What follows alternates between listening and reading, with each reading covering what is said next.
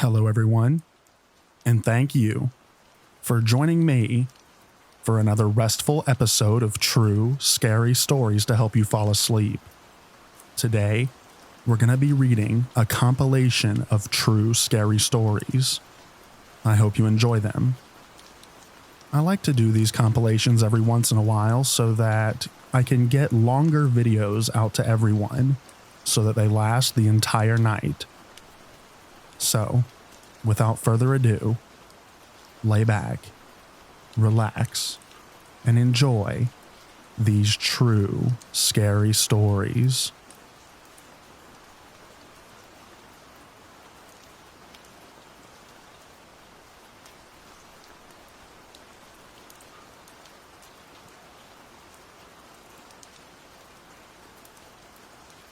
This happened like 20 years ago, so the details are a bit hazy. I was in middle school. I lived in an upper middle class neighborhood in a little New England town with virtually no crime. I had just started babysitting, had just taken a whole babysitting course at a local hospital, and after putting up some flyers, I got my first gig. It was at a house in my neighborhood, about a 5-minute walk from my house. They had an older girl, who was maybe 8 or 9, and a young toddlerish age boy. Their mom was giving me a rundown of their routine and giving me a little tour of their house. We went into her son's bedroom, and she said something to the effect of, that's odd. Why is his window open?" and quickly shut the window, and seemed somewhat distracted from that point on. She hurried through the rest of the tour, and then told me to go hang out with the kids while she finished getting ready. About 2 minutes later, she hurries in, sort of hustles us out the door and outside. I'm pretty confused at this point, but being an awkwardly shy middle school-aged girl, I just go along with it. Once we get to the driveway, she pulls me aside and tells me that she went back to her bedroom after noticing that the window was open and saw most of her jewelry was missing. Soon after telling me this, about 10 cop cars come flying in. Cops run out with guns drawn, the whole works. Cops tell me to leave, so I head home pretty terrified. Turns out, the burglar, who had broken in the night before, was still hiding in the son's closet, right next to where we were standing when the mom realized that the window was open, and something was off. I don't really like to imagine how that could have gone had she not noticed the open window and left me there for the night with her 2 kids. Needless to say, that was the beginning and the end of my babysitting career.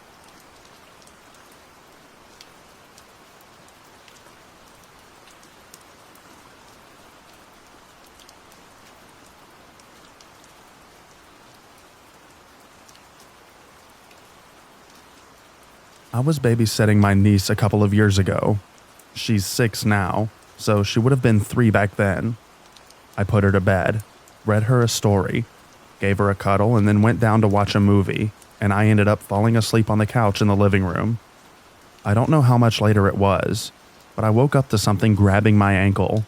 My eyes shot open, and I freaked out. I shook my leg as hard as I could. Bad idea. She'd managed to unfasten her door, climb over 2 different baby gates, and get down the stairs without giving herself an injury. All to ask me if I could read her another story. We don't tell her mother about the time that I almost drop-kicked her daughter across the living room.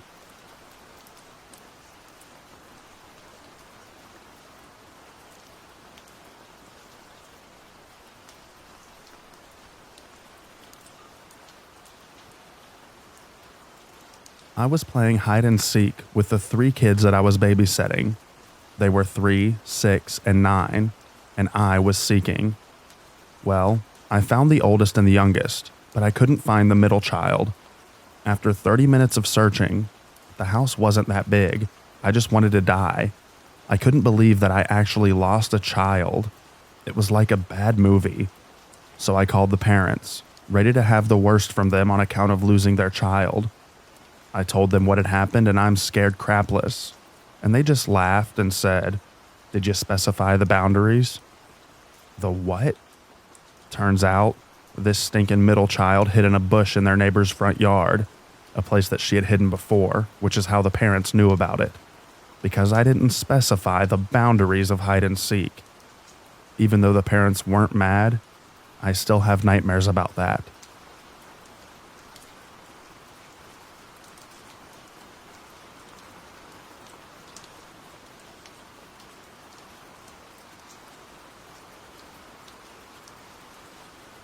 I'm sharing this on behalf of my sister.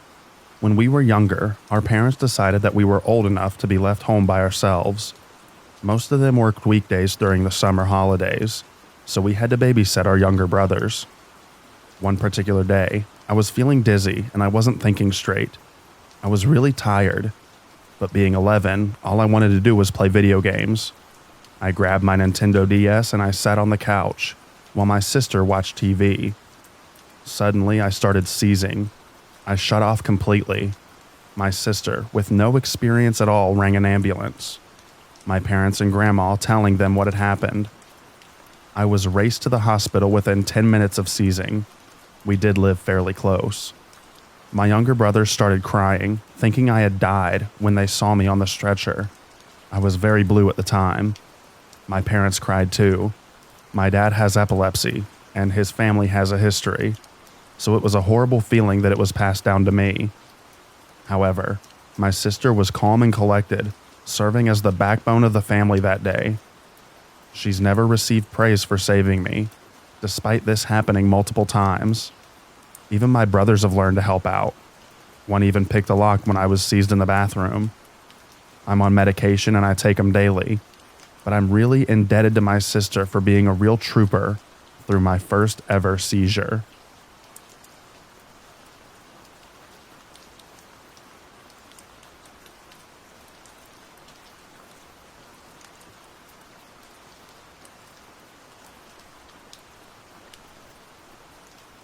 I was 14, looking after a 10 and 7-year-old. Overnight stay at a house in the sketchier part of town. I lived in Winnipeg, so there was some gang activity in that area of town. Everything started out normally, just hanging out, watching TV, until a kid knocked on the door, about 16 years old, and asked if the two could come and hang out. I said no, because I had no idea if that was okay, and I told him sorry.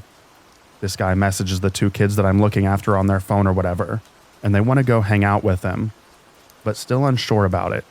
A bigger teenager wanting to hang out with the two young kids seemed weird, even at 14, so I said no. The kids eventually just decided that they were going whether I said yes or not, and left the house while I was in the bathroom. I'm a 14-year-old, scared crapless of the neighborhood, so I never got very far from the house looking for them. I called the mom of the kids right away, and she came back from her party very quickly and found the kids in no time, dragged them back to the house, and I witnessed the scolding of a lifetime. She apologized to me a ton, but I just felt bad about the whole thing. I got paid $100 for it though.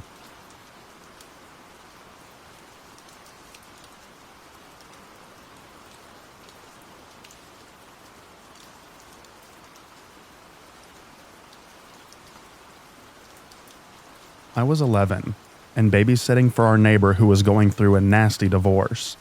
She had 2 sons who were 8 and 1.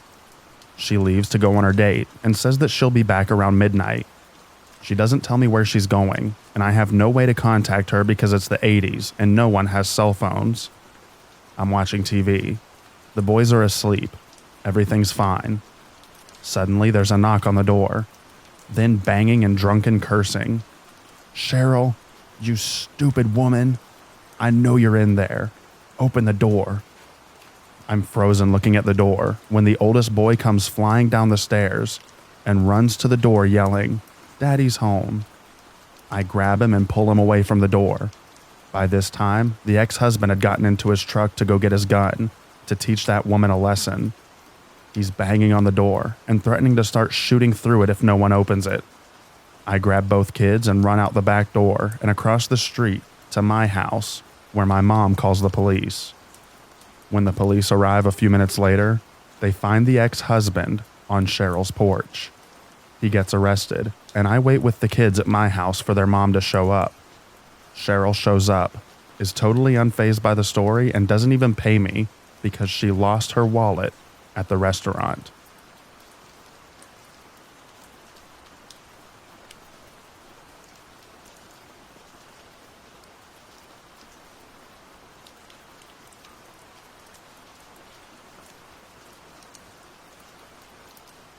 When I was a preteen, I babysat a lot.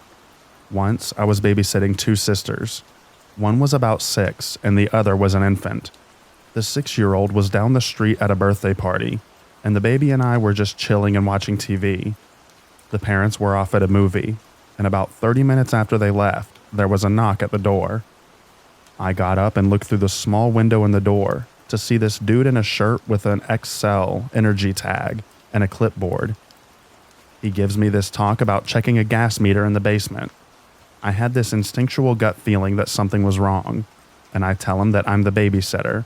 Give me a minute and I'll call the parents to see if they forgot to tell me about an appointment.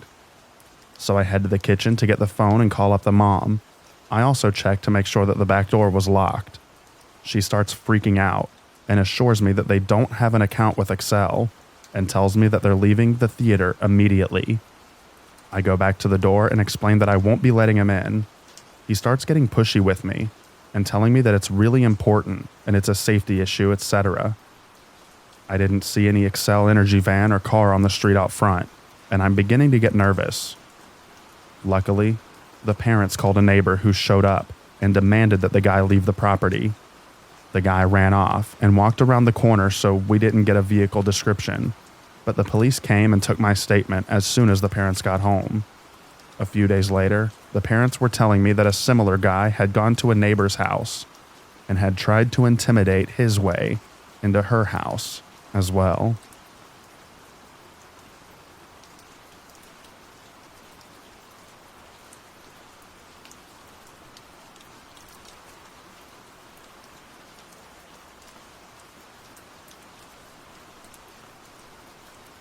I babysat two young boys one summer. One was about 12 and the other 5. Their mom worked during the day and their dad worked all night. So I picked them up shortly after he got home in the mornings and took care of them at my house while he slept all day. The parents were very close with my own parents at the time, so I knew them pretty well prior to me setting for them. The dad really creeped me out, so I would try to pick up the boys and just leave the house as soon as I possibly could. However, there were mornings where I would walk in and have to make conversation with the dad for 30 minutes because he had made the 5-year-old buffalo chicken wings and Mountain Dew for breakfast at 7 a.m. The child was 5 and already severely overweight. The parents were overly permissive. The dad was the worst and let the boys do whatever they wanted. So naturally, the 5-year-old never wanted to leave and always wanted to stay with his dad. To say the kid had tantrums about leaving his house is an understatement. One day, he laid down on the driveway, screaming so loud that I thought that I was expecting the neighbors to call the police. I couldn't pick him up because he was 100 pounds of dead weight, laying face down on the driveway. I had to call the mom after 20 minutes to finally get him in the car. One time, the 5-year-old screamed at me, "Look what you made me do," because he dropped his sandwich on himself. One time I heard him crying bloody murder from another room. I ran to him, and he was clutching his foot and screaming. Thought he had sprained or broken his ankle because of how much he was crying. I inspected his foot carefully for a few minutes, because he wouldn't tell me what happened. I looked at him probably about 15 minutes to tell me that he had stubbed his toe. He also had overtly inappropriate dance moves that he would do at the pool in front of the girls/women. He would also talk down to women and girls and exhibit overly flirtatious behavior at 5 years old. Most people thought it was funny, but it concerned me because I knew that he learned it from his dad. I spent that whole summer being screamed at and verbally abused by an overweight 5-year-old. A few years later, the parents got divorced, and I was asked to be a witness. I said no.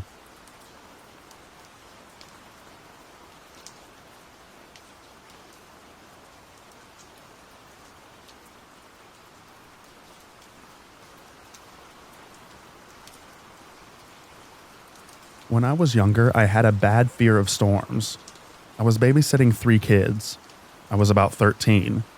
The youngest one was napping, and the other 2 were eating. They had the TV on, and suddenly a tornado warning for our area came on the screen. I froze. I was terrified and had to take a moment to process everything. The two who saw the warning knew what it meant and started really freaking out. Before I could stop her, the oldest ran upstairs to grab her American Girl dolls, and I shouted after her. I finally collected myself enough to tell the child remaining at the table to go in the basement and get blankets. I ran upstairs to get the youngest one who was napping, and of course the light in his room wouldn't turn on, so I stumbled through the room to get him.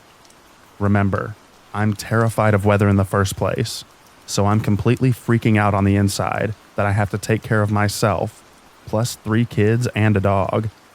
Finally, I get all of the kids down to the basement, behind the bar that the parents were building. As I sat down, part of the bar fell off, and I gashed my leg open. So now, I'm trying to staunch the bleeding, keep the kids calm and safe, and keep myself calm. I thought I was going to die. The tornado never even came close.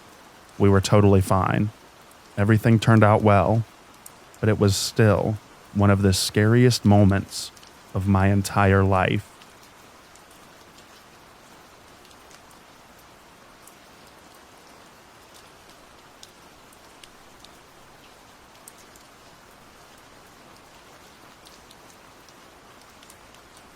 I was about 14. We lived in military housing, and there was a new couple with 2 kids who were referred to me. The house was pretty empty. They had only been there a week or so, and the mom was showing me around with the 3-month-old baby in her arms. I was a little worried. 3 months old was the youngest baby I'd ever sat, and the mom thought similarly. They were only going to go to their welcoming event for a couple of hours, and it was right there on base though, so not far. What could go wrong? What went wrong was at the top of the staircase, as her 3-year-old called her, and she was following me down.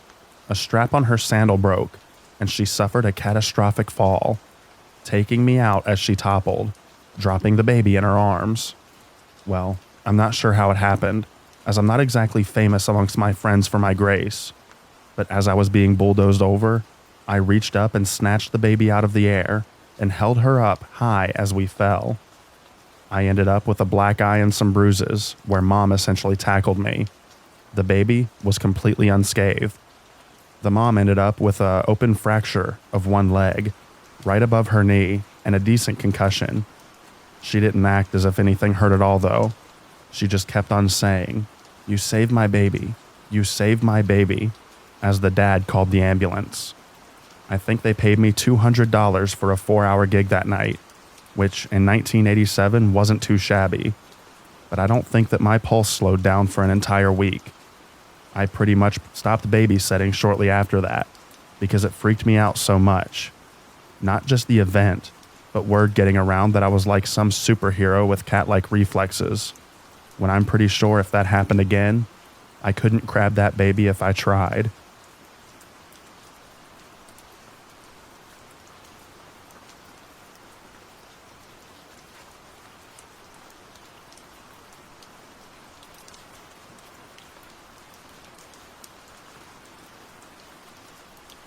When I was in high school, I regularly tutored an 11-year-old girl, and the parents had me babysit her and her twin a couple of times.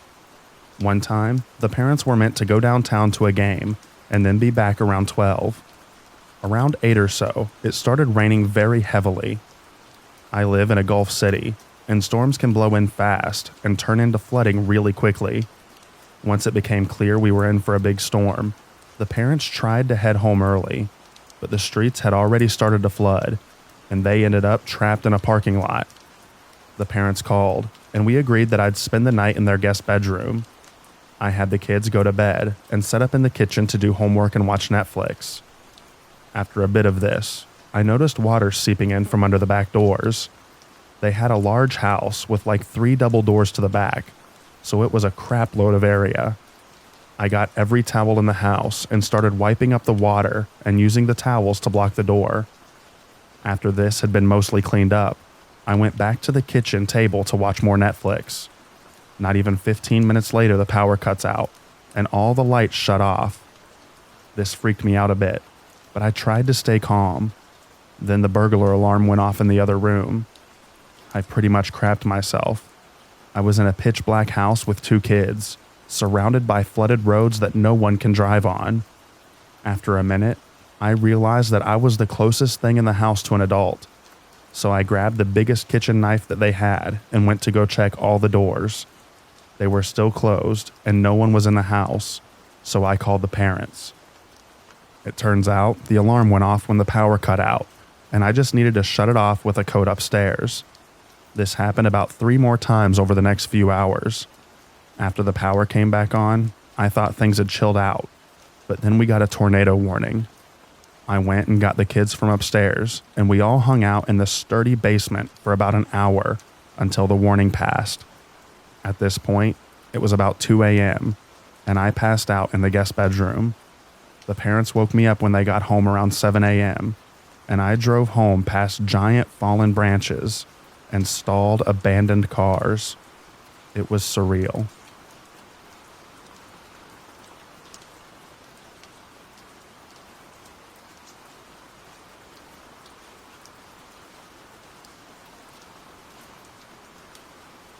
I was 16, and my friend Amanda was 14. We were watching her cousins for the weekend. Paul was around 4 to 6 years old, and Stella was 10 or 11. So we watched them Friday, and it went fine. Their mom came home Saturday, paid us $30 and got some clothes and left.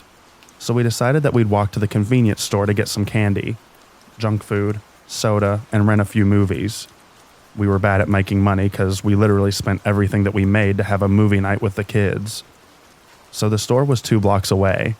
Amanda and Paul wanted to cut through yards to get home, but Stella didn't want to. So I told Amanda to take him home, and me and Stella would just take the sidewalk. We could pretty much see their house from the store, and it was around 7 p.m. in the summer, so it wasn't too late.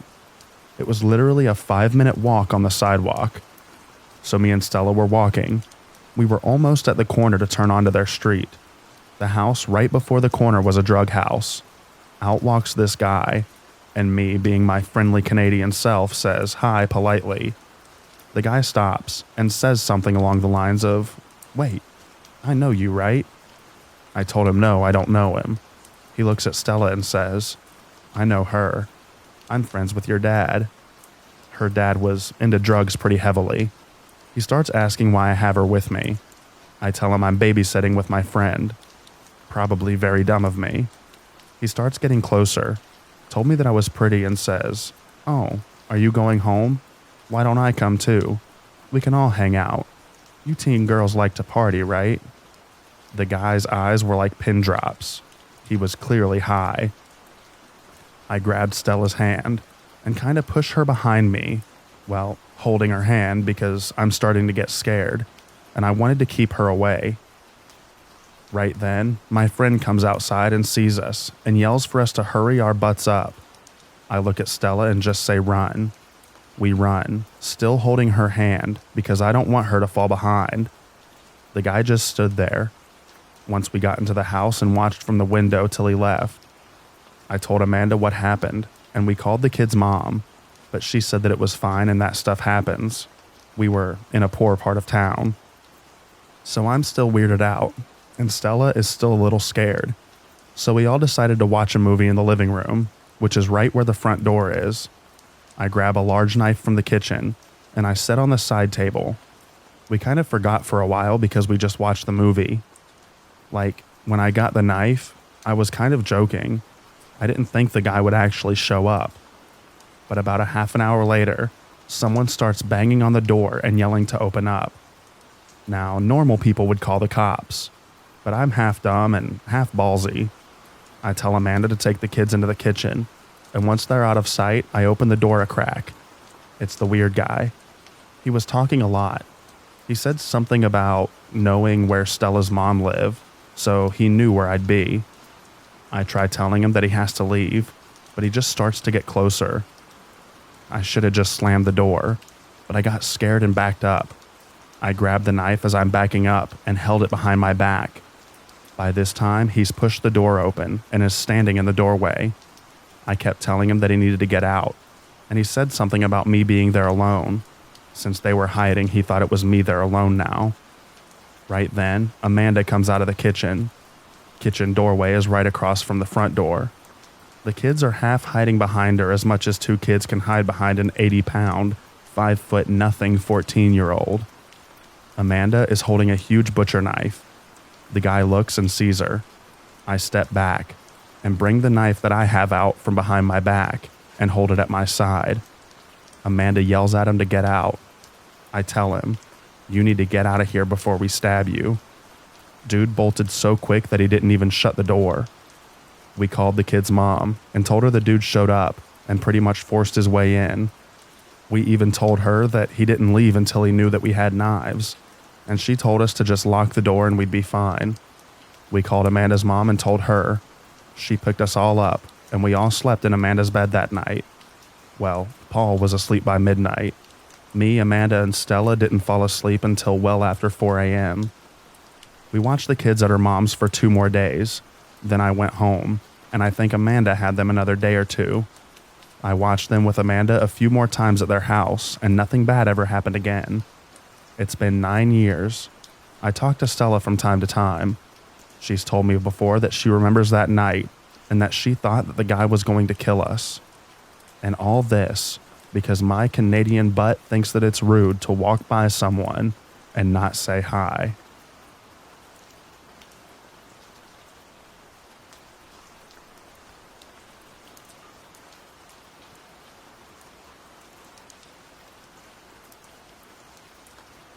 I wasn't the babysitter, but instead the one being babysat by my older cousin. We, my brother and I, were curled up asleep in her bed. She was between us. I awoke to my cousin screaming, "Get out." I said get out. My aunt and uncle came running up the stairs to find the door to the balcony of her bedroom open. She said that she had seen a man crawling across her floor, but she had thought that she was just dreaming. But then he stood up at the foot of the bed and loomed over us. That's when she started screaming. She saw him run out the door and jump over the second-story balcony. Initially, all the adults, her parents and my parents, thought that she had just dreamed it. But then there was a flashlight found at the base of the big pecan tree that grew alongside the house. At that point, everyone realized that it was not a dream.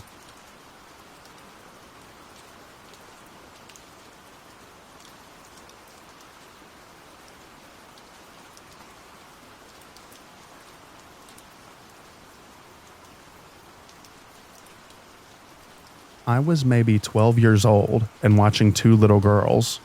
I had only watched them once before, so I was still really trying to impress their mom.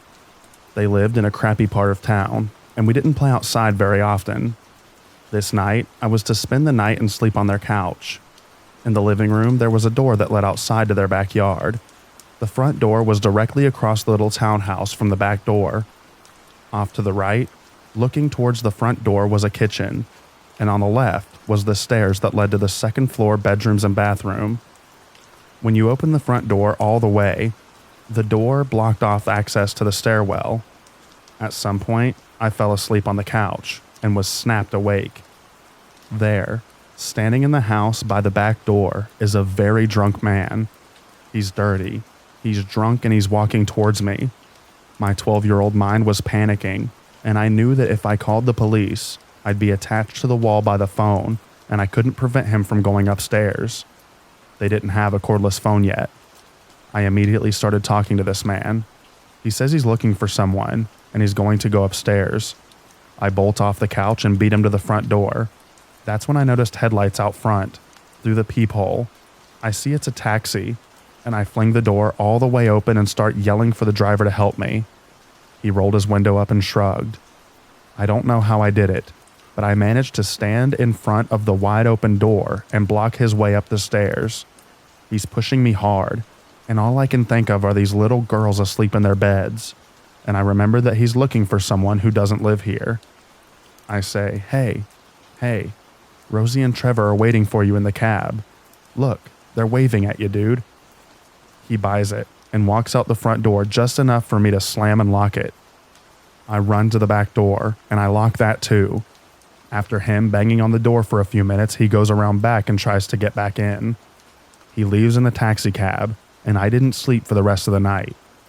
I never told anyone, never phoned the police, and never, ever went to bed again without locking all the doors and windows.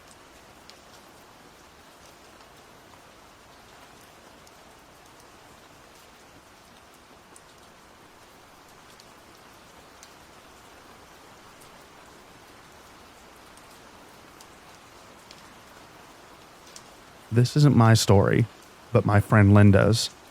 This happened back in the 70s on a big cattle ranch in the middle of nowhere, Kansas. The farm had a huge wraparound porch that was very creaky, so you could always tell when someone was approaching the door. The kids were asleep when suddenly there came a knock on the door. Linda was surprised since she had not heard any of the normal creaky footsteps, but she opened the door and nobody was there. Linda was puzzled, but thought that maybe it was a mistake. 5 minutes later, the same knock at the door with no creaking sounds on the porch. Once again, nobody was there. When she first told me this story, I asked Linda why she would keep opening the door, and she said in that area, there was really nothing to fear, and it was a kind of community where doors were not locked and so forth. About 5 more minutes passed, with one more disembodied knock, and then it stopped for the night. The farm couple got home very late, so she didn't have a chance to mention it to them. However, the following morning, the rancher called her to ask if she had seen or heard anything unusual the evening before, so she told him the story then.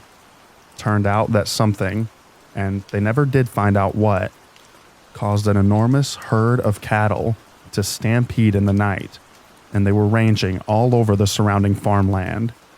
They assumed that it might have been teens playing a prank, except that nothing like that has ever happened in that area before, and it never did since either.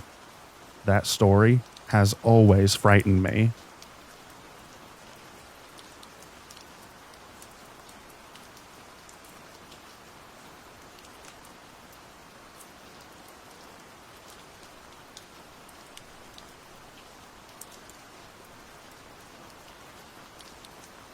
I'm generally not one who enjoys or is good at watching other people, not even for money and free food. But there are 2 times that I did, and both were awful. The first one was my niece, who was around 6 at the time. She was incredibly wild, and well, very crazy at times as well. She'd throw fits over nothing, and it was like watching an exorcism movie. She'd be crazy strong. She'd bite and growl and get very violent. A few months before the night in question, she tried to stab a cop with a pair of scissors. Yes, you read that correctly. So yeah, I was very scared of being alone with a first grader. I noticed that she's been too quiet, so I look for her, and I find her with her dog, a smallish poodly thing. I don't know dogs that well, and a sharpened pencil raised over its head, and exclaimed that she was helping the dog go to heaven so she could get a cat instead. So I save and hide the dog, at which point she goes to the large locked plexiglass cage where my 3 parrots live. She pries and forces the lock open, then soaks my birds with Windex for no reason. Luckily I caught her, washed them off, and they weren't hurt. Nothing else happened that night, but that was more than enough. I wasn't alone with her again for about 8 years. I was almost positive that she was on the path to being a serial killer, but surprisingly, as a teenager, she's much better and hasn't tried to murder anyone recently. The only other time that I watched anyone was in high school, when I was watching my 90-year-old grandfather while my parents were out. He'd been a little off, hence the watching. Unfortunately, a little off quickly became very off. He started insisting that there were children running around the house, asking where their parents were and yelling at them to leave. There were no children, just me, and telling him that only made him angry. He went back upstairs and came back with a surprise loaded shotgun that no one knew that he even owned, and proceeded to walk around the house hunting the children. He didn't shoot, thank God, but he did leave a lit cigarette on the pile of papers, and then go outside to yell at more things that weren't there. I had to call and beg my parents to come home. Turned out to be an issue with his medication. I realize that this makes it look like I live with a band of criminals, but I swear that that's not the case.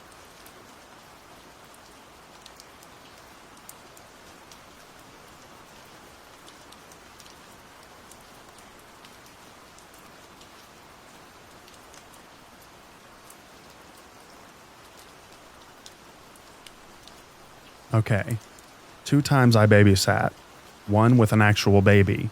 He was 1 at the time, and I house sat/puppy sat for a friend another time.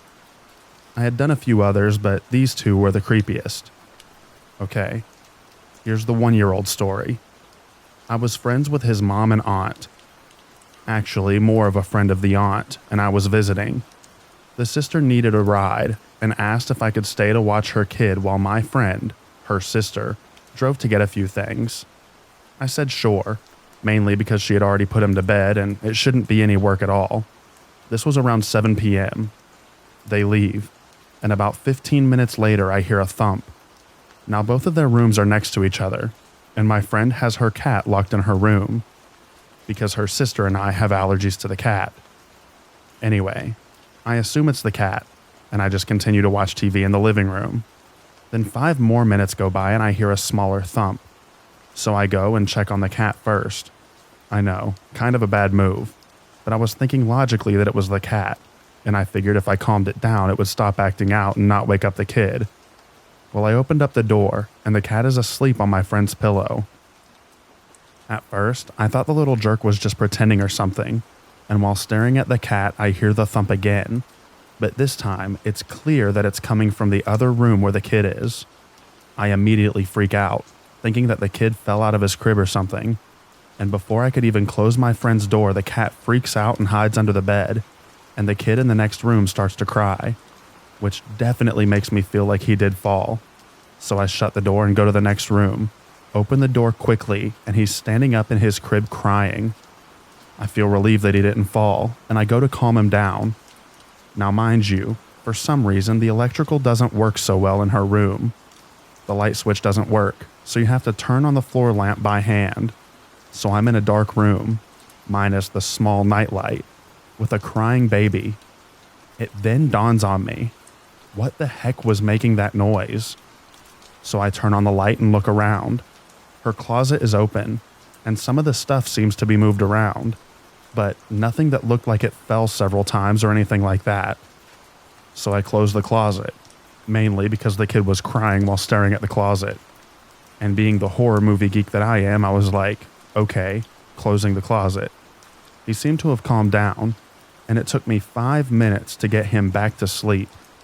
I left the light on and the door cracked open so I could keep an ear out, but not wake him up myself with the TV. Anyway, that lasted about 10 minutes. Then I hear another thump noise. I get up and peek in. The kid is still asleep, so I open the door some more and the closet is open. Now, it's a sliding door closet, which isn't as creepy as a walk-in closet with an actual door. But closets in general are really creepy, especially at night. Anyway, my first instinct is to run, but I man up and go check out the closet to see what could have happened, or whatever. And nothing. I just told myself maybe it's a mouse or something. A big mouse that can open a closet door. So like I said, I closed it up, checked on the kid still, left the light on, and went back to the living room. Not even 5 minutes go by and he's crying. There was no noise this time, so I figured maybe it was a normal baby cry, like the light was bothering him or he peed or something. So I go in again. This time, the closet is only opened a little bit. I'm extremely freaked out. I've already texted my friend telling him to get the heck back home. So I go towards the closet door to close it. My hand reaches for the edge, and then I hear a small thump, and then one of those baby police car toys that have the siren effect goes off in the closet. I open it up slowly, and there it was just going off. The kid is still crying his head off, and I know for sure that this toy was not in the closet. So I take it out, put it away, and close the closet door. I put the kid back to sleep and wait in the room with him. He didn't go back to sleep, but I could tell that he tired himself out with the crying fit that he had. He laid there staring at me, almost like he was telling me to get the heck out of there.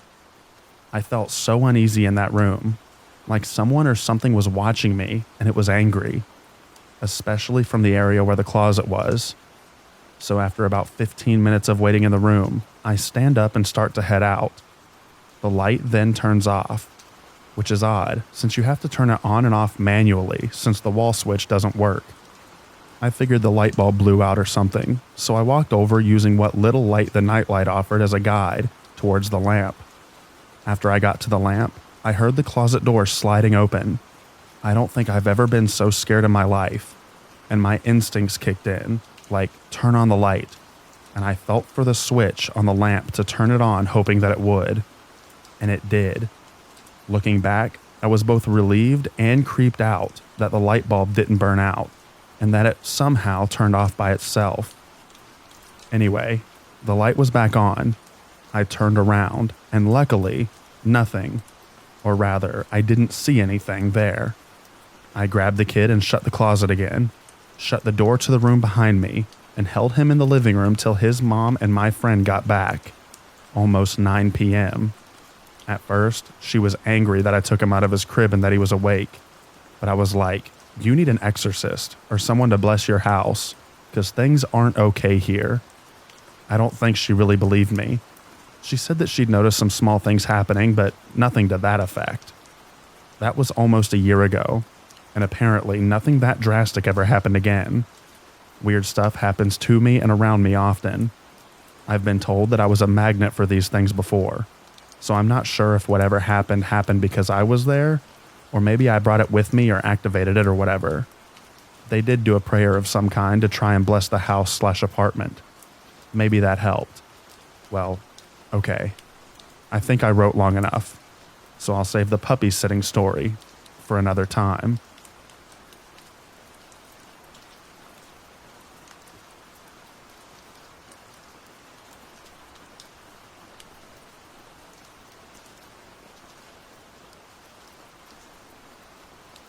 So I know this is kind of late, but I finally got some free time to sit down and write this.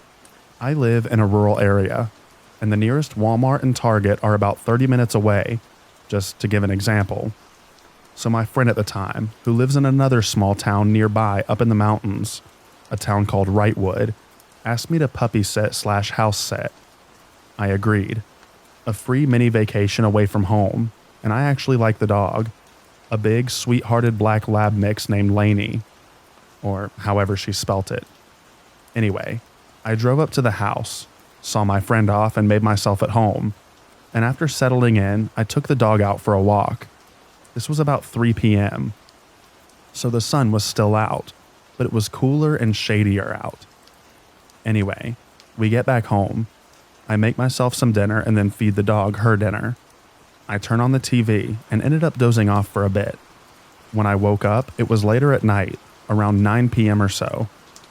I get up to walk around and stretch. Lainey was sleeping on the floor next to me and stayed in her spot even after I got up to move. I decided to take a tour of the house since I didn't really get one when I arrived, since my friend was leaving so shortly after I arrived. So it was a decent-sized house. 2 bathrooms and 4 bedrooms, including the master bedroom. The master bedroom was on the left side of the house, all by itself, with an ensuite bathroom. The other 3 rooms were on the opposite side of the house, down along the hallway, and at the end of the hallway was the other bathroom. In the middle of the house was the kitchen and dining/living room. My friend had just recently moved in.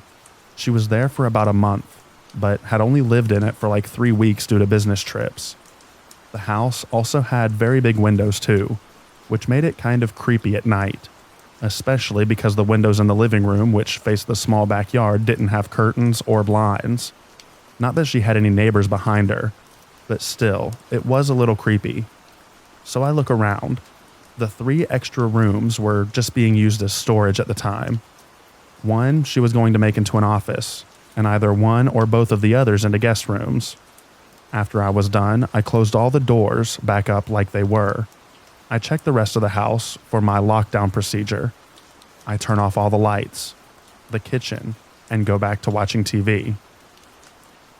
Midnight rolls around and Lainey starts whining, so I let her out in the backyard to go pee. She runs around sniffing and whatever, usual dog stuff. I'm freezing cold standing in the doorway, asking her to hurry up, when I hear a crashing noise from inside. It gets my attention, and also Lainey's. So I turn around, peek my head in to see if it happened to be the kitchen or the living room. I can't see anything, and just figure that something fell in one of the rooms. Lainey finishes and comes in. I close up behind her, and I decide to go down the hallway to see what fell over. Lainey followed me to the entrance of the hallway, but then stopped and started to whimper. Her tail went between her legs, and she started to growl a bit. At first, I thought that maybe she was growling and scared of me because I didn't turn on the hall light. So it was dark. So maybe she didn't recognize me, so I called out to her so that she would know that it was just me. But she was still scared. So I open up the first door, and I look around, and nothing seems to have fallen over. I leave, close the door, look over at Lainey, who is now laying on the floor at the entrance of the hallway, still whimpering. I open up the other room across the hall. Same thing, everything looked fine. I closed the door and went into the third room. There, I found a small box had fallen over. I go and pick everything up and move the box elsewhere. Then I noticed that the window was opened a bit, so I scared myself thinking that someone broke in. But I realized how dumb that was because there wasn't anywhere to find in the room, and I would have heard the door opening and closing if they had left the room. I close up the window and I lock it, and I check the other rooms and lock them up too. I go back out to watch TV, and Lainey lays down at my feet and seems better now. I start to doze off again. I'm about to fall asleep, and then Lainey just starts barking and acting berserk over by the hallway, just barking at the dark. I'm half asleep and freaking out, thinking, oh no, someone did get in. I go over and turn on all the lights, and I notice that the third bedroom door was open a little bit, the same room where the box fell. So as a cliche, I panic, go into the kitchen and grab a knife, and then I go to the room. The window was still closed, and nothing seemed out of place. I go, check out all the other rooms in the bathroom, and even the master and its bathroom. No one to be found. I put away the knife, and I see that it's 2 a.m. I decide to head to bed. I was staying in the master bedroom. Lainey came with me, and I closed the master bedroom door. I just had this feeling that I should. I get into bed. Lainey goes to her little corner where her bed is, and I try to fall asleep. I wake up to a huge slamming noise. I'm all disoriented, and Lainey is barking and jumps on the bed and barks towards the door. I get up and try to calm her down. I get my glasses on and go see what it was. It sounded like a door being slammed shut. I get out to the living room. Everything looked fine. Same with the kitchen. I get to the hallway, and all the doors are closed, but in the third bedroom the light is on. I can see it coming in there at the bottom of the door. I then hear growling. I turn around and it's Lainey. The hair on the back of her neck was straight up, and her teeth were showing like she was getting ready to tear someone apart. I whispered, "Good girl, get ready to attack." I creep over to the door. I waved at Lainey to come over, but she didn't, so I knew that I was truly in this alone. I opened the door, and no one's there. Now, I know I turned off the light, and I know I locked up the house, but the light was on, and the boxes had been moved around, almost like they'd been thrown, but none of them opened up. It was just freaking me out. I noticed it was like 3:15 a.m., so I heard the slamming noise at 3 a.m., since it did take me a few minutes to build up the courage to leave the master bedroom and to open up the other room. I turn off the light, close the door, and go back to the master bedroom. I couldn't sleep. I had the small TV on in my friend's room. Lainey was on the bed with me, and I just couldn't relax. Finally, around 6:30 a.m., the sunlight was just peeking in, and my eyes were getting heavy. It felt like it was okay enough to go get some sleep. So my friend was due back later that evening, so I knew that I had some time to sleep during the morning, then get up and look like I've been somewhat productive that day. So I get my sleep, and finally, Lainey wakes me up whining her usual whine to go pee. I get up and let her outside. I see that it's noon. I go back inside and look around the house. I get to the hallway and all the doors are wide open. I peek in each one and no one's in them. I close all the doors and watch TV, feeling like I'm being watched. P.S. Lainey was back inside with me again. So I'm watching TV. I get a text from my friend saying that she'll be home even earlier and she's actually on her way home now. I'm thrilled, but also worried for her. And an hour and a half later she gets home and she asks how Lainey was, and I told her that she was amazing. And then I sort of go quiet and sort of mumble something like, "But your house wasn't." She was like, "What?" And I told her straightforward, "Weird stuff happened last night, and either you have an invisible ninja kicking around boxes in your house, or there's something ghostly here." Well, she finally comes clean and tells me that the house is like 60 years old, so it has a history. An old man passed away there in the master bedroom. Some kid went missing from the house back in the day, and some other weird stuff. I tell her that it felt like something else. I didn't feel the old man's presence, or a missing kid that may have been killed. This was something dark, or at least it felt like it. I don't know. She didn't end up staying too long after anyway. She got tired of commuting back and forth from the city, and ended up finding a place down there for her and Lainey. And by the way, she was just renting the house. She didn't buy it. So she was able to go without having to worry about selling the house or anything like that. I've driven by the house a couple of times since then. I still get a weird vibe from there. Well, that's my story. Probably lame, but it felt scarier for me when I babysat the little boy. The house was slightly isolated, and I was alone except for a dog.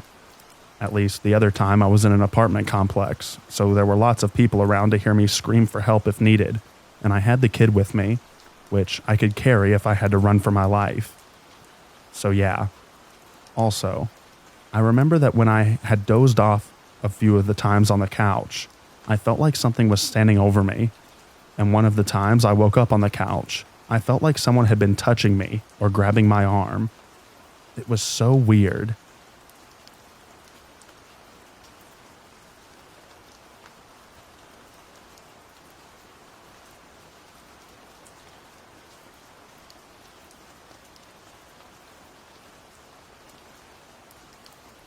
I was babysitting a couple of siblings, a brother and sister, and the sister had a friend over to play with as well.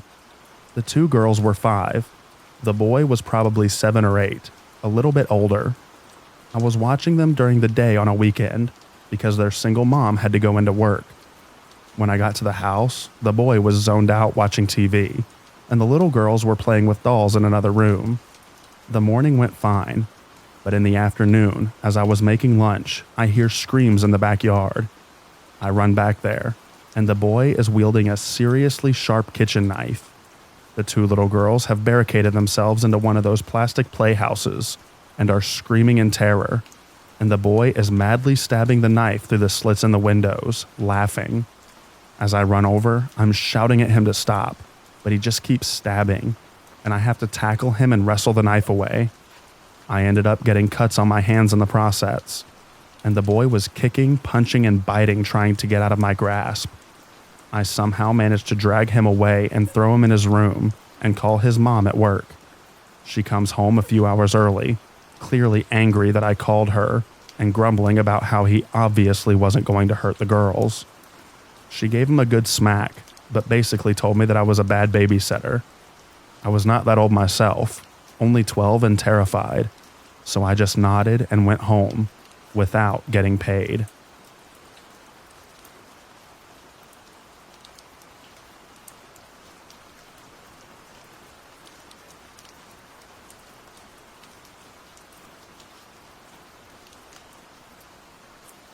My sister was a nanny for a wealthy family.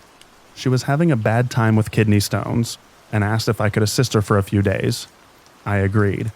First off, it was a really strange family, but whatever, I could handle it. They had a 7-year-old son and a 3-year-old twins, a boy and a girl. The mother is out on a date.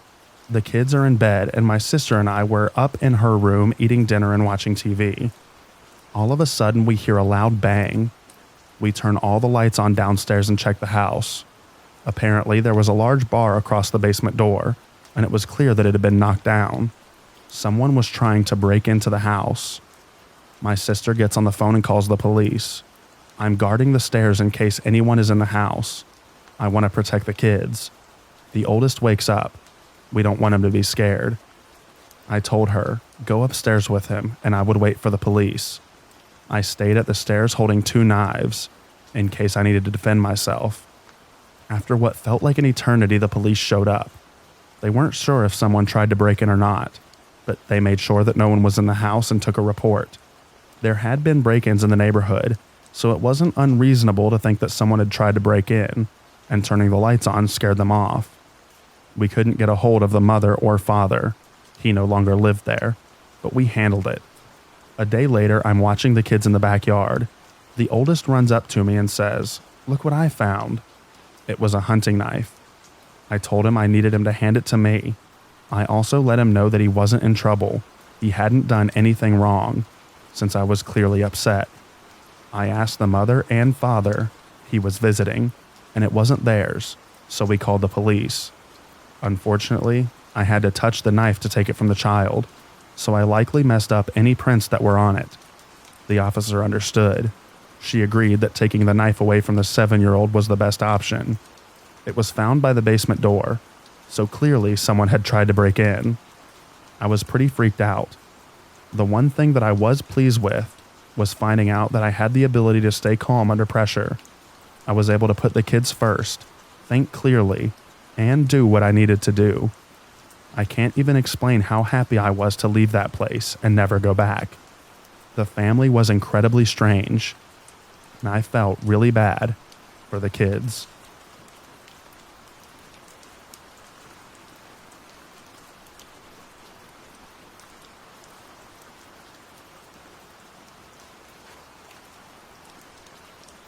I was babysitting my little sister while my grandparents were out of town. We lived with our grandparents. When we hear my grandparents' bedroom door open, I grabbed the only weapon that I had, a mini Yankees baseball bat, and was just sitting with my sister quietly in my room. We heard someone walk down the hall to the kitchen when I called my uncle to come check on us. This whole time, I wasn't completely convinced that what I was hearing was real. So 10 minutes later, he arrives and comes in through our front gate. We had a large outdoor courtyard, and he comes and searches the house. We go into our grandparents' bedroom, and their sliding glass door to the courtyard was open, and the chair in front of it was pushed forward, propping up the blinds. So someone had clearly entered the house, but my uncle searched the house and no one was there. We assumed that whoever it was had probably left the house when he heard someone come, so my uncle left. After that, my sister and I were in the kitchen eating some food when the doorknob to the garage door starts rattling. First softly, then harder. The knob was broken and almost impossible to use, so I grabbed my sister, ran out the front gate, got in my car, and left. I have never been so scared in my life.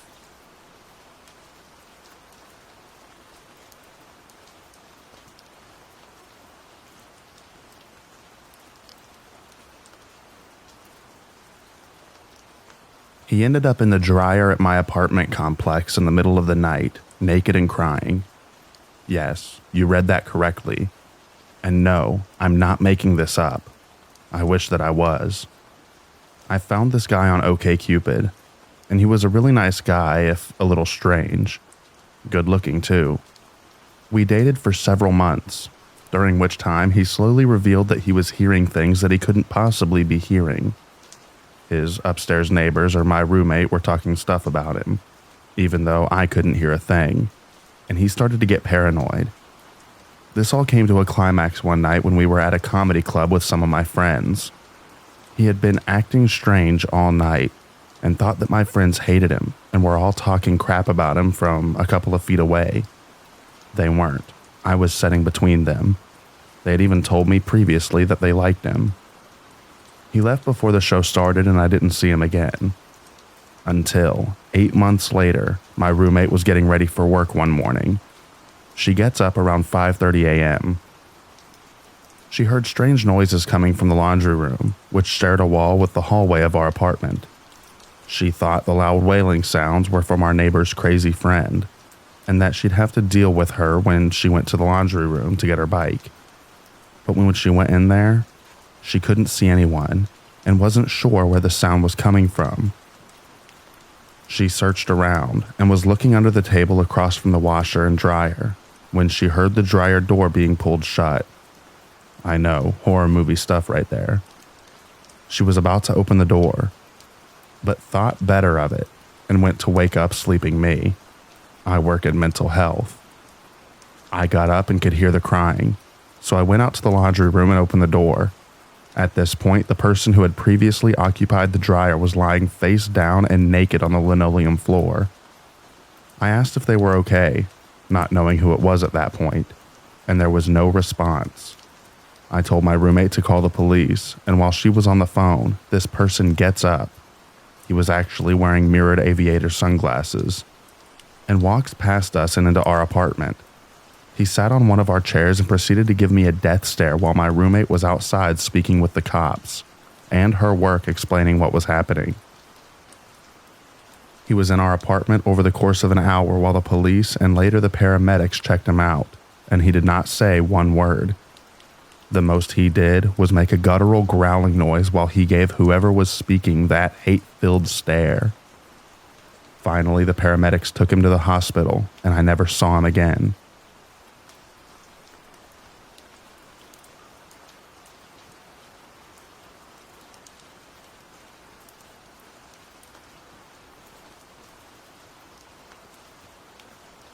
I went out of town for my best friend's wedding, in which I was a bridesmaid. I didn't take my boyfriend at the time as per request of the bride. It's her day, and considering my boyfriend and I were on the outs at the time, I was not opposed to this. He's an ADD kid and didn't get his meds refilled before I left town for 4 days. This is his meltdown. It started off okay. We would text back and forth, but I wouldn't be able to reply as fast because, duh, I'm helping with a wedding. He overdosed on Valium and told me that he was wandering around outside, then doesn't answer his phone for 6 hours, in which I'm panicking because I'm a 6-hour drive away from my home, and I don't know if he's wandered off in his messed up state or not. I break down. My best friend's stepdad, an ex-cop, sits with me and lets me know some options on what I can do from far away. Eventually, I sent my apartment manager over to see if he had left the house or not. Apparently, he had fallen asleep because he took so many drugs. The actual day of the ceremony, he flips out again because I don't have time to talk to him at all. Tensions are high for the wedding party as we're being pushed to get this ceremony on its way.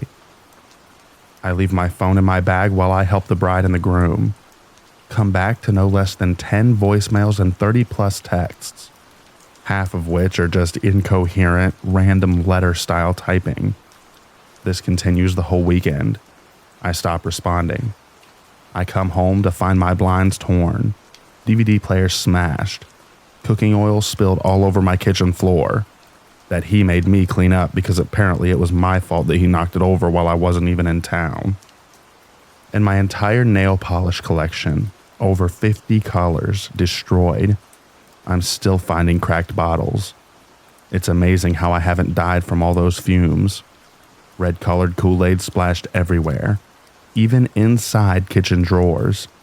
I don't even know how that happened. He didn't apologize for any of it. His only words were, "You made me do it. If you hadn't ignored me, this would have never happened." We're no longer together, of course, but this is just one episode of many. This man will be 30 next month, and I pity his next girlfriend.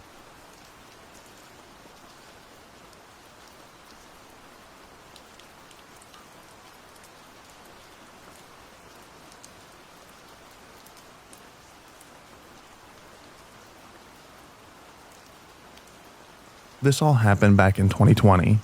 I'm a 21-year-old female from Australia, and the legal drinking age here is 18. This happened in October, probably a couple of days after my birthday. I had just turned 18, and my family and friends wanted to celebrate by taking me to every pub and club in my hometown. I live in a relatively small town with only 3 nightclubs and probably 10 popular pubs. The entire night was a blast. The last place we went to was a nightclub, and we ended up making friends with some backpackers that were out. They invited us back to a hostel nearby where we could continue to party. I obviously didn't know any of these people until that night, but I could see who was a part of the group and who wasn't, and even in my drunken state, I had this weird gut feeling about one of the guys who was hanging around our group. I just noticed that he didn't seem to be talking to anyone, and no one had said a word to him while we were still at the club. After we left the club and started heading up the road to the hostel, I noticed that man that I had a bad feeling about was following us. I guess I had just explained this away by telling myself that perhaps the people that we were with did know this guy, or maybe he was staying at the same hostel. Every time I made eye contact with this man, he gave me a very creepy smile. Once we arrived at the hostel, we walked up a long flight of stairs and walked down a pretty dirty and run-down hallway.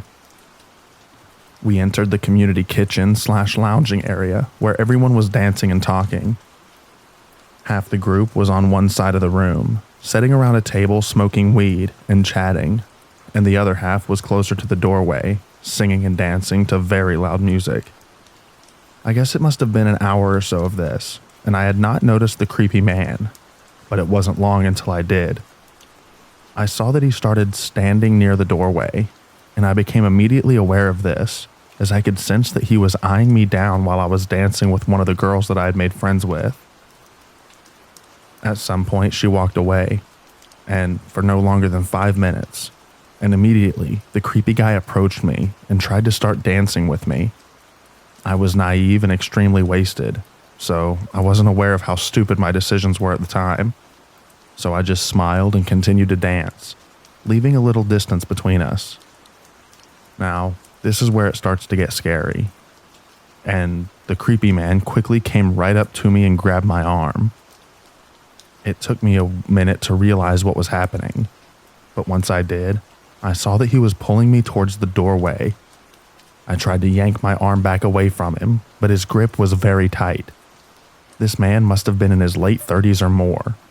I quickly realized what his intentions were because of how tightly he was holding me so that I could not pull away. In the last few seconds of this encounter, I started to panic as the music was very loud, so no one would hear me if I screamed, and I did not know my way around this building. As I was realizing the gravity of the situation, the girl I had been dancing with earlier had noticed what was going on and ran over. She grabbed me and pulled me away from the creep. I suppose because of the alcohol, we did not tell anyone what had happened, and I did not mention this to any of my family at the time. I guess I never really acknowledged how close I came that night to being in danger, until recently. But I will forever be grateful to the girl that saved me from the creep that night. Thank you for reading.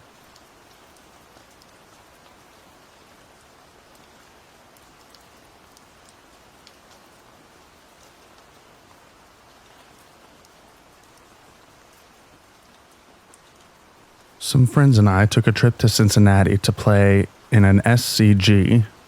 For all people who do this, it's not all about how fancy the room is, since you're going to be playing all day.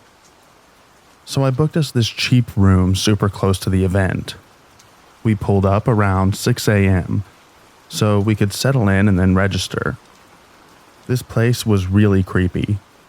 One, it's kind of away from things. We pull into the parking lot, and there was a room on the bottom floor with its door wide open. As we're parking, a man was standing and appeared in the door frame with a camcorder. This guy's room at a glance looked like he was living there, not staying the weekend. As we were walking in to register, he definitely was watching us, as he's following us with his camera as we were walking. That was the first creepy incident. Later that night, we come back to sleep, and there he is again, but this time, he makes it known that he acknowledges us by giving us a head nod. This time you can hear other people. Later on, we went to grab some ice, and the guy and what could appear to be his family was hanging out in the parking lot drinking beers and smoking with that same camera. So we head to bed, and a couple of friends decide to draft a couple of packs that they bought with some beer, and a friend decides to go grab a Coke from the machine. He uses the elevator. The door opens, and there stands a boy only wearing a diaper. Please understand that this was about 2 a.m. with no adults in sight. The boy follows him out, and as he's picking his drink, the little boy is trying to hit the button as well. So he gave him a little hand check. The boy went his way, and my friend went to bed to wake the next day to tell us about this crazy stuff. I feel like this could have went sideways real quick.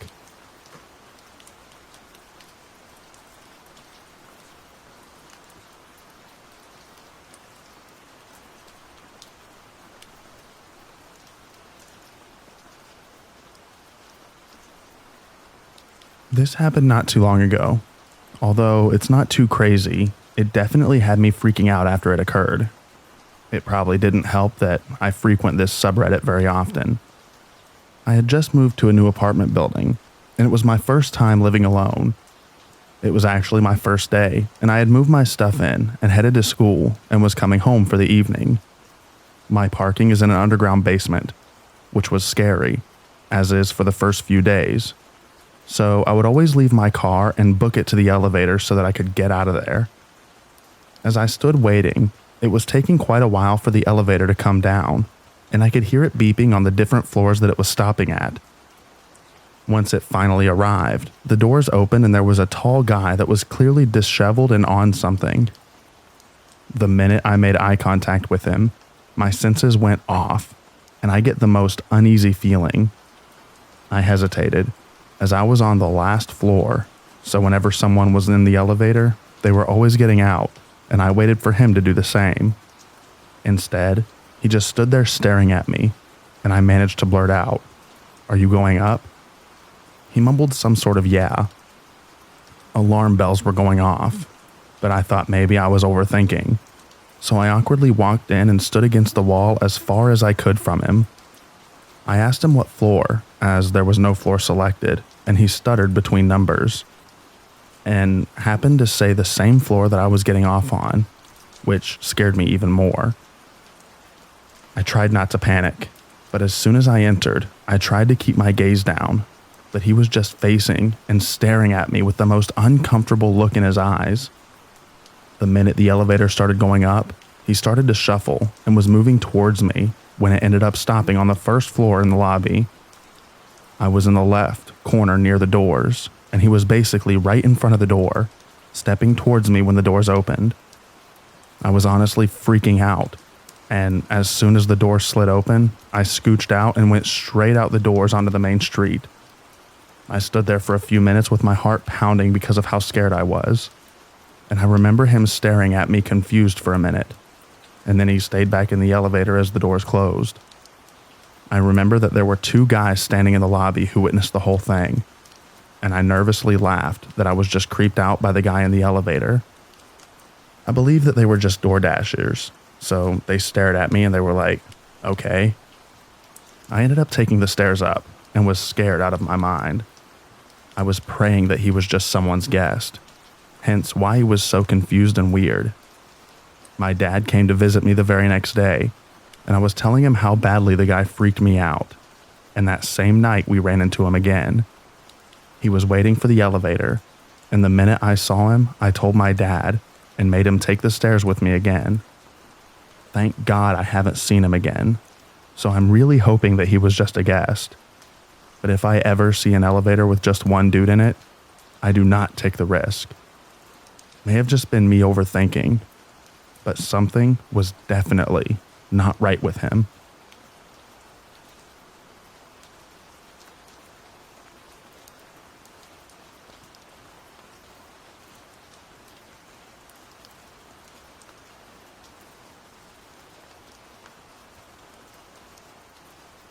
Tonight, I was out riding a little motorcycle that I was doing some work on, up and down my street, making sure the chain stayed tight. My engine shut off.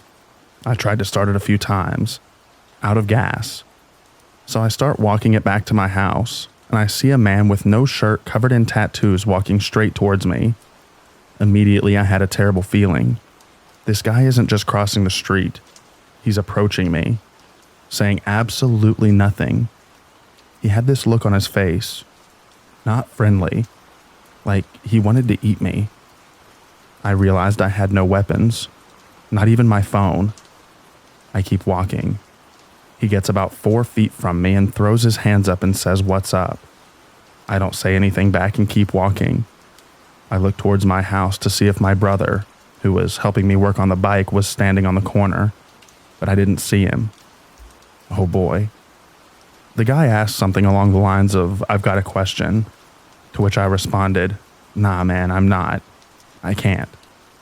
I just kept walking, mind racing. He says something else that I couldn't quite hear over my own adrenaline. He's following. What do I do? Do I throw the bike down and run for my life?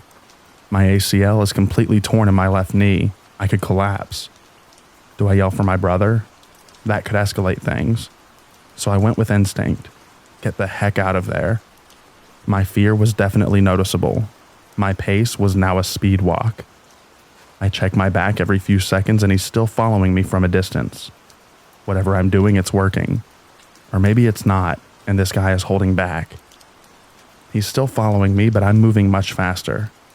I make it to the corner of my little townhouse street, and my brother comes around it at the same time. I tell him we're in danger and to run to the garage. We ran as fast as we could and made it into the garage where I dropped the bike and hit the garage door button. Had my brother lock the doors while I grabbed a firearm. I called the non-emergency police number and warned them about him. My main concern was that I felt lucky to be alive, but the next person they encounter might not have that on their side. Before I go to bed, I will have to secure the perimeter Steven Seagal style. I live with a Great Dane, which makes me feel safer, but I'd hate for him to get hurt. Wish me luck.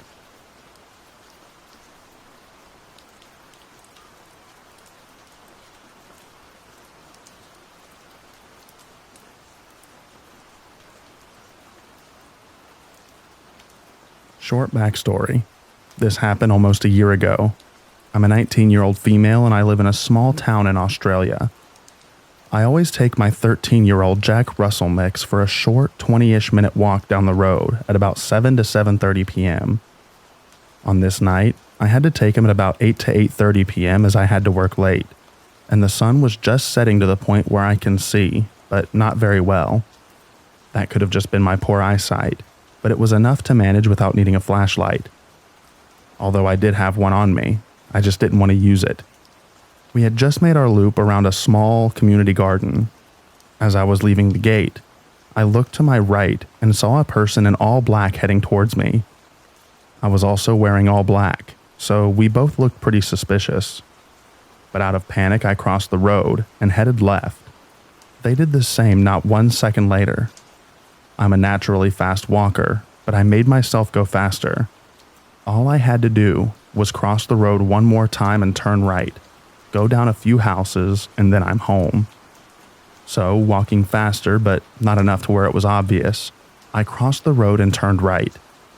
This person didn't cross the road, but turned right and stayed on the other side of the road. We were about parallel to each other on the street. I knew that if I crossed, I could run, and I wasn't too far from home. When I got into my yard, the person stopped across the road. At this point, I realized the door was locked and I didn't have a key. The person stayed across the road, so I rang the bell and was pounding on the door. My older brother answered, and the person had just made it into our yard. My brother told the person to leave and walked back the way we came. My brother asked who it was, and I explained all of this to him. From this day, I take my dog for a walk before work, early morning rather than after work at night. I do enjoy sunset walks, but for my safety, I have stopped, even a year later.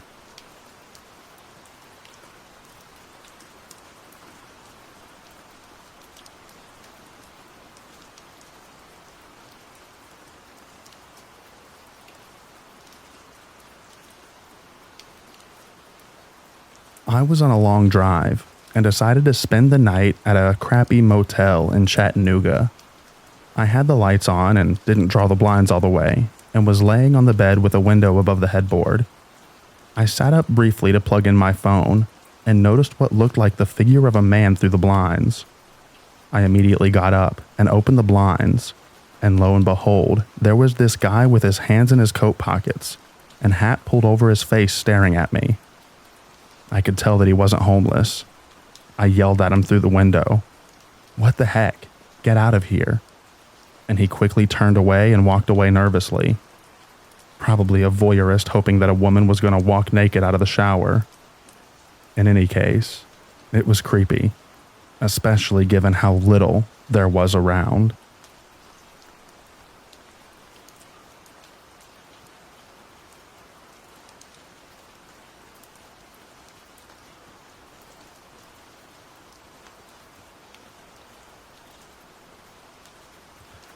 This happened pretty recently. I, a 23-year-old female, work in property management. I was not supposed to be working alone that day, but my manager and coworker called in sick, and my other coworker had requested time off that we all forgot about. I voiced my concerns because the property is in a crime-ridden area, and I've had some bad experiences in the past. I actually transitioned to a different role because I no longer felt safe, but they offered me a lot of money to come back, so I did. The front doors stay unlocked during business hours, so literally anybody could just walk in. Also, it's a large and busy property. I needed someone with me just to help me with all the tours and residents. Nobody was able to do anything, so I called one of our sister properties and begged for their leaser to help me. They agreed, but the leaser was going to have to leave early. I agreed and was just happy to have someone helping me. Flash forward to an hour before closing, and the leaser had to go. Literally as she walked out, this disgruntled man walked in holding a duffel bag. I hate to profile him, but he was clearly homeless and not all there mentally. He walked up to me and handed me his ID. I asked how I could help him, and all he could say was, "You don't respect veterans." I again asked how I could help him, and he couldn't give me a straight answer. I was getting fed up when the coworker who had requested the day off happened to come in just to say hi. My coworker instantly knew something was off, so he came over to investigate. The homeless guy didn't like my coworker asking him all these questions, so he opened up his duffel bag and started sorting through it. He pulled out a piece of woman's lingerie and threw it on my desk. Then he pulled out a box, and in that box was an SD card. He was trying to put it into my computer, and I told him not to do that. He listened to me, but proceeded to rummage through his bag. He seemed very irritated because we kept telling him, "If you can't tell us how we can help you, then you need to leave." At this point, I'm getting scared that he's going to pull out a gun and just light us up. Instead of a gun, he pulled out a knife. Instantly, both me and my coworker start screaming at him to put the knife away and leave. He eventually did put the knife away, but he refused to leave. I messaged my manager who was out sick, but lived on site to please call the cops, and told him that there was a guy with a knife in the office. My coworker who was with me didn't physically force him out, but he guided him out by walking towards him and making himself look threatening.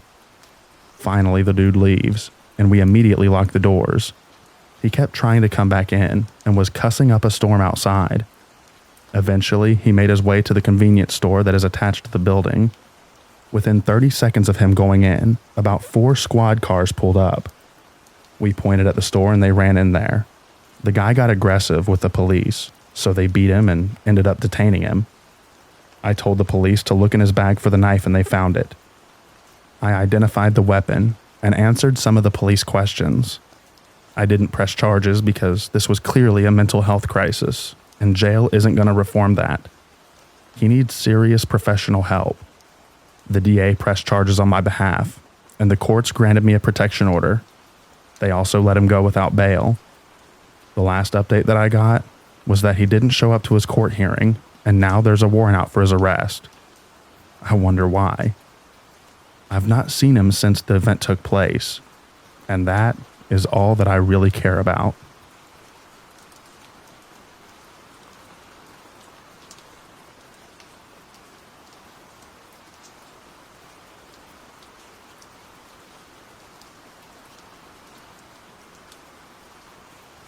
This happened when I was about 14 or 15 years old.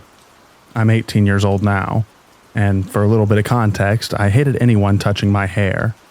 And my mom would sometimes touch my hair and talk about how much she loves it because it was curly and thick. And I'd always be like, "Ooh, Mom, don't do that."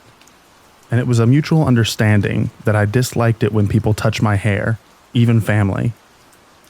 So we were in Dollar Tree, buying some snacks and stuff, standing in the checkout line, and I'm behind my mom just zoning out. And I feel someone behind me toss my hair up and just started touching it and was like, "I love your hair." This was really creepy. Actually, she just came behind me and started touching my hair with no warning and complimenting me, like about how it was so thick and pretty. And like, "Thank you, but come on." My mom kind of brushed it off and was like, "Yeah, I know you don't like it when people touch your hair," but I was mortified. Thankfully, I've had no more hair touchers. But don't just sneak up on a teenage girl and touch their hair with no warning. That's freaky. I saw a post on Let's Not Meet about a hair sniffer at the pharmacy, and it reminded me of this encounter. Edit. Just to clarify, since I see some people talking about it and don't want to give off the wrong impression, I'm not a person of color, and I don't have 4C hair. Also, the more I think about it, the more I realize that at the time my hair was very damaged because I was bleaching it a lot. It was not pretty, nor very well taken care of.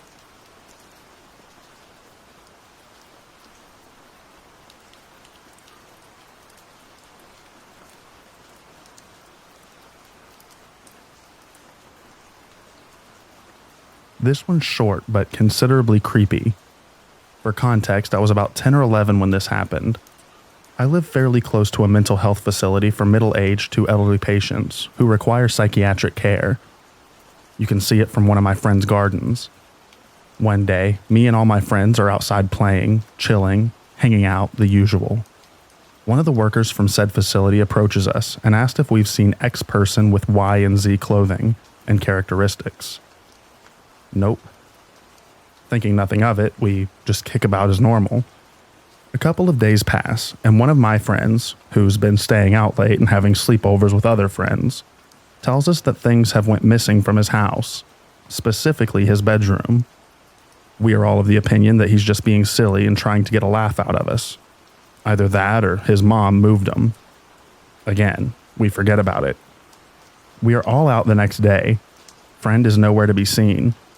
There's a police car outside his house, and again, a bit of commotion and hassle in the immediate area. Confused and curious kids, we check it out. My friend appears and tells us the most spine-chilling story. That morning, he's walking upstairs in his home, and from his point of view, you can see into his room, and specifically under his bed. To his horror, there's a grown adult hiding under his bed, asleep. Long story short, it's the missing patient, and he'd been in the house for the last 2 days, whilst the man posed no significant danger and didn't have any malicious intent. This still creeps me out to this day. Normally, I wouldn't have believed him, but his mom confirmed it, and it was the talk of the neighborhood for a while. Safe to say, I never stayed at his house again, or even stepped foot inside of his house.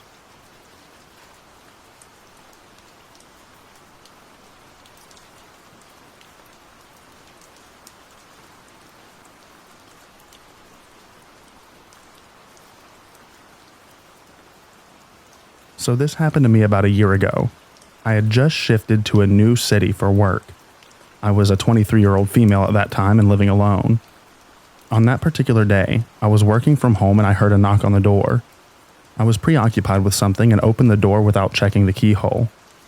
There was a Sikh man at the door. Sikhism is a religion in India, and people who belong to this religion wear a turban. He told me that he was collecting a donation for Langar. Langar is a community kitchen of a Gurudwara, a place of worship of Sikhs, where people are fed irrespective of their caste, economic status, religion, etc. I decided to donate some money, and as I was reaching for my purse, he told me that he has something to say. He went on to guess my parents' name, the exam that I was preparing for, and many such information that was not available on social media, and only someone who was close to me would know. At this point, I started to freak out and wanted to get rid of him, and he could sense that I was freaking out and kept telling me to not be scared and to maintain eye contact. This went on for a good 10 to 15 minutes, and then he told me to donate 7,000 rupees and I will be blessed with good fortune. I told him I cannot pay that amount, but he was insistent, but I was firm with my decision. Then he asked me to give at least 500 rupees. I gave him the money because I wanted to get rid of him. This incident really creeped me out. I still don't know how he got all the information. I was new to the city, so nobody from the city knew of any of this information. I later found out from a friend that in Sikhism, they do not go door to door to collect money, and if people want to donate money, they have to directly donate it to the Gurudwara. So basically, this guy was a con artist dressed as a Sikh person, but how he knew so much about me is still beyond me.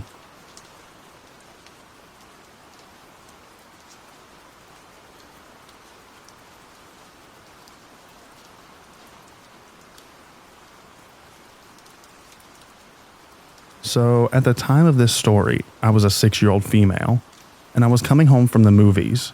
I was with my little brother, who was 3, so we were pretty small. First, we had to drop off my aunt, so my mom headed that way, and I was just playing on my tablet, and we got to my aunt's house. My mom went inside with my aunt. 3 to 5 minutes pass. I see a man walking by the car, and he opens the car door. I was in the back and quickly turned off my tablet, ducking a little. I glanced at my brother. I wanted to say something, but I didn't. I think he was asleep. It was pretty late, 9 to 11 p.m. I heard him rummaging through my mom's cup holders. Then he closed the door and walked off with his hands in his pockets. Right after, my mom came in and she didn't see her phone. She took me and my brother inside my aunt's house and they had the cops called. I described the man and went home not thinking anything of it. I still wonder what or if he had any other motives. What if he did see me or my little brother? It's not too scary, but I just think, what would have happened?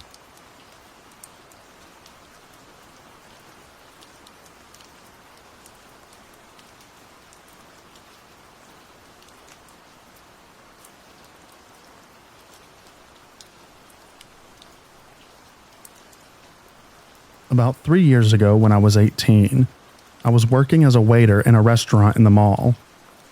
I'm very introverted, but it never affected my relationship with customers. But speaking to people I wasn't serving gave me major butterflies. I had just finished my shift around 1700 and was walking out, when I noticed a woman who looked in pain holding her stomach was looking at me. I had to walk past her to get to the exit, and I was trying to avoid her because I was not looking for conversation, and I hated when people asked me for money. I know it's selfish, but I worked really hard for the little money that the customers tipped me that day. I maneuvered my way around the people, but she called out to me. I acted like I didn't hear her and moved faster. Eventually, she ran to me and grabbed my arm crying. Please, please, brother. I got children, and I got cancer of the tummy. She lifted up her dirty shirt and showed me a large surgery wound across her stomach. I told her that I didn't have anything, but she continued to badger me. Eventually, I just ran to the stairs and went upstairs, and I saw her chasing me, but I was way faster than she was. She slowed down at the second case to catch her breath, and I turned in to get off at the 3rd floor where she could not see me. I took the elevator next to the stairs back to the 1st floor so that I could get to the exit. Eventually, I got to the bus stop and was on my way home. When I got off at my stop, I went to the corner shop to get bread. At the end of the road, I saw the woman from the mall and her boyfriend. They must have definitely seen me, even though I made a solid effort to take a way longer way home so that they wouldn't have seen me. Around 1900, I get a knock at my gate. I live in a house that has 2 slide gates in front of the main entrance. I looked out of the window, and to my horror, I saw the woman and her boyfriend. I stayed quiet and hoped that they would just go away, but they stayed outside my house for 2 hours until my parents arrived. They begged my parents for money or food to feed their kids. My father found it weird that they were there at 2100, So he told them that we didn't have anything and to get away from the house before they called the police. Surprisingly, they left without any hassle. I told my parents that these people were begging me for money at the mall and that they followed me home and stayed outside the house for 2 hours. Thankfully, we never saw them again after that day.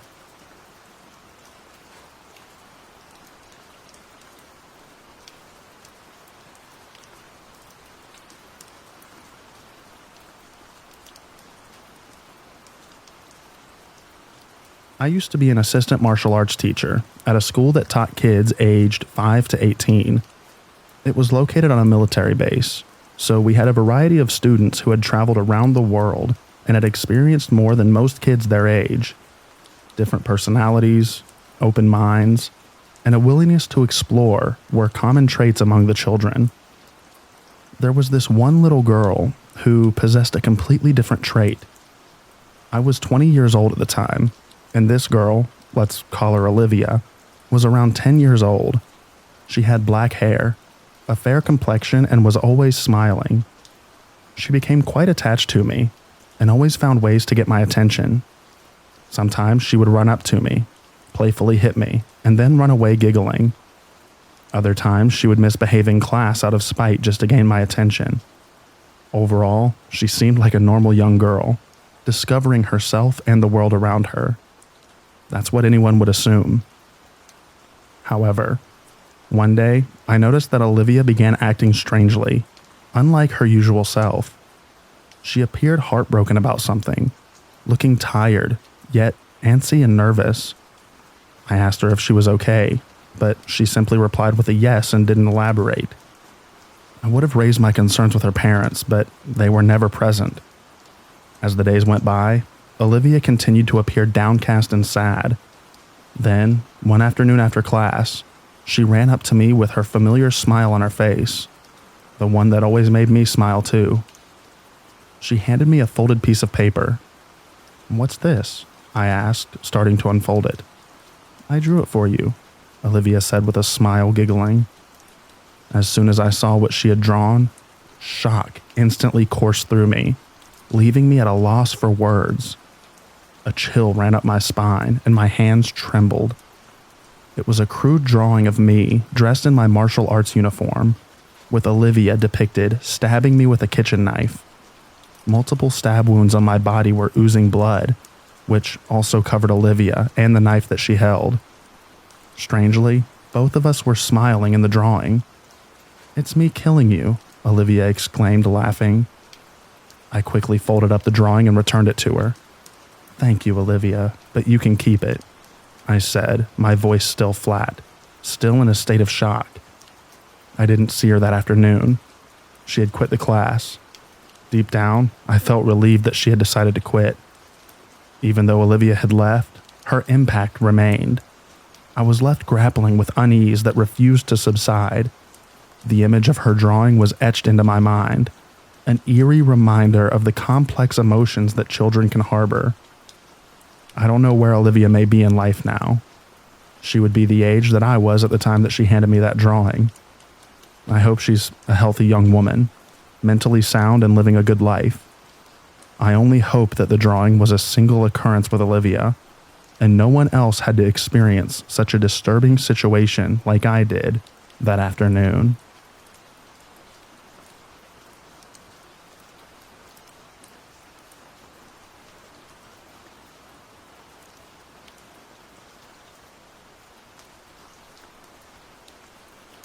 I'm not much of a storyteller, so I'm going to jump right into it. I'm a 23-year-old female, and I attended a Halloween costume party this past weekend. I had gone with a couple of my friends to a mutual friend's house. There was a big bonfire, booze, and some of that green stuff going around, so there was a big crowd. To make matters a little creepier, the friend's house is far off the main road, no neighbors for miles, surrounded by sugarcane fields, and the nearest paved road was about 2 miles up the dirt road that you had to drive down to actually reach the house. Given the natural spooky season vibe, there was a natural chill factor. I was getting food from the food table when a guy walked up and stood across from me. He was wearing a burlap scarecrow-looking mask. I've seen it before at part stores. It's creepy, yet very commercial-looking. Halloween is just a night for girls to dress up like skanks. Nice to meet you too. Now, get away from the mac and cheese, please. I can't believe you actually left the house like that. What did I do to you? I'm just trying to get my mac and cheese and buffalo chicken dip. I ignored this guy because I could immediately tell that he was hoping for some kind of attention. It's a little tight around the top, isn't it? Okay, Scarecrow.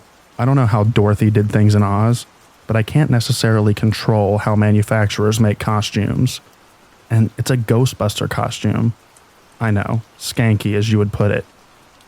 Have fun doing whatever it is that you're doing, I said, as I got my food and walked back towards my friends. Something about the Scarecrow seemed off, aside from his abrasive personality. I tried my best to avoid looking in his direction, but when I did, he was either sitting alone or attempting to talk to some girl that managed to find herself briefly alone. I had lost my friends for a short time, and my good pal the Scarecrow came over and had a seat next to me. He just sat cross-legged and let his arms drape over a surface behind him. "Where do you stay at?" he asked. I got up and walked away. I don't know what world he lives in where he thinks that I would answer that question.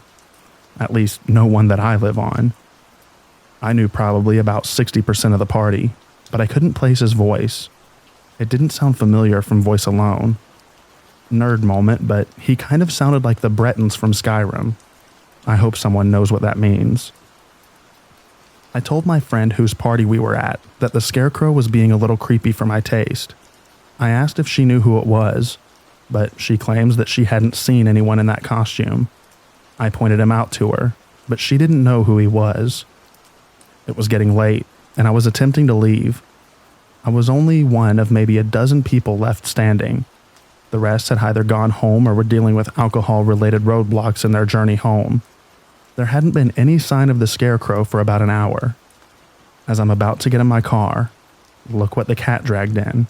A 6-foot-tall Scarecrow man who thought that it was a great idea to pop out from behind a vehicle. What's your problem? I've been trying to talk to you all night and you won't give me any of your time. That's the problem. You all look like people, like me, like we're not good enough. Geez, this was uncomfortable. I wasn't talking to him because he was being disrespectful. He was mean and a jerk. And this was just another step towards being uncomfortable. I wouldn't give somebody like that my time. I told him that I wasn't interested and that I needed him to leave me alone. He kept rambling on, and I finally asked who he was. His response was simple and unsettling. He chuckled and said, "I wouldn't dare show you what's underneath, Carly Beth." That's a line from Goosebumps, to those of you that don't know. I had to look it up because it sounded familiar. Suddenly, my friends and boyfriend ran over towards me and stopped when he was between me and the Scarecrow guy, out of breath. "Sorry," my friend's name, "told me to walk you to your car," he said. He looked at the Scarecrow and waved him off and told him to fly away, little canary.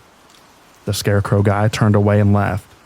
Not sure where he went, but it wasn't near me. I was finally able to leave in peace, but I kept checking my rearview mirrors for anyone that might be following me, because I'm also really cautious. I checked under my car for tracking devices. Maybe a bit of an overreaction, but I've never been kidnapped. I texted my friend and asked about the guy.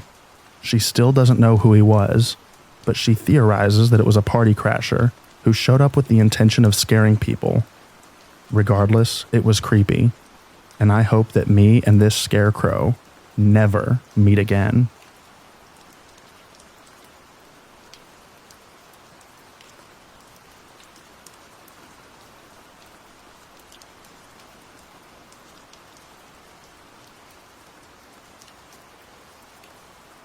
So this happened about 11 years ago when I was about 16. Those days, after school let out, my grandparents would drop me off at a local youth center. It was a very small, old building on a rundown street. Right next to the youth center there was a bar. I had been told time and time again to never play around outside. Since the area was rough, anything could happen. Now, for a little bit of extra context, the youth center receptionist/guide sat at a desk and watched over everyone.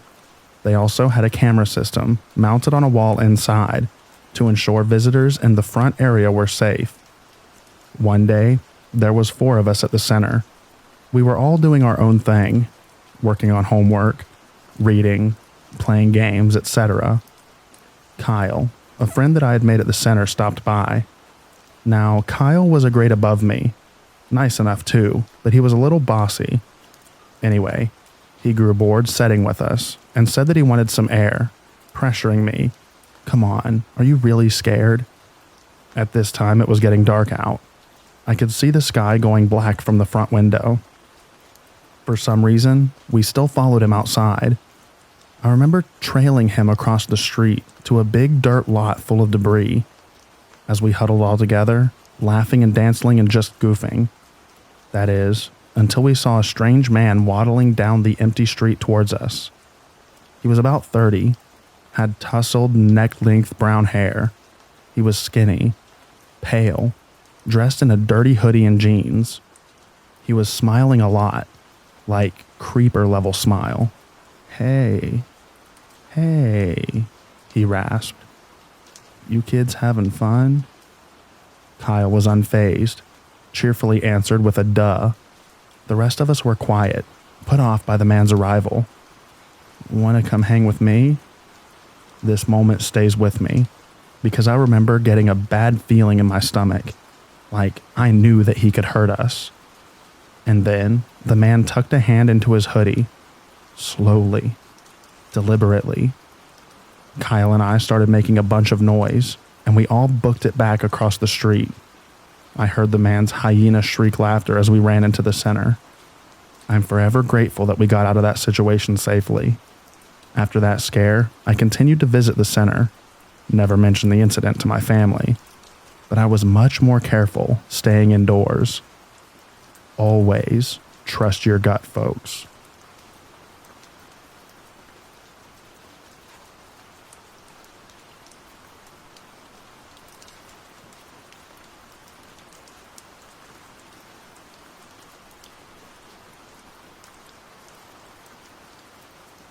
Okay, so just to preface this was on Friday the 27th, and my boyfriend and I had smoked cannabis before going out to eat and catch a movie. So my friend and I are in line at BK and trying to decide if we want to split a meal or get separate meals. My friend orders her food, and when I get to order, I straight up get asked if we smoked weed. My first thought and question was, is it that noticeable? Now, I could barely hear this guy because he was speaking low, but he was asking about a certain strain that I could really care less about. But it gets to the point where he tells me how much I could get for a certain price point, which I said I would keep in mind. Now, my friend and I didn't spray any perfume or body spray. We normally do, but we completely forgot to. I get to the table, my friend picked out, and I start telling her about what just happened. Not even a minute after I sat down does this guy come over and pass me a folded up napkin of this weed to sample. Now, my friend and I are just shocked and talk about this. I ended up putting the napkin in my bra because it was the only place that I could. I had no pockets. This guy ends up coming to our table 3 to 4 more times within a span of 15 to 20 minutes. When I went up to get my food before these other encounters occurred, this guy let me know that he got off at 7:30 p.m. and asked if we wanted to hang out. I straight up said that my friend and I were going on a date, and we're going to a movie straight after this. After I got my food, this guy stopped at our table to ask what movies were playing, what his name was. I don't remember what he said, just that it has something to do with California's state bird. And the other times, I can't remember why he came over. He just spoke to me and not my friend, and I could tell that this guy was trying to get some information on me. Now, I'm a very private person, and also a very cautious person. I could tell that this guy was trying something and I acted dumb, even though I knew what was going on. My friend had noticed that after the last time he came over, that this guy was staring at me anytime he passed by. I could tell that he was staring at me because of the windows that made a reflection because my back was to him. It got to a point where I told my friend that we needed to hurry because this is making me uncomfortable. So we finished quickly and left. Now, my friend and I did originally go to the movie theater, but we decided to watch the movie at home because of how busy it was. When we decided to watch the movie at my place, we tried to hurry and leave because of the time, and that guy was going to be off any minute. I don't think I'll be going to Burger King anytime soon because my hair color is blue. It's very noticeable and not many people have that color in my town. Plus, it's a smallish town. I hope to never meet this guy again, and if I do, I may have to have a backbone, especially if he acts like he did this time. Not a very interesting story, and also trying to tell things days later doesn't help, but that's my creepy encounter.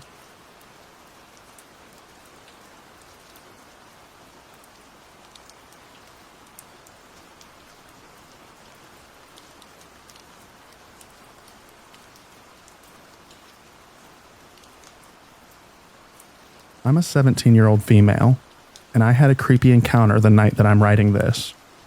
My parents opened up a haunted house in my dad's shop, and we had a few actors. Names obviously changed to their role. The actors were me, my dad, my mom, my sister, Bear, Ghostface, Cheerleader, Alien, Prisoner, Doll, and Skeleton. I know it's a lot. Let me explain how the setup was.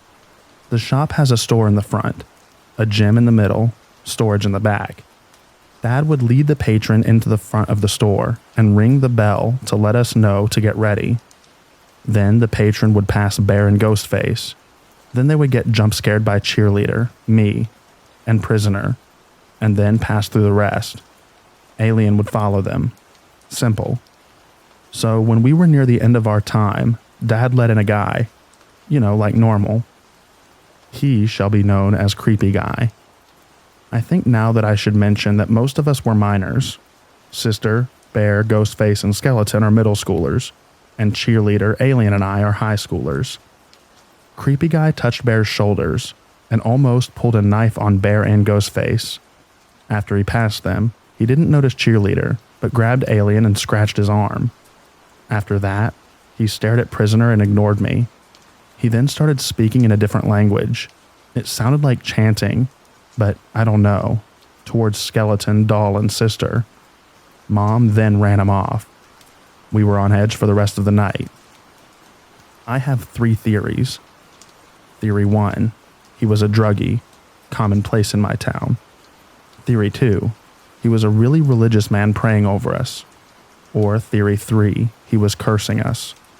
I'm leaning towards 2, but it was still very creepy.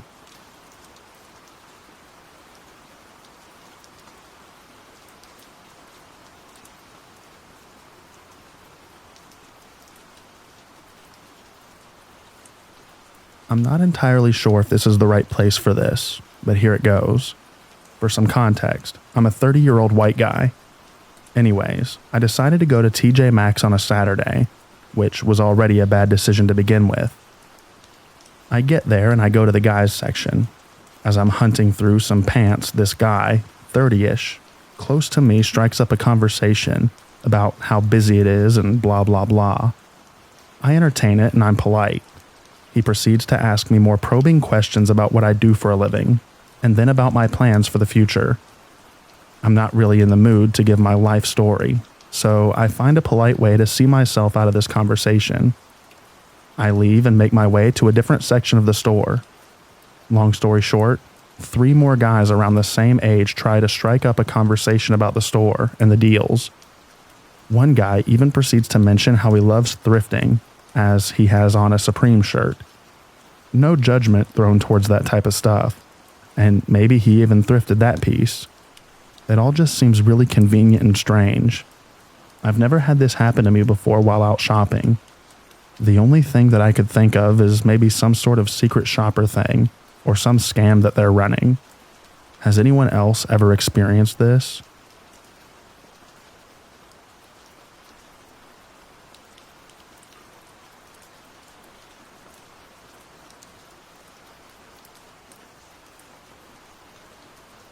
I'm a 35-year-old female, and I used to work at a small startup that had a small warehouse in the city. I enjoyed it because it had great benefits, perks, and a pretty easy commute. I just walked a few blocks to the metro line in our city.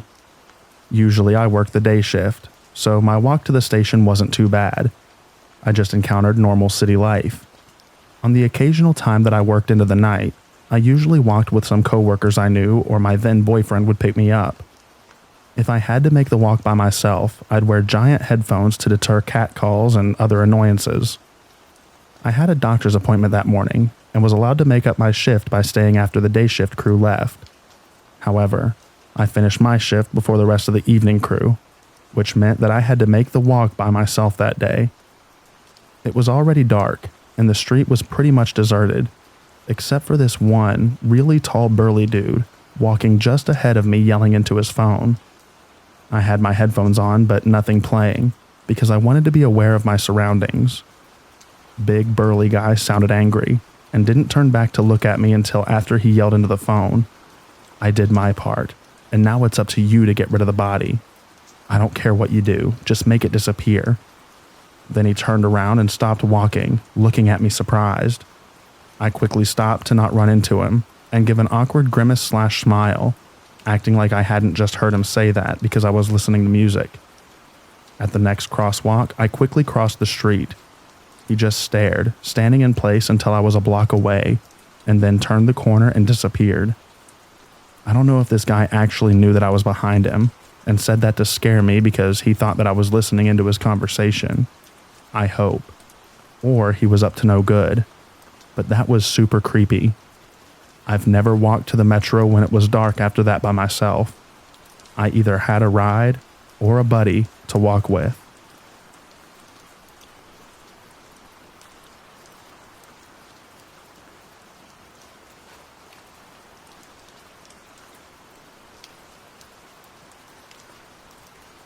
This isn't my story, but my dad's.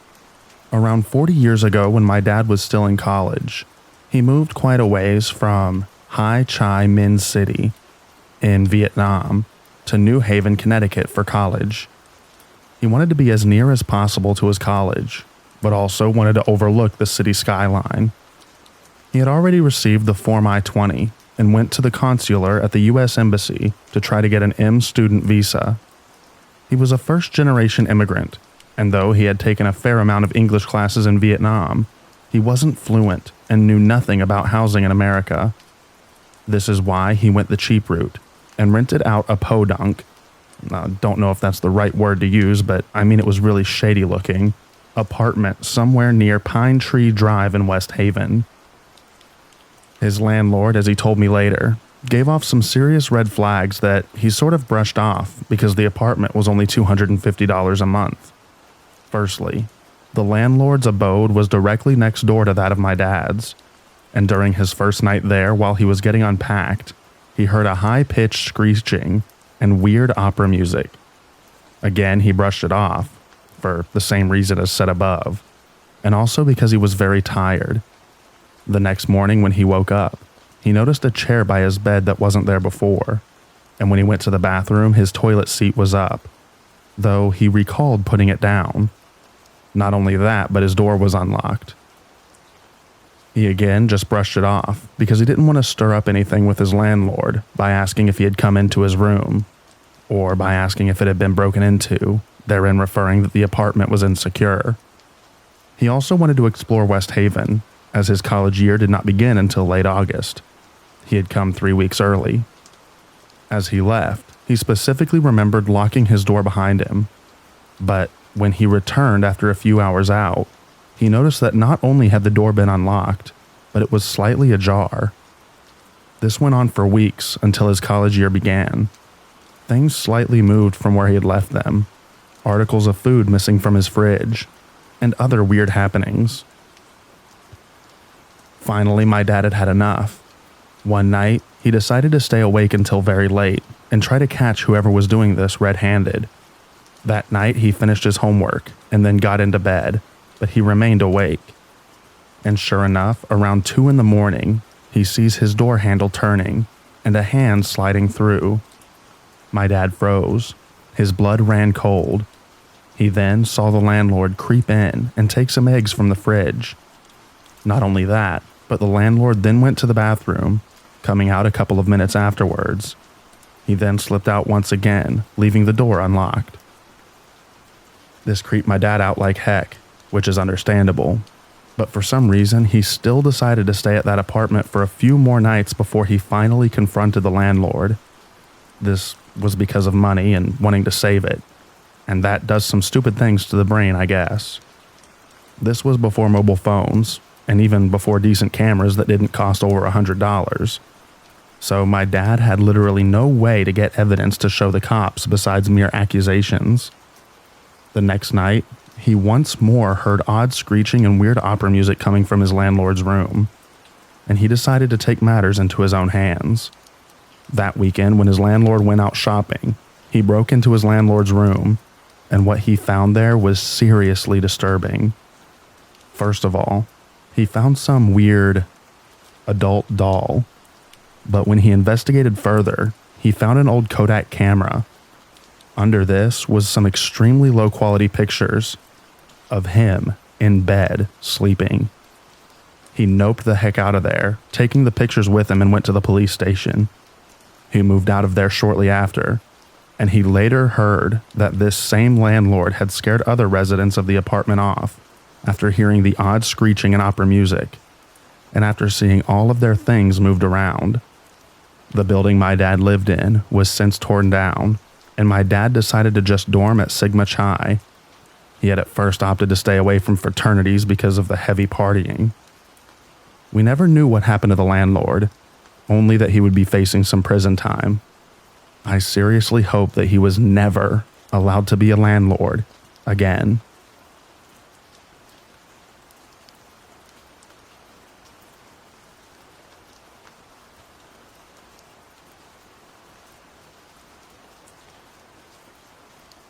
My boyfriend and I applied to and moved into an apartment a few months back.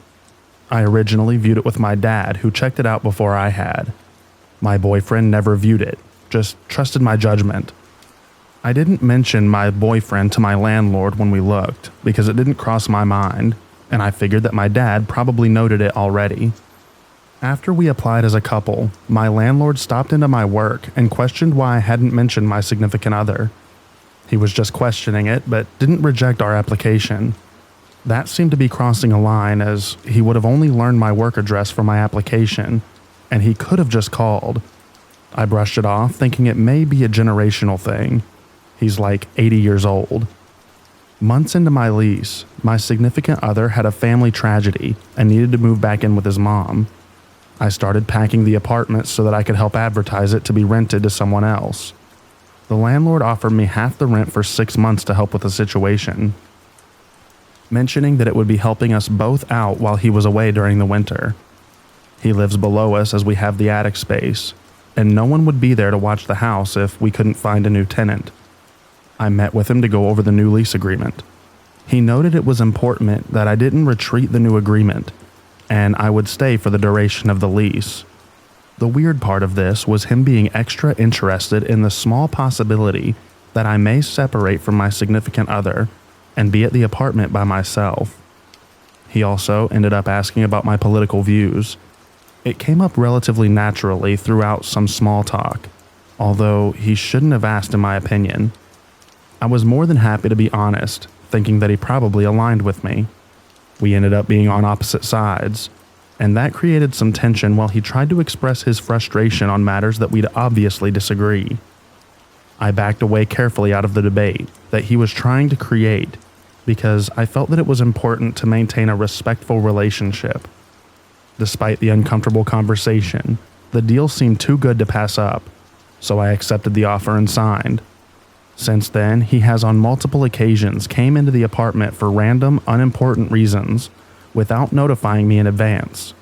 He's left messages asking me to attend a local event, mainly circulated on political issues with him. He's run out of his side door in his robe while I'm trying to leave to ask me menial questions, as if he's always listening for me to be home. He comes into my work to drop off the flyers for the traveling speaker I mentioned, where he also sits and stares at me. I work in a coffee shop. And just today, I noticed that he installed a motion detecting chime that notifies him when I'm on the landing leading to my door. The chime is quiet enough for me to know that it's coming from inside the house on his floor. The last time he came into my work, I all but had a panic attack and started sobbing in front of all of my coworkers. It seems reasonable for me to be upset, despite what he might think is acceptable contact. It feels like he's holding this lease term over my head, in a way.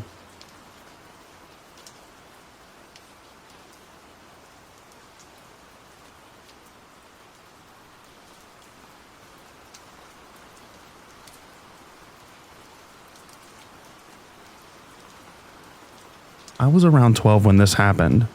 It was a Saturday morning, and my parents were going out of town for the weekend. They left my older brother to babysit, but as soon as they left, he did too. Great brother, I know. So I'm sitting in the living room watching TV when the doorbell rings. Instead of looking through the peephole like a normal person, I fling the door, eager for company. I thought that it would be my neighbor, not two middle-aged men looking down at me. Are your parents home? I didn't even hesitate when I tell them no. They're actually out of town for the weekend. Man, if I could go back in time, I would go back and slap myself silly. They exchange glances, and the older man looking says, "Well, I'm your landlord, and we need to come inside to check a few things out." That's when I realize how much trouble I'm in. I know my landlord. He's a friend of the family, and he's not either of the men standing in front of me. Thank God for quick thinking, because I tell him, "Yes, but I need to grab something first."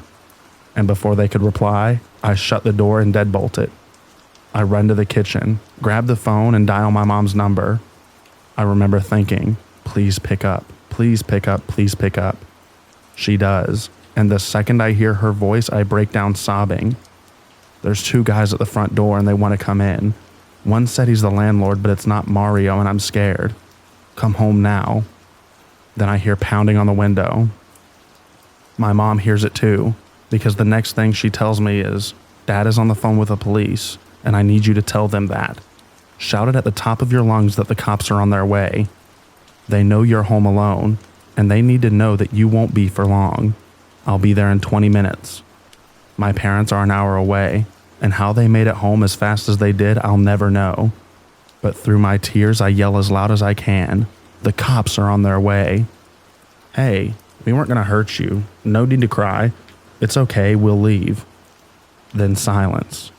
It seemed like a lifetime, but was no less than 10 minutes when the police arrived.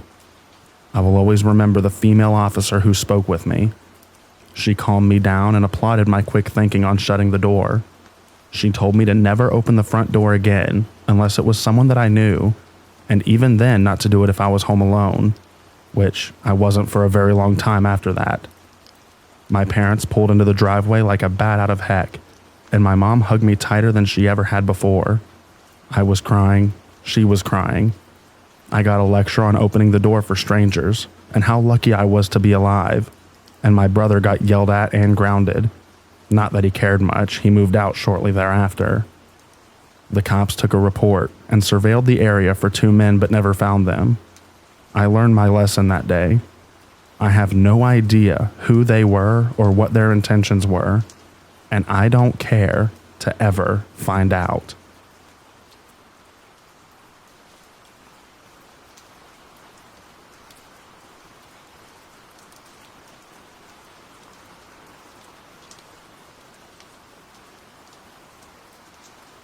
So my boyfriend rents a master bedroom in a couple's house. It's a pretty nice space, big, roomy, private bathroom, fairly tidy house, and he's allowed to use the kitchen anytime. His landlord is the only downside. He tends to yell at his wife, drinks too much, and falls asleep on the couch most nights after drinking and watching sports.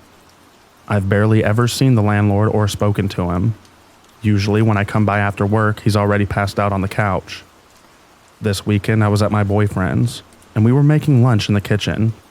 Landlord comes around the corner and gives me a very long, creepy stare. I look back and say hi just to be friendly. Landlord keeps staring and then says, "If you're going to be in the house, you could at least say hi." My boyfriend stops what he's doing and says, "She did just say hi. I heard her." The landlord scowls and shuffles off. An hour later, landlord sends my boyfriend a message. He says I'm not allowed to come over anymore because I give off an unfriendly vibe. The dog doesn't like me, and they don't feel comfortable with me there. For the record, the dog has bitten the landlord several times and has no problem with me. Anyway, the upshot is that we'll be hanging out at my place for a while instead. And yes, my boyfriend is looking to move out stat. Thankfully, he's on month-to-month rent there.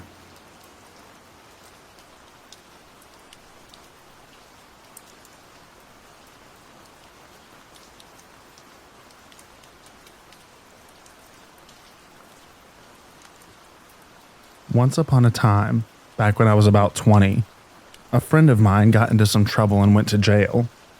He needed someone to go and stay at his place and take care of his elderly dog and keep his bird fed. I immediately accepted, as I really didn't want to live with my mom and her new, younger boyfriend. Now, here is where I should probably mention that my friend was into some not so great things. That's how he ended up in jail.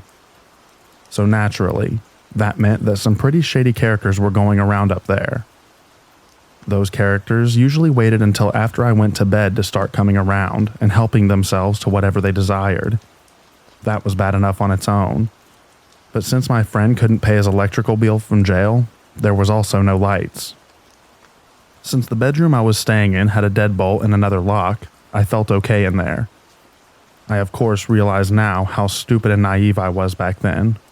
After all, I'm only 5'3", and back then, I only weighed about 100 pounds. I guess my desperation for independence drove me to brave it. I would literally wake up the next day to find footprints outside the living room window, and I even found the phone line cut outside once. While all that was going on, my friend's creepy, teeth-missing, pervy landlord started randomly showing up. The landlord only lived like 3 football fields away. Apparently, my friend couldn't pay rent from jail either. He also didn't want me to tell his landlord that he was in jail, so I had to keep giving some stupid excuse about him being away at families. But that excuse only went so far, and probably knowing full well that it was crap, the landlord started showing up even more. And when he did, he started saying nasty things like, "My wife and I would be pretty excited to have you over, especially in a bikini." Soon enough, though, the landlord started being angrier and more frustrated each and every time he would show up. He would just show up at any given time, and since I didn't drive at the time, I was usually there for these unfortunate visits.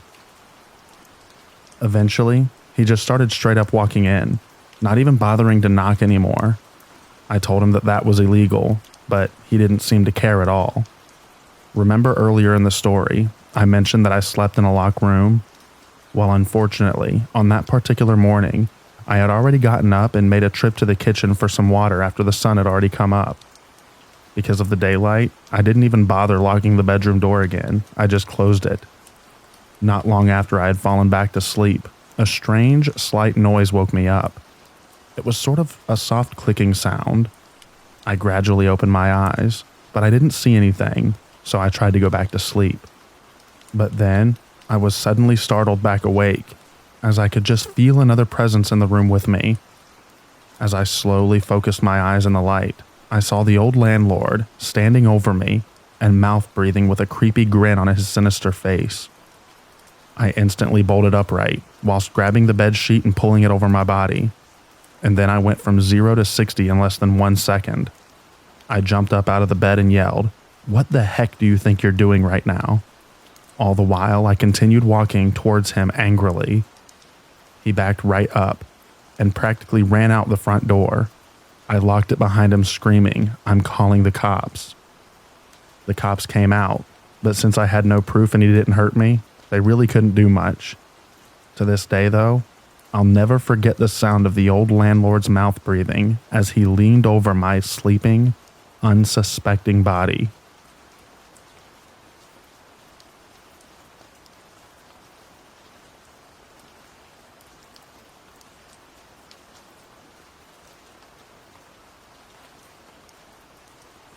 This happened to me last year when I was looking to move house. For the record, I'm a single female.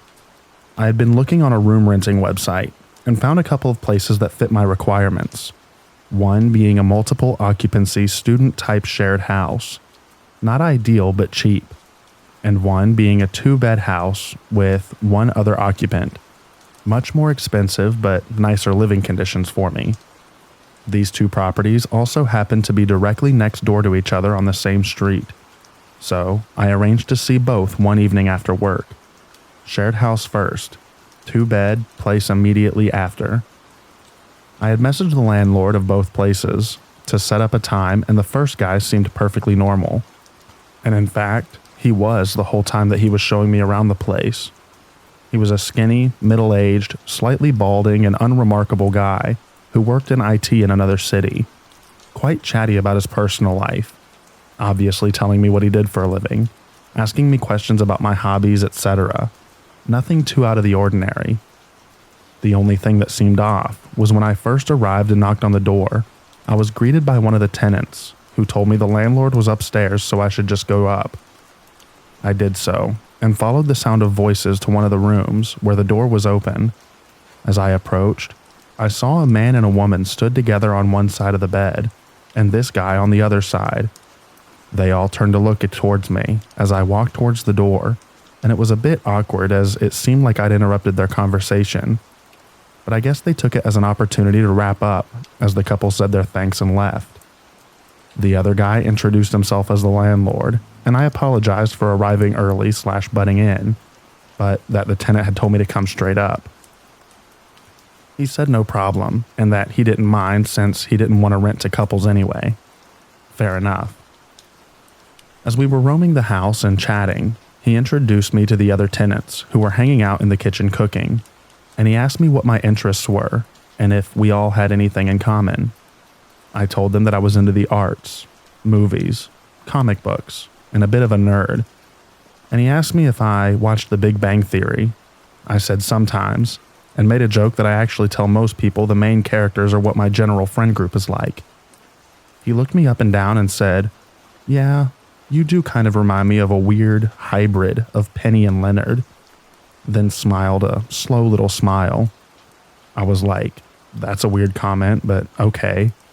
I guess I have a similar facial structure to Kaylee Cuoco, the short pixie hair like hers in the later seasons. But I was also dressed in baggy jeans, sneakers, and a boxy khaki military jacket with no makeup on, so I could kind of see what he was aiming at. As I was wrapping up to leave, he was asking me if I had any other questions for him, so I took the opportunity to clarify the deposit and rent amount again. He confirmed this with me, and then smiled again and said, "You seem like a really cool person, so I'm sure that we could work out something cheaper. I just advertised that price to filter up people off, but I trust you." I thanked him for the offer, but that I still had other places to see, so I would let him know. The place next door turned out to be perfect, and I decided almost immediately that it was worth paying more for the privacy and space up there. As I've lived in so many multiple shares before and was getting tired of all the problems that came with it. After a couple more days and confirming with the landlady of the 2-bedroom, I agreed to sign the contract and move in at the beginning of the next month. I sent out a generic message to the previous few people I'd seen, thanking them for their interest, but that I'd decided on another property. And I only got one unexpected response from the landlord I'd seen before saying, "Sorry to hear that. You seemed really cool. I'd love to meet up for a drink sometime." As soon as I read that, I was pretty much like, no, and just never even bothered responding. Deleted his number from my phone and forgot all about it. Fast forward about a week later, and I was with a couple of friends in the pub. As we were catching up, I mentioned the house that I'd gone to see and the random message that the landlord had sent me. One of my friends, who is really immature, a typical prankster, was desperate to see the actual messages that he had sent me. I guess, for proof and for laughs, I guess. Well, I deleted his contact, but not the message history. So I found it and pulled it up for them to look at. They had their, "Ooh, that's creepy" laugh over it. ribbed me out about maybe he's in the pub right now crying because I rejected him. Haha, very funny. I got up to go to the toilet, and when I came back, I saw that the two of them hunched over something, giggling, and when they saw me walk over, they went silent. That was when I realized that I'd walked away and left these two clowns with my unlocked phone. You can probably guess where this is going. The prankster of the two decided that it would be hilarious to reply to the guy's message, and he took the bait. Within the 4 or 5 minutes I had been away, he had started a flirtatious dialogue posing as me. Yes, this guy is a massive idiot. I tried to get my phone back, but we all had been drinking, and they convinced me it would be fine. They were just having a bit of fun. I wasn't happy about it, but they wouldn't let me see what they were typing, so I didn't know how bad it could be. After several more minutes of immature giggling and typing back and forth, my friends' faces suddenly dropped. He put his hand over his eyes and threw the phone down at the table in disgust. I caught the image of this man filling my phone screen before snatching it up, closing the chat and deleting it. I asked the guys what on earth they had said to make it escalate so quickly, and they apparently made out that I was a transgender woman with a neck fetish of all things, and this guy was really, really into it, prompting him to send those kind of pictures. I suddenly got another message notification, and the guy had added me as a contact on WhatsApp and started sending me messages like, "You make me so excited. I want to see what your mouth can do. And I'd love to bite your neck if you'll bite mine," along with more pictures of his outstretched neck. I blocked him before it escalated any further. The other guys found this hilarious. I was not nearly so amused because I had just agreed to move next door to the house that this guy owned, and I did berate them massively for their stupidity. I almost ended my friendship with the idiotic prankster because of it, on top of other things. He's taken my phone before and sent inappropriate messages to group chats that could easily have been my work or family. I'm all up for a joke, but this just went too far and made me very angry. Always keep your phone locked. I haven't heard from the guy since. Although, funnily enough, when I first moved into the house and was chatting with the landlady, I mentioned the fact that I'd viewed the house next door, and she said without provocation, "Yeah, I know the guy who owns it. He's super creepy." I always got a weird vibe from him. I just sort of laughed in agreement. Needless to say, I am 1000% glad that I chose not to move in there.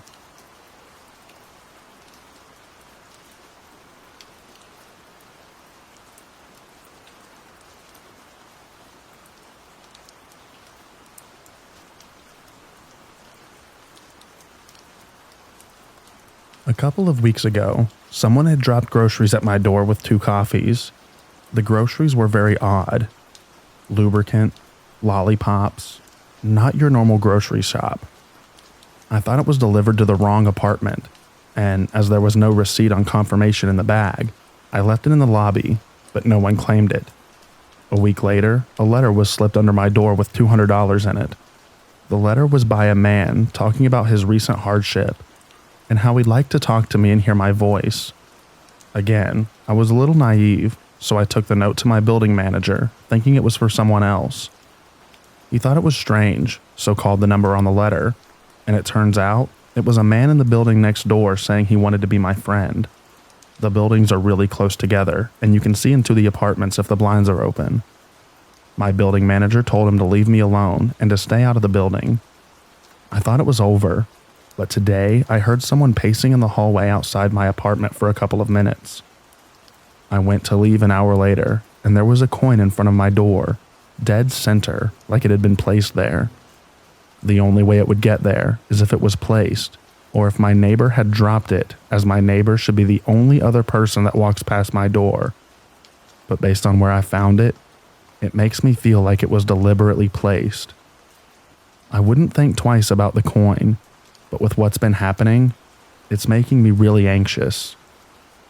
2 days later after the coin incident, I left my apartment and a man in his 60s or 70s approached me straight away, telling me that he's selling his car and if I wanted to take a look at it. So I have a number plate, and I'm reporting it to the police.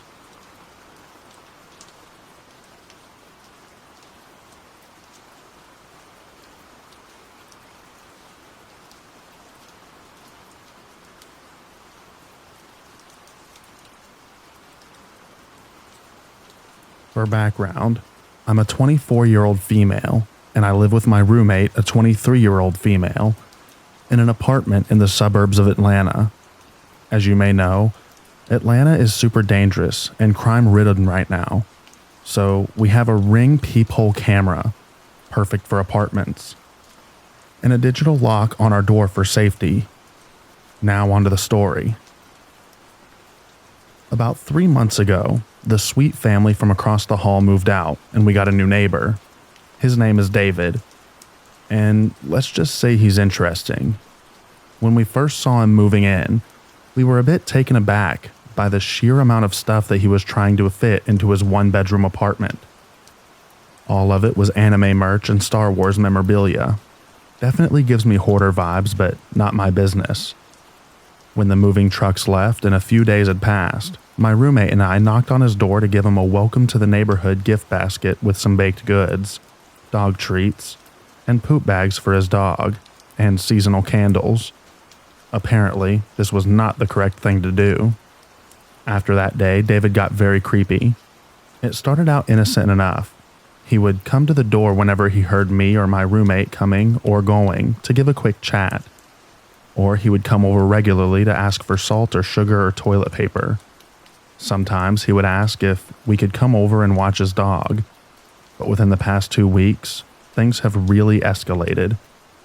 2 weekends ago, we were out pretty late partying at the bars near the Braves Stadium. We ended up going home around 3 a.m., only to find David at the top of the stairs waiting for us. He acted all upset, asked us where we had been, and requested that we tell him if we're planning to be out past midnight. I laughed in his face, and he called me a mindless Stacy, still not sure what that means. He also asked for access to our Ring camera so that he could make sure that we were safe. We laughed at him again and went into our apartment. Here's the scary part. We checked our Ring the next morning, and he sat outside his apartment staring at our door for the rest of the night. When we saw that, we contacted the complex to let them know that he was acting crazy. They told us to contact the police, so we did. The police told us to contact them if he made any threats, but since we lived in a shared space, they couldn't do anything until he entered our apartment or threatened us. I assume the complex said something to him because he left us alone for the next 5 days or so. This week, he's out of control. He is constantly sitting outside of our apartment. My roommate has started leaving for work an hour earlier so that she doesn't cross paths with him. I cannot leave the apartment during the day because he is constantly waiting outside for me. He's asked me out, left love letters on our door, on our cars, and in our mailbox. I told him once that I wasn't interested, and he told me that he would unalive himself if I didn't go on a date with him. Of course, I don't have that in writing, so the police didn't do anything. He has also put up a Ring doorbell of his own so that he can track all of our movements, and will leave really creepy notes when we're gone, so we find them when we come back. What do we do? Edit. For now, my brother is spending the night on my couch for the next few nights, until we can have a sit-down meeting with my landlord. We've collected all of the evidence and Ring footage so that we can show how much this has progressed. I'm sure the landlord and the police think we're being dramatic little girls or whatever, so we're not going to take no for an answer. Either he leaves, or we break our lease and get our full security deposit back. We're also going to file for a temporary restraining order at the very minimum, because some of the commenters said that that would be faster than going through the police. Again, thank you all so much for all of the advice. I'll update if anything crazy goes down. Edit. Thank you so much to everyone who replied in this thread and sent me direct messages. I really appreciate all of the kind words, advice, and support. Here are some updates. 1. We met with our landlord last week. Unfortunately, they aren't willing to work with us as much as we expected. They will not remove him from his unit. Since we didn't want to spend a ton of money to move, we asked if we could move units within the complex. The landlord offered us a 1-bedroom unit on the terrace level, so my roommate and I would have to share a room in what is basically the basement of our building. Not ideal. 2. We spoke to the police. They said that the notes and letters weren't enough to get someone on stalking her harassment, especially since he lives literally 3 feet away from us. He probably just thinks that you're cute, they said. They did keep the ring videos and said that they would contact us sometime this week after they reviewed all the footage. 3. We've moved in with my parents for the time being. Shout out to them for being incredible parents. It really sucks spending $2,000 plus monthly on a place that you can't live. We're actively looking for other apartments, but money is tight since we would have to buy out the current lease and pay to start a new one. Also not ideal. So, not the update we were hoping for, but we're both safe now, and that's what's important. If anyone has any suggestions about raising $5,000 in a month, please let me know.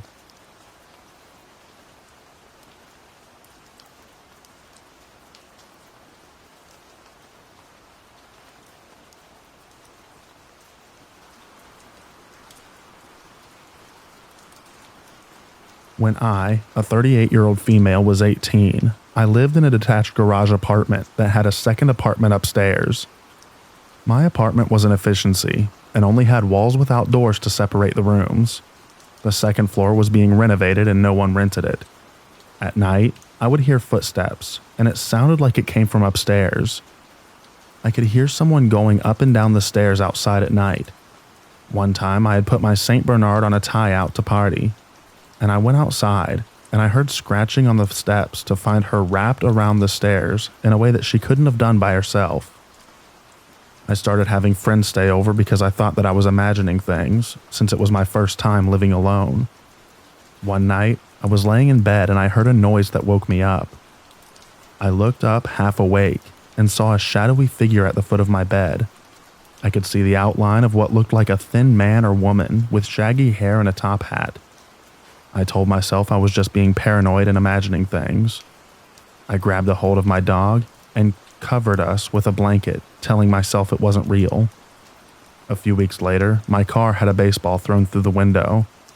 I was out taping up my window, and my neighbor came out to talk to me. A young couple rented the house on the same lot. I asked her if she knew if our landlord had either been working on the upstairs unit or maybe rented it out because I kept hearing noises. She told me no, and offered to have her husband go take a look upstairs in the unit. While he was inspecting, she started telling me to be aware of a homeless man who was seen in the alley behind us. I asked her to describe him, and she tells me that he's thin, tall, dirty long hair, and always wearing a funny hat, kind of like the Mad Hatter. Her husband comes back and tells me that the door was unlocked, but the floor isn't done in the upstairs apartment, and there's no possible way someone could be up there because there was no place to step. I called my mom and she helped me move. While I was loading the U-Haul, I found 3 house keys in random places in my yard. All of them went to my door. I'm pretty sure that this dude was just living with me, and I had no idea.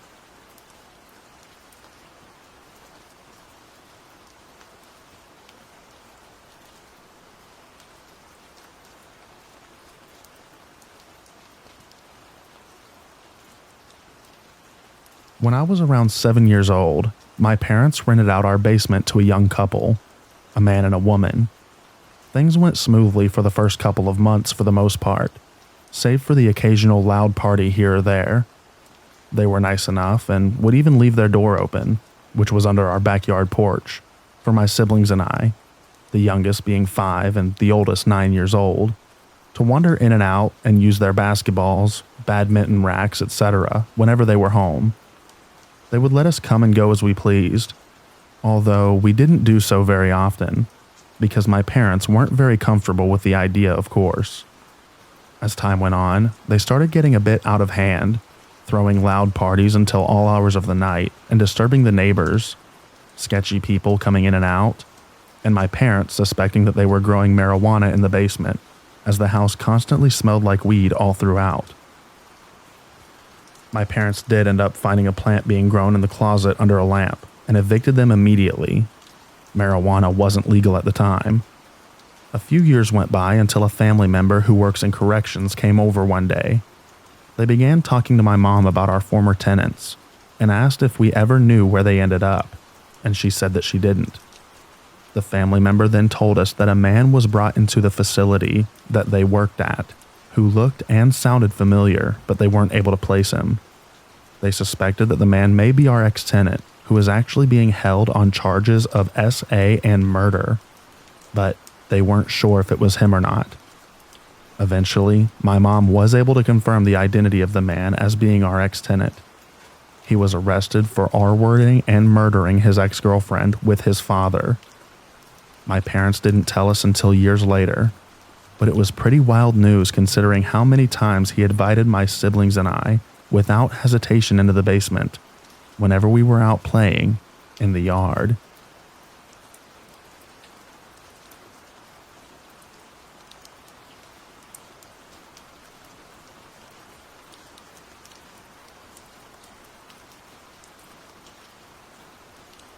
I'm a 28-year-old man. The following happened a couple years back, when the city of the apartment that I'm currently renting with my brother was more gang-ridden. Fortunately, a lot of those people moved out at the end of last year, so things are safer now. However, at the time where I lived, it was rather dangerous, and the following shows that. It was February 2020, and the rent was due by the 5th. So before the deadline, my brother and I went and withdrew the money for the rent. Then, shortly after we came home, I left my apartment and I went down to the rental office to pay, got the receipt, etc. As I was leaving and heading back to my apartment, though, is when the encounter all began. As I was heading back, I looked across the street and I saw a tall, skinny man with his pants somewhat hanging below his waist across the street, going for a walk up ahead. I merely glanced at him, sort of like how people can merely glance at someone when they're going for a walk and they see someone across the street. However, as soon as the guy noticed me glance, he started screaming at me viciously. "Hey, ain't nobody talking to you. Ain't nobody thinking about you, man." I was pretty taken aback and kind of shocked. However, not wanting to give him attention, I pretended like I didn't hear him, and I continued walking, not looking in his direction. However, as I continued walking back to my apartment, he started screaming profanities and more at me. Then he started to cross the street to where I was going. However, because he was ahead of me, on the opposite street, when we decided to cross, instead of heading directly towards me, he did the following. He decided to cross the street and sat on some outside apartment steps up ahead to where I was going. The reason was so that I would have to cross his path if I were to get to the front of my apartment. He just sat there, waiting for me to pass him as I was walking. He was dead silent, but you could tell that he could lash out at any second, which gave me chills. My heart was pounding in my chest, and thoughts started running through my head. What if he had a weapon? Would he try and jump me when I passed by him? Would he follow me back to my apartment? With my thoughts racing, I quickly remembered the back entrance. So I went around to the back of the apartment and took the entrance there, which led me to my place. I told my brother what happened, and we immediately agreed that the police should be called, so that's what was done. The police were called, and it took about 7 minutes for them to get there. Shortly into waiting for the police to arrive, I looked out the window of my top floor, and there the guy was. He was walking about the area with a suspicious look on his face, quickly looking back every now and then to see if someone was watching him. Eventually, the police arrived. I told them what happened, gave them a description of the guy, etc. The police also agreed to do a quick sweep of the area. However, the man was nowhere to be found, though they said that they would keep an eye out, even though nothing came up again. Who that man was, I do not know. He may have been on drugs, doing illegal activity which caused him to become very paranoid, etc. Who knows? As for me, all I know is if my apartment did not have a back entrance, things could have ended really badly.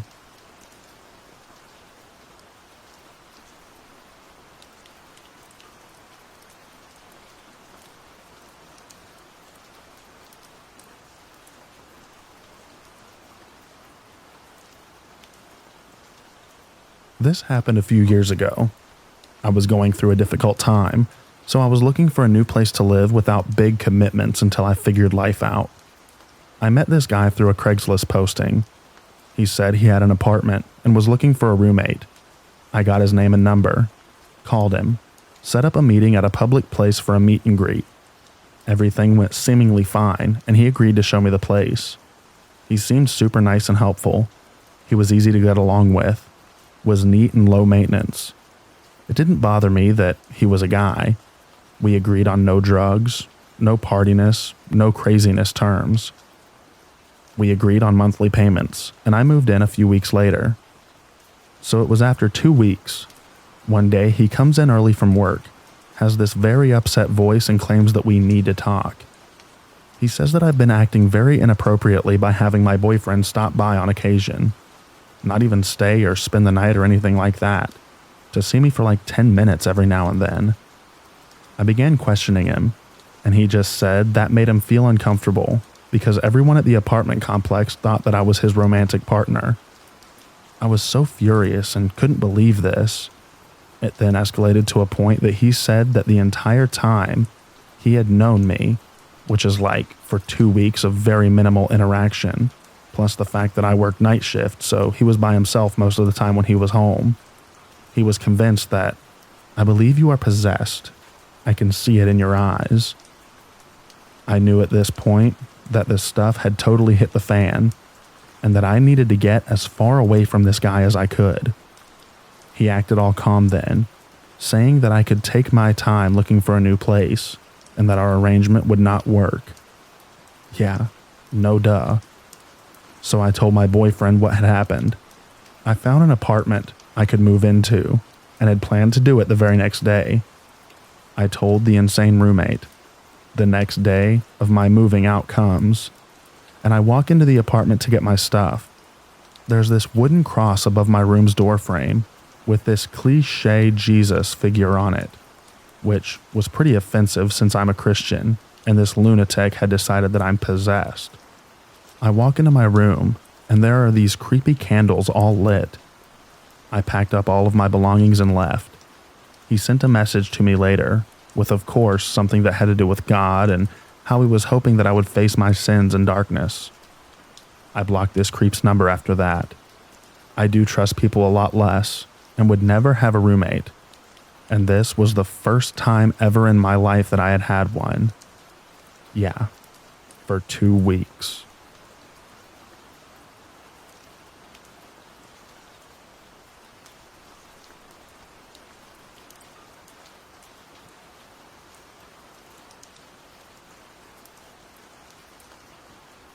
Every night between 1 to 4 a.m., my downstairs neighbor is doing intense construction, and I only hear it between the hours of 1 to 4 a.m., and it's been going on for like 8+ months, 4 or 5 days a week nonstop, and it's getting louder every night. It keeps me up now, and it never used to. It's much louder than before, which leads me to believe that they're trying to get in, as the sound is consistently getting louder every night. I am immune at risk, so I've been pretty isolated up here by myself, and I'm worried to talk to my downstairs neighbor personally, which also has to do with living in a very sketchy area. Are there any reasons at all why someone would only choose to use their electric tool collection between 1 to 4 a.m., or do I have the right to be worried? I've been constantly telling myself that it's probably nothing for a long time, but it gets scarier every night, and the more I think about it, the more my reasoning feels like excuses. If anybody has an explanation for this, it could put my mind at ease and let me sleep. Thank you.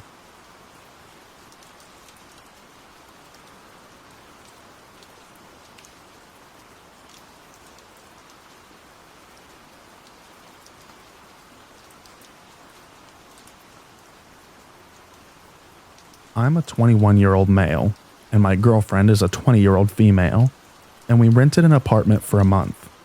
The area was secluded, and after dark, everyone would mind their own business. Neighbors would hardly talk to each other or even be outside in the evening. Our apartment was in a building with 4 floors, and each floor had a single apartment. All the apartments were very compact and built to be rented to students. The night we moved in, our taps ran out of water, so I went upstairs hoping to borrow some from the people living upstairs. I realized that 2 out of the 4 apartments were vacant and locked. The apartment on the 4th floor was lit from the inside, so I decided to ring the bell, but to my disappointment, nobody answered. Over the next week, we used to hear the sound of someone whacking a rod or some sort of metal on maybe the floor or some other object. This would start late at night, after 1:30 a.m., and continue for hours. Initially, we didn't care about it, but after some time, it got us intrigued.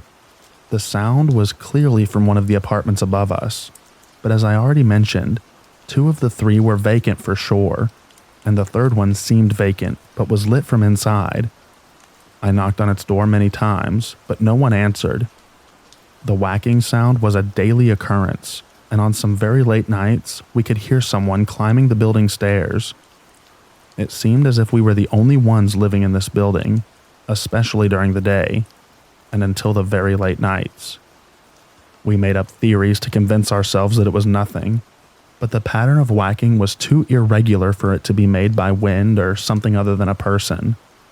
It would start almost daily at around the same time. We asked people around, but didn't get any satisfactory answer. No one knew if anyone lived there. Towards the end of our stay, I saw a shady-looking man going upstairs one day, during the day. I asked him if he was the owner of the apartments upstairs. He said he was, also including the one on the 4th floor. I asked him if anyone lived upstairs, and also about the whacking sound. He told me that no one did, and that he's looking for tenants. He said that he had no idea about the sound. To my surprise, he then asked me, "So, for how long you're going to stay here?" "4 more days till we leave on the 30th of this month," I replied. He asked me if anyone else had rented the place for the next month, and I told him that I didn't know. So the strangest part is that for the next 4 days, there was neither the whacking sound nor the sound of someone climbing up the stairs late at night. However, my girlfriend's internship got extended by 2 days, and we decided to stay there. And just as I had anticipated, the whacking sound resumed after the 30th, the day that we were supposed to leave. I don't know what it was. I won't ever know. But I'm just happy that we got out of the place without any consequences. It really scared me sometimes, and feels weird thinking about it, even now.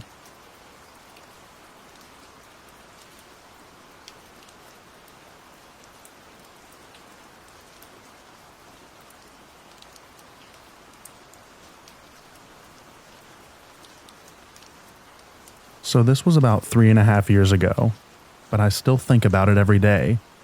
I'll start by saying that I was not being very smart. I was in Miami with a friend, who is now my boyfriend, and we were vacationing / blowing off steam. I was 28, he was 25. We're both gay. I decided to download Grindr and see what was going on. Long story short, I met a guy and went to his place for some fun. We had it. I had a blast. We had some drinks and I was feeling great. It was about 11 p.m. at night and time to wrap up and head back out to the hotel. I saw that it was about a mile walk literally straight down the road, so I head out. Well, I had taken some Adderall and was feeling a little more reckless than I normally am, and decided that maybe I would hook up with someone else. I know, stupid idea. So I log back onto Grindr and instantly connect with such a hot guy. He invites me over, gives me his address, and also says that he could come pick me up. So I'm like standing on the edge of this sidewalk, wondering if I'm going to get picked up or call an Uber to this location, or just go home. And someone pulls up in a truck and says that they're here to pick me up. I'm like, "Oh wow, you came. That's so nice." I literally remember looking at the picture and at the guy and feeling very confident that they were the same person. So I hopped in the truck. Instantly, I had the weirdest feeling. The truck smelled weird first of all. I don't know how to describe it. Like the taste of licking iron. I was instantly turned off and felt so weird. He starts driving. Thankfully, I did not close out of the Grindr app when he pulled up, because it was so abrupt. Because I looked down and literally noticed that I'm getting further away from the guy that I was talking to. They were not the same person. I remember that I just started texting and talking, being like, I really like your blonde hair. Your gray truck is really cool. Is this a 2014 Chevy Silverado? I just told my friends about you and have to be home by 12 p.m. just for your information. We can go to my hotel. They'd love to meet you. Trying to make it seem like I have people waiting on me, that I disclosed part of his identity. Anything. This lasted about 2 to 3 minutes until he pulled over and said that he wasn't feeling like hanging out. To this day, I think I was picked up by someone who saw an easy target, but thankfully, I was slightly resourceful in the moment.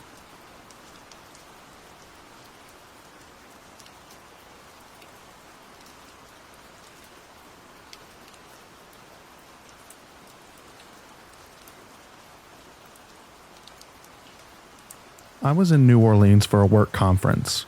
I was early for a dinner, so I was seated at a little table next to the piano for a cocktail before my party came. This man was at the adjacent table, and we started talking. Very benign, seemed fine. The waitress came up to him and sternly said, I know you want to keep talking to this young lady, but if I don't seat you now, you'll lose your table. He left and was seated. The waitress came back to me and told me that the man paid for my drink. That's fine, I said, tell him thank you. Minutes later, a waiter came over and told me that he'd like for me to join him since he's dining alone. I told him to tell him thank you, but I'm waiting for my party. I'm seated with my group, and his table is right next to ours, and he is staring the entire time while he's eating. It was unnerving, but okay, maybe he thought I was an escort. I don't know. The rest of my party noticed too. And well after he was done eating, he stayed at the table and continued to watch me. Fast forward to the next night. I go meet some friends at a hotel bar to listen to live music. Mind you, this is in a completely separate part of town. New Orleans is huge. I go to the bar to grab a drink, and this man is at the bar, again staring at me with almost a disdain. I've had maybe 3 other occurrences in my life where I've felt this deep, unsettling feeling. Was he following me? What are the odds that we would be in the same place? I had a terrible dream last night that I was stuck in an elevator with this man, but I didn't know it was him, and he found out where I lived and tried to break in. It felt like a psychic attack, a deep, unnerving, violating feeling. I've dealt with plenty of creeps, but this one was different.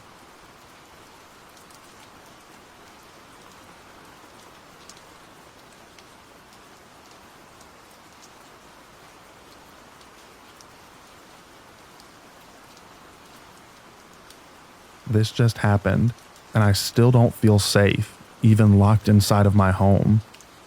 I was outside with my puppy for about an hour. She kept getting distracted by a bunny, so I walked around the apartment complex a few times, trying to get her to use the bathroom. As I'm waiting for her to hopefully use it, because it's past midnight, one of the neighbors starts walking up to me. She's barking at him, and he doesn't stop trying to approach. I yell out that he shouldn't come up to me in the middle of the night, and he only responds with a "hey there" and comes closer. I tell him to leave me alone, and he asks if my dog will bite, which I lie and say yes, and to leave. Even when I quickly walked away, taking the longer way to loop around to my apartment because I need to put as much distance from him and I, he stood where I was moments ago watching me. I looked back every few seconds, and he was still watching me. This isn't the first weird encounter with him. He's tried to approach me before while I was with my sister, and then my father. But this is the first time I was alone in the middle of the night.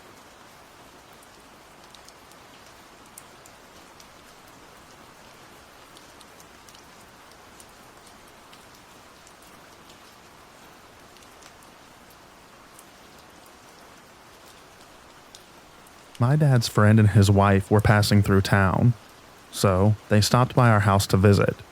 Let's call my dad's friend A. I've always been uncomfortable around him, but it's just getting to the point where I can't stand to be around him. He forced me into multiple hugs during his visit, and they always lasted way too long. He'd also run his hands down my body when he pulled away and kiss me on the cheek when it was extremely obvious that I was uncomfortable. He sat right beside me on the otherwise empty couch, to the point where I was quite literally squeezed between him and the arm of the couch, and he put his hand on my knee and was rubbing it. He kept making comments about how pretty I was, which aren't inherently creepy, but coupled with his other actions, were just weird. I honestly want to tell my dad how comfortable A makes me, but I'm afraid that he won't take it well or will tell me that I'm overreacting. I personally don't think that I am overreacting, but I just want to get an outside perspective.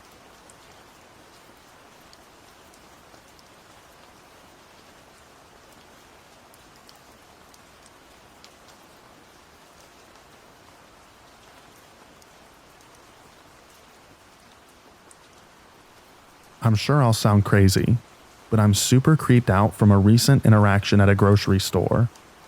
I was shopping with my toddler and an older lady, maybe 70-ish, who was by herself, just came up and said, "Ma'am, just so you know, all canned veggies are in sale for 50 cents this week," and went on about how it's a great deal and they don't run it often. I said, "Thanks, I appreciate the heads up, and I'll definitely grab a few on my way out." Then she begins to walk away and is almost out of sight when she stopped and looked back and smiled at my son. She then asked how old he was. I said, "Oh, just over a year." She then asked if he was my only child and some other random questions about him. She then goes, "Hey, I just remembered I have some clothes in my trunk, all boys stuff in the 2T to 3T range," and asked if I wanted it. I politely declined. I said we'll be shopping a while, and I didn't want to hold her up. She then proceeds to say, "Oh, it's not a problem. I'll just wait outside and then I can come back in and find you before you leave. Are you a single mom? Would you need them?" I got this gut feeling that something was off about this lady, and I just said nope. Not a single mom, and we have all the clothes that we need, and then thanked her for the offer. She tried a few more times, saying things like, "I just don't know what to do with them. If you could use them, I'd be happy to give them all to you." At this point, it really felt like she was trying to lure me and my son to her car. I continued to decline the offer and then walked away. I did a few more laps around the store, looking for things that I needed, and at one point I saw her standing in an aisle in the center of the store with a younger man just people watching. I could just be super paranoid, and she was just a sweet old lady trying to be nice. But something in my gut just told me to get out of the conversation as quickly as possible. I feel like parents will know that having a small child with you makes strangers talk to you all the time and make small talk about your sweet kiddos. But this conversation did not feel the same as others that I've had while out and about with my son. Has anyone else ever had a similar experience?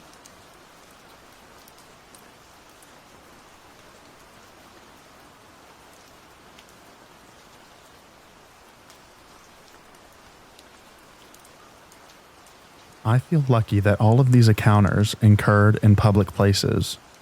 For reference, I'm a 24-year-old female, have freckles and naturally red hair, and I'm about 5'7". The first time this man, who appeared to be about my same age and height, approached me while I was in a popular downtown bar with my best friend. I saw this man approach, and I was not interested, so as to not lead him on, I kept my responses short. The conversation went as follows. His intro line was, "You have so many freckles. They're in such random places." Me, "That is how freckles work." Him, "That's how you know you're a real redhead." I was creeped out already at this point. Me, "I'm well aware." He lingered to ask a couple of more pointless questions until my friend and I managed to get away. My friend and I ended up going to a different bar across the street a little later in the night. We had settled into the new bar, were a little drunker, and my friend went to the bathroom, leaving me at a high-top table up against the wall. The same man appeared out of nowhere to my left and put one arm against my table and the other against the wall, so I had nowhere to go, saying to me, "You're the redhead from before."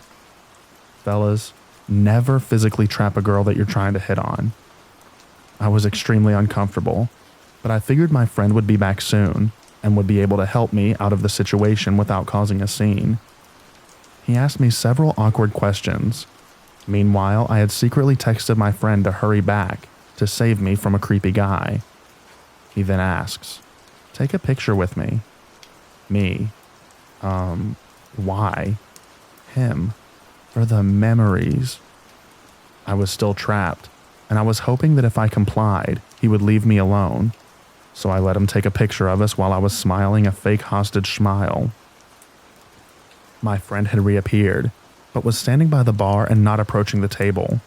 I pretended to be drunker than I was and rushed over to her gushing, "Oh my God, you're back, let's go dance." And I dragged her away to explain the situation. Fast forward a week. My next encounter with this man was at a completely different and very busy bar with different female friends of mine. I was having a good time, and suddenly I looked to my left, and this man, I kid you not, was running in my direction, phone outstretched, with the picture that he forced me to take with him on the screen.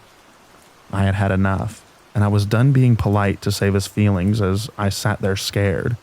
I told him, "Leave me alone, you creep me out." He venomously replies, "Well, you're an ugly jerk anyways."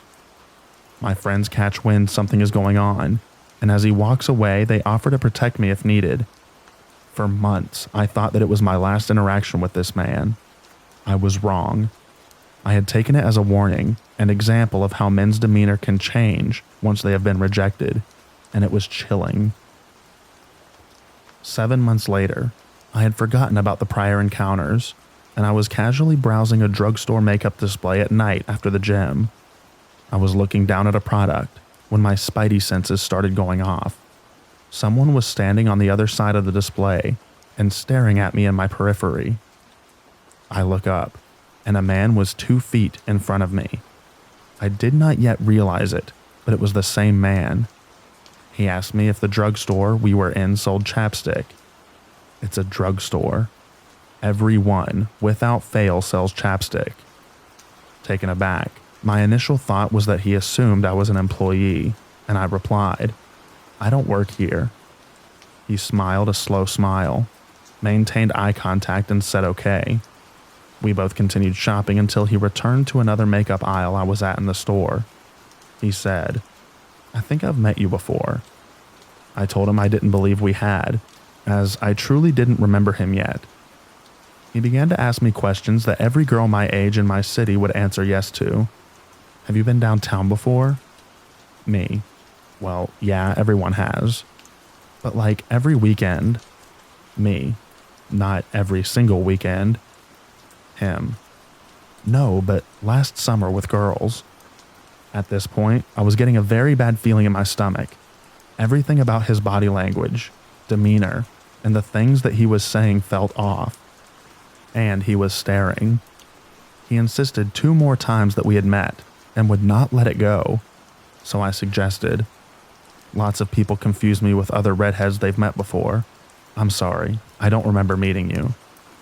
He stared at me, and after a moment slowly said, "No, I know the redhead I spoke to." I began walking to the register and he followed. As I walked, it finally clicked who it was, and I was afraid. His social unawareness and weird questions made me sure that it was him. I played it cool until I had paid for my items and I was leaving the store. I didn't look back, but I knew he had items to pay for before he could follow. So as soon as I was out the door, I sprinted for my car. I got in, locked it, and sat for a moment stunned as I processed what had happened. I came to my senses quickly, and I drove to the parking lot exit. I looked back, and he was just outside the doors of the pharmacy, his head looking back and forth across the dark parking lot for me. I know that he saw my car leaving the parking lot, and since it was at night, few people were at the pharmacy, so it was clearly me leaving. I took note of the car that he was walking to, and I decided to take an extra long route home just to ensure that I wasn't being followed. This route led through a wealthy neighborhood at the far east end of my city, so there is nothing that way aside from high-end homes. I looped through a roundabout in this neighborhood, and I saw a car matching his drive straight through. There was no way to know if it was his. However, it was chilling. There was no sign of his car after that. A couple weekends later was my final encounter. It was St. Patrick's Day, and the bars downtown were as packed as I've ever seen them. I was in the same bar he had first approached me in months before, alone, as I was waiting for friends to get through security. He rushed up to me from the crowd. He said, "Hey, I know you from the name of the pharmacy." I had to assertively tell him to leave me alone multiple times. He kept asking, "Why? Do you have a boyfriend?" I responded again saying, "That's none of your business. Leave me alone." It is interesting how some men only seem to take another man's claim to a woman as a no, and not a woman's obvious and direct disinterest. To this day, another 7 months later, that was the last that I saw of him. I am lucky that these encounters were in public. They could have easily turned out violent otherwise. I wrote this hoping to show other women that being assertive and at times rude is completely okay and necessary to protect yourself. Some men do not take no for an answer easily. To this day, it baffles me why he would try so hard to make me remember him after he called me an ugly jerk. Anyways, stay vigilant, ladies.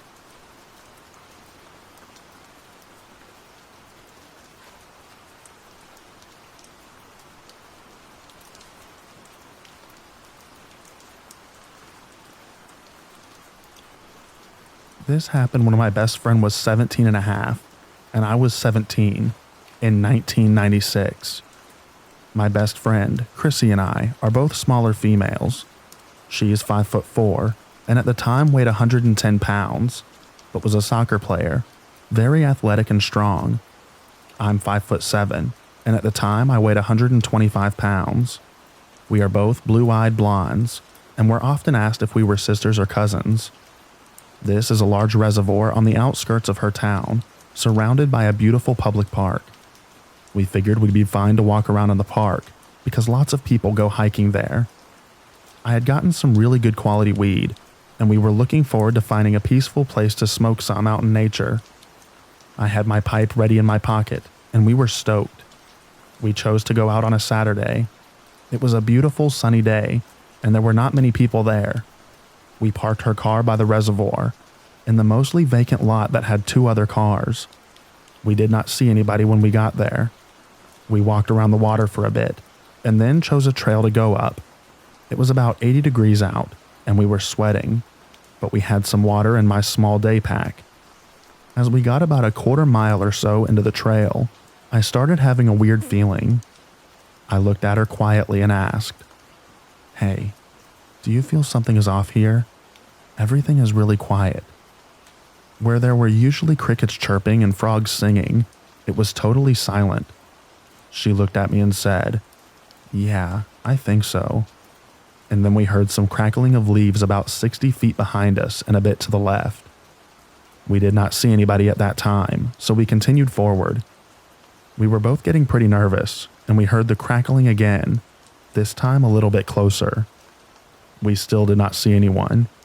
Each time we would continue forward, we would hear footsteps a little bit more behind us. I thought we were being stalked.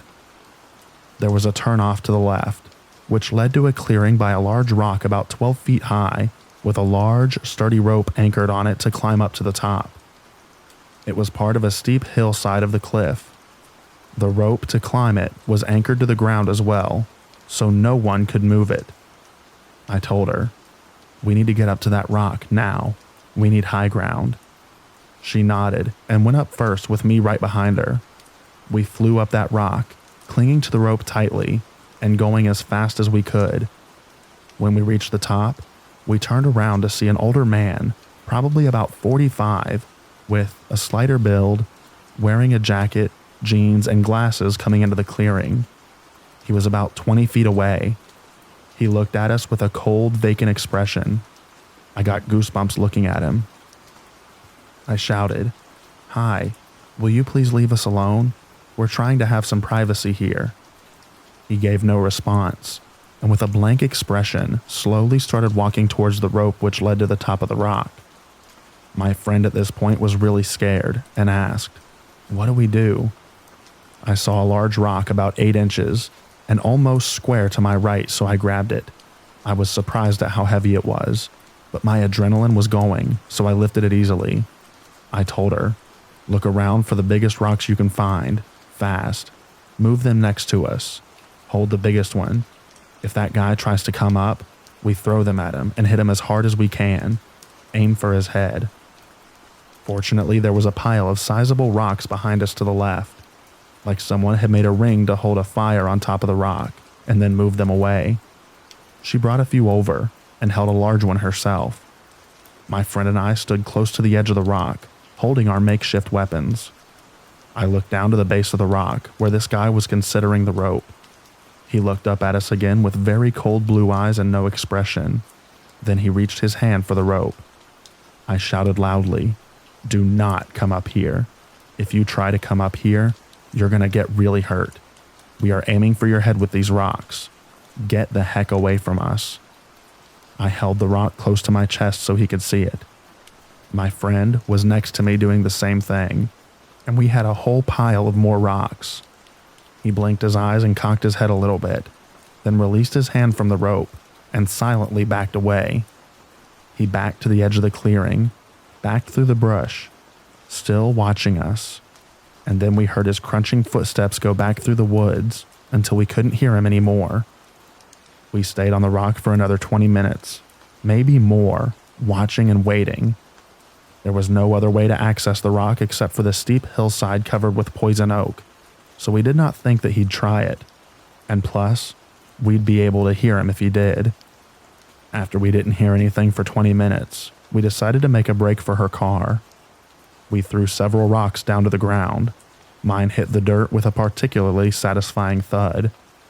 Chrissy went first down, while I was keeping watch in case he came back. When I was scaling down the rock, she was holding a rock ready to throw it full force if he returned. Fortunately, he did not.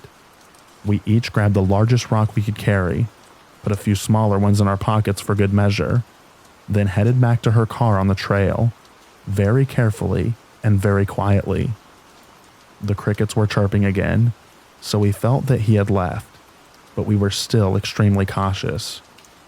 We did make it back to her car without incident and quickly left. That was the last time that I've ever hiked in that park.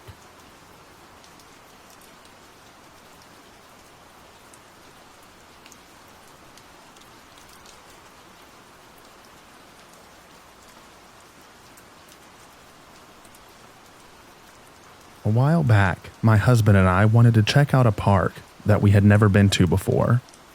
It's on the outskirts of a smaller town, just a small forested park with a few walking trails, and a parking lot for about 20 cars or so.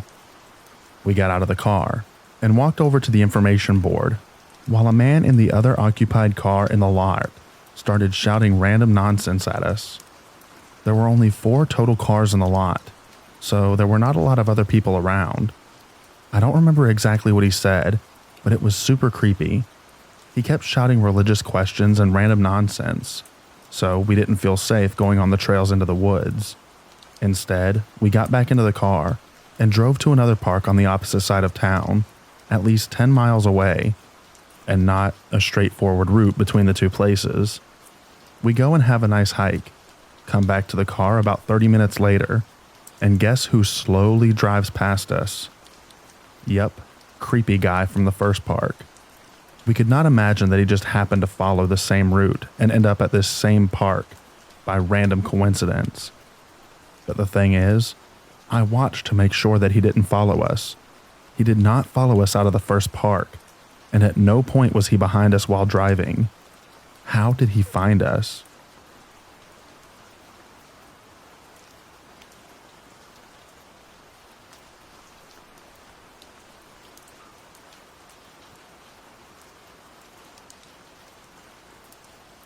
For context, this happened to me years ago when I was about 13, maybe 14.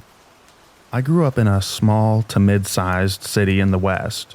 pretty safe in a quiet middle-class neighborhood. This was back when I still bought into organized religion, and I was going to an overnight lock-in at the church gym. For the non-Christian kids who aren't familiar, it's basically a huge Christian-focused sleepover for teens. The church was only maybe a 10 to 20 minute walk from my house, and the quickest way to get there was to cut across a park right next to the elementary school. This was the early 2000s, so I definitely grew up in the age of stranger danger and teaching girls to always be vigilant. On the other hand, I was walking a short distance through my own neighborhood to the church, and I was very responsible for my age.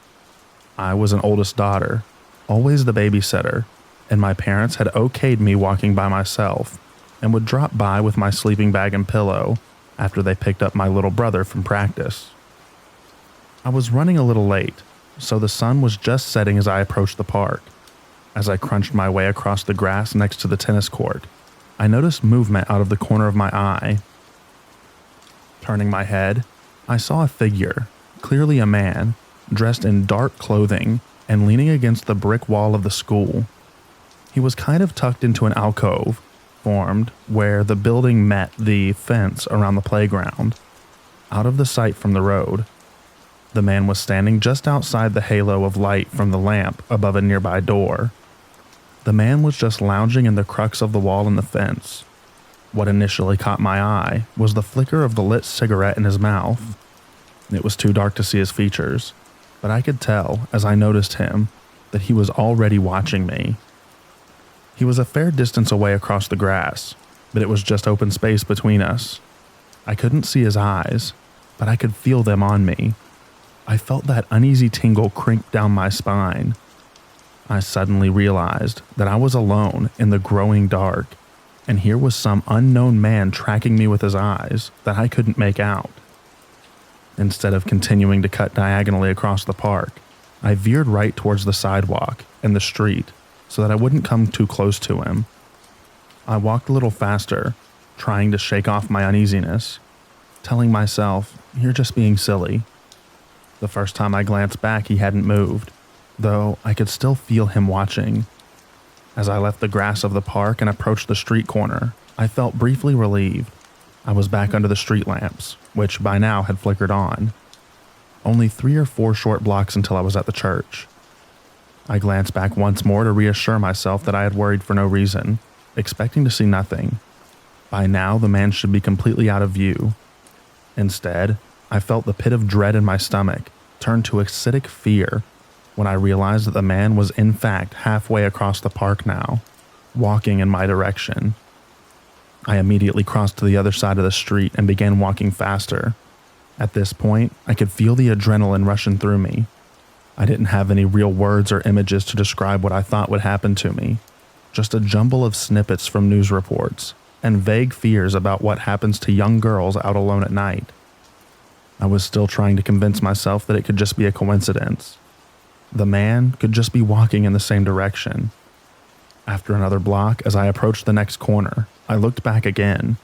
The man had reached the edge of the park, and instead of walking straight ahead, he too had crossed the street to my side. Even worse, it seemed like he had closed some of the distance between us, and to my eyes at least, it seemed like he was walking faster. I immediately felt my terror increase. At this point, I was convinced that he was a predator, and I had made myself easy prey. I still had 2.5 blocks to the church, but at this point, I was wondering whether I would ever make it to the lock-in. I glanced back at the man once more, and he had closed the gap even further with his longer legs. I still couldn't clearly see his face, but I had seen enough. I turned around and started all out running up the street. My backpack thumped against my back. My heart raced. My breath turned shallow. I ran all the way to the church parking lot before I looked back again, and by the time I did, the man was gone. To this day, I have no idea if that man was after me, or if he just thought that I was some weird kid running down the street at dusk. Frankly, I'm glad to have never found out, one way or the other.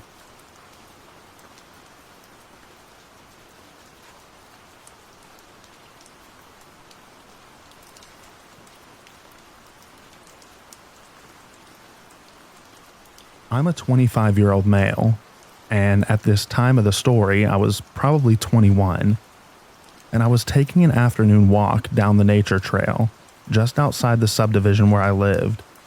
Note that this trail was right next to a moderately busy 2-lane road with some houses on the opposite side of the road, so the area wasn't desolate. However, there was a line of trees and foliage that stood between the trail and the road, obscuring the view from one side of the other. So, passing cars, not having a clear view of what transpired on the trail. At some point, I spotted a woman, late 20s, I'd guess, standing alone in the middle of the trail. She stood there and watched me as I made my way down the trail towards her. Once I got close, she asked me if I could borrow my cell phone to call someone. Now, I had already read enough scary stories on subreddits like Let's Not Meet to know about tactics like this. I'd heard the stories about how a woman would ask for aid, get people in a vulnerable position, and then a man would swoop in and take the mark by surprise. I hesitated, but I still gave in to the social pressure and desire to help another person in need. I gave her my phone despite my better judgment. I was, however, on edge. I tensed up and began looking around the place to see if anyone would pop out from somewhere, ready to react should someone show up. I also made a point to remain standing in arm's reach of the woman. Then, I hear rustling from the brush. I instantaneously turned towards the sound and watched as a man, who looked around the same age as the woman, was notably quite short, probably around 5'5", emerges from the foliage. I was probably glaring at him with the very obvious suspicion as he made his way over to the woman, standing at her side without saying a word. The woman handed me my phone back, saying they didn't pick up, not even reacting to the man's presence. I took my phone and left. What I assume happened is that they were planning on mugging me, but ended up bailing for whatever reason. Maybe it's because I was visibly on edge, and they figured that it wasn't worth trying to get the drop on me. Maybe the guy figured that there was too much of a size distance between us. Or maybe he'd already put his plan into action, made a little too much noise, and bailed while keeping a completely cool face, as he made his way over to his presumed significant other. For my part, I was ready to grab the woman and use her as a human shield, maybe push her on him. Glad it didn't come to that, especially given the outside possibility that there's some non-mugging explanation for this.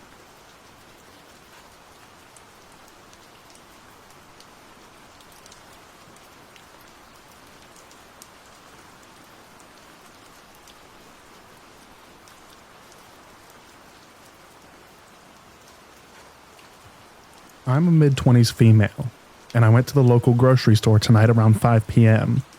It's winter and getting dark by 5 p.m. where I live. I was in an aisle taking my time deciding between the options, when this late 20s, early 30s looking guy with light features, glasses, and a scruffy beard comes up right next to me and just stands there. I didn't think much of it, or even look at him at first, because I figured whatever, he's just looking too.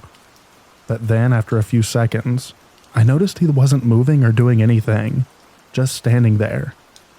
So I looked at him, and he was already staring at me, and for half a second I thought that he might say something to me.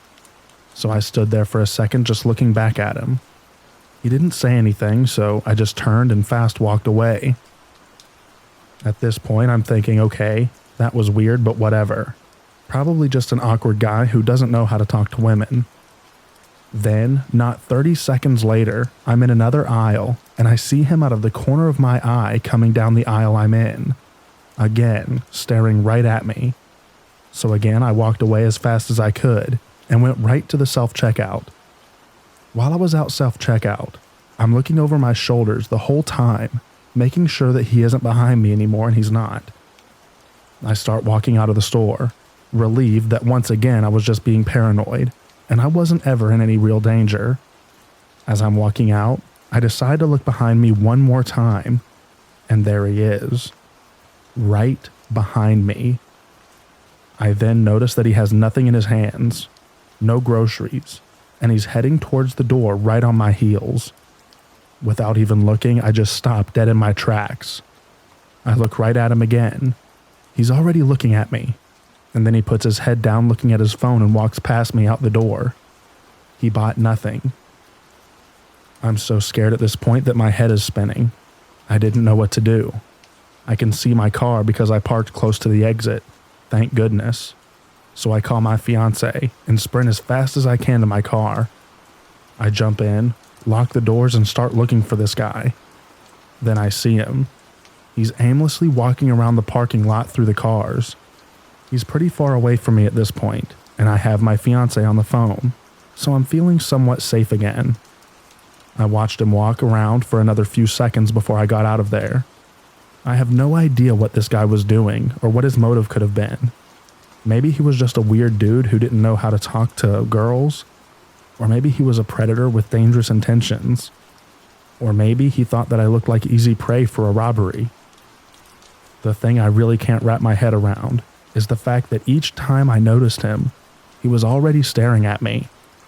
He was not discreet at all, and I would think a dangerous predator might be a little more inconspicuous. He also didn't buy anything from the grocery store, which I also can't understand. I was in the store about 5 minutes before I noticed him, so I'm sure that he didn't follow me in the store. Am I being paranoid? There's a lot that didn't feel right, so I'm having a really hard time trying to rationalize this experience. Definitely a creepy encounter.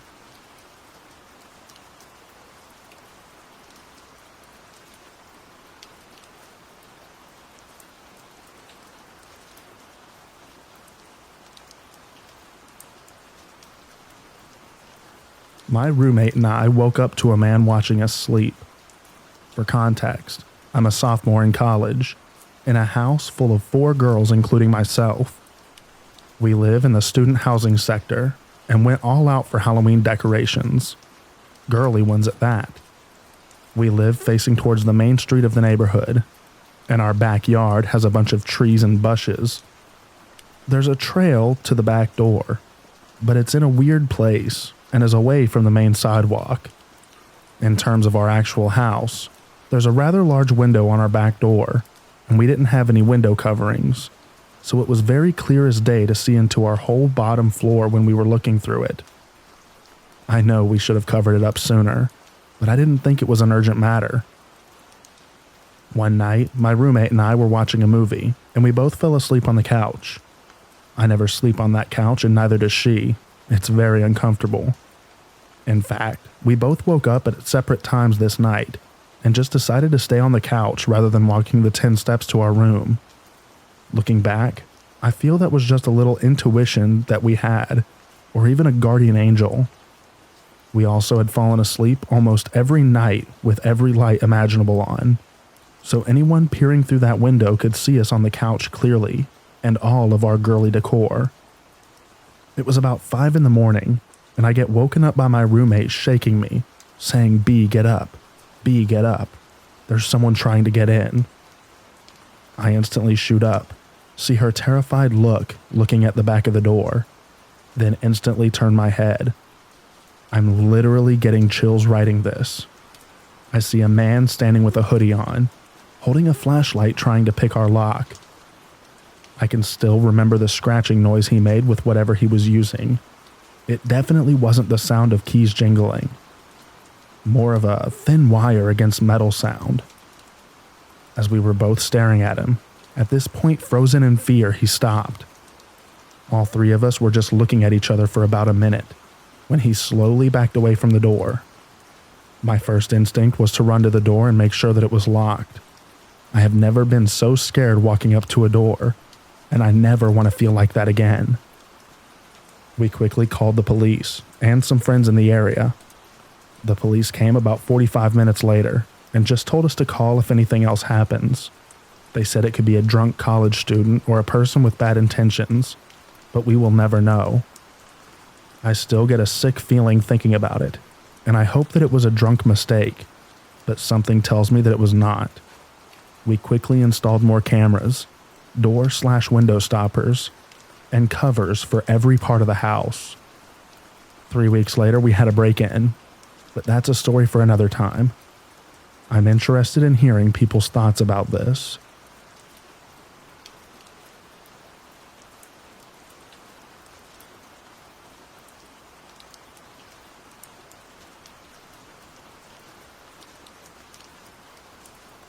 My 20-year-old daughter and her 19-year-old friend went to Walmart at about 10 p.m. on a weekend night.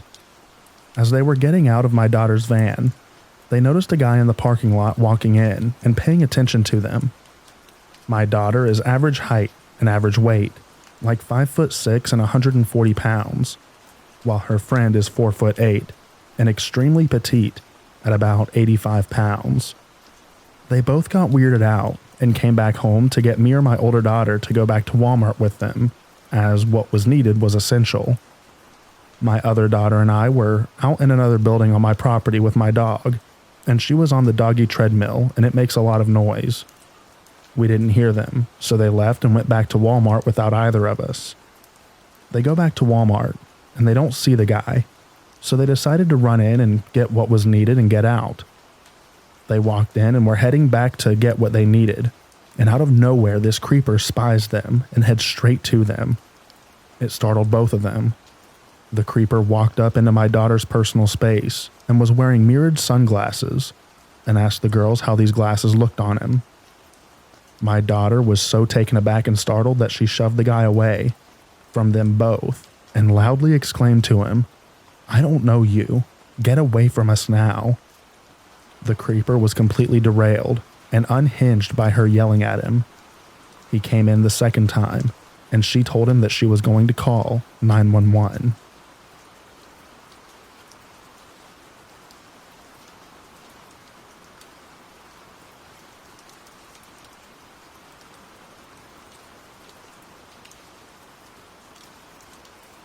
This happened several years ago.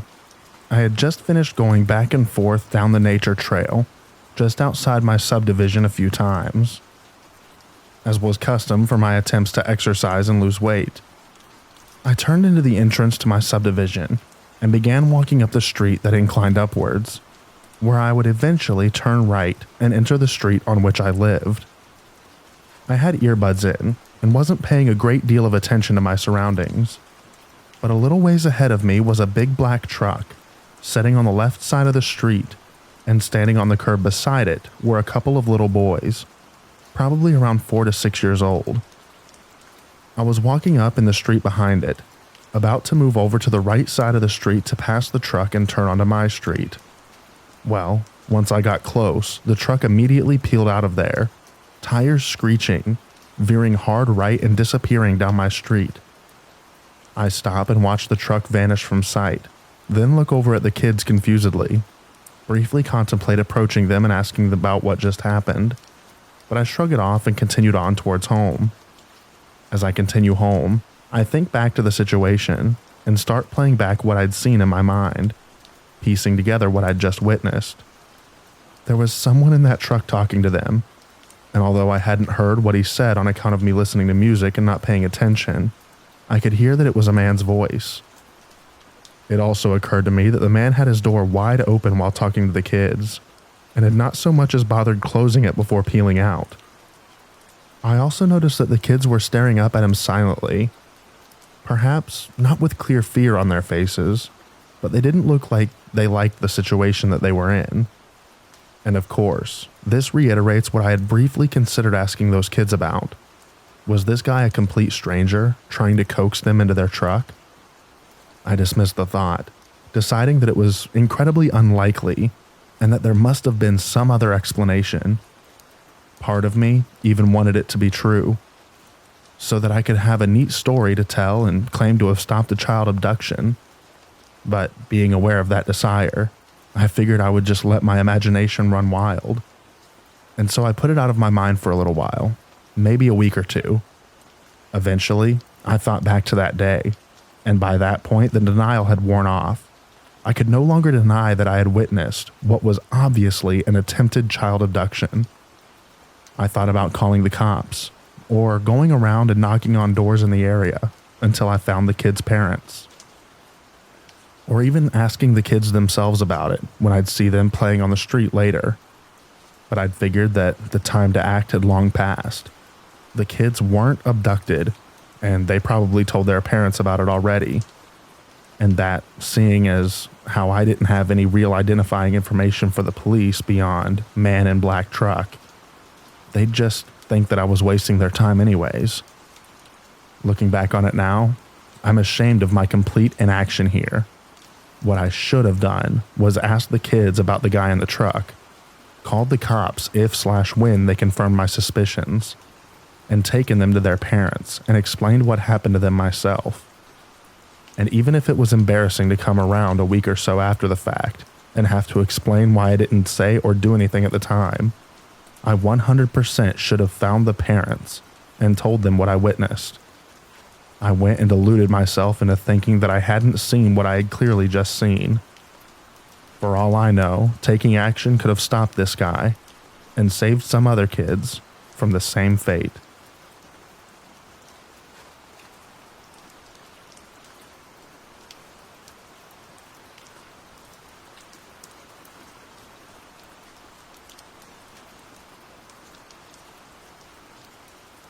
I was the creep in this story.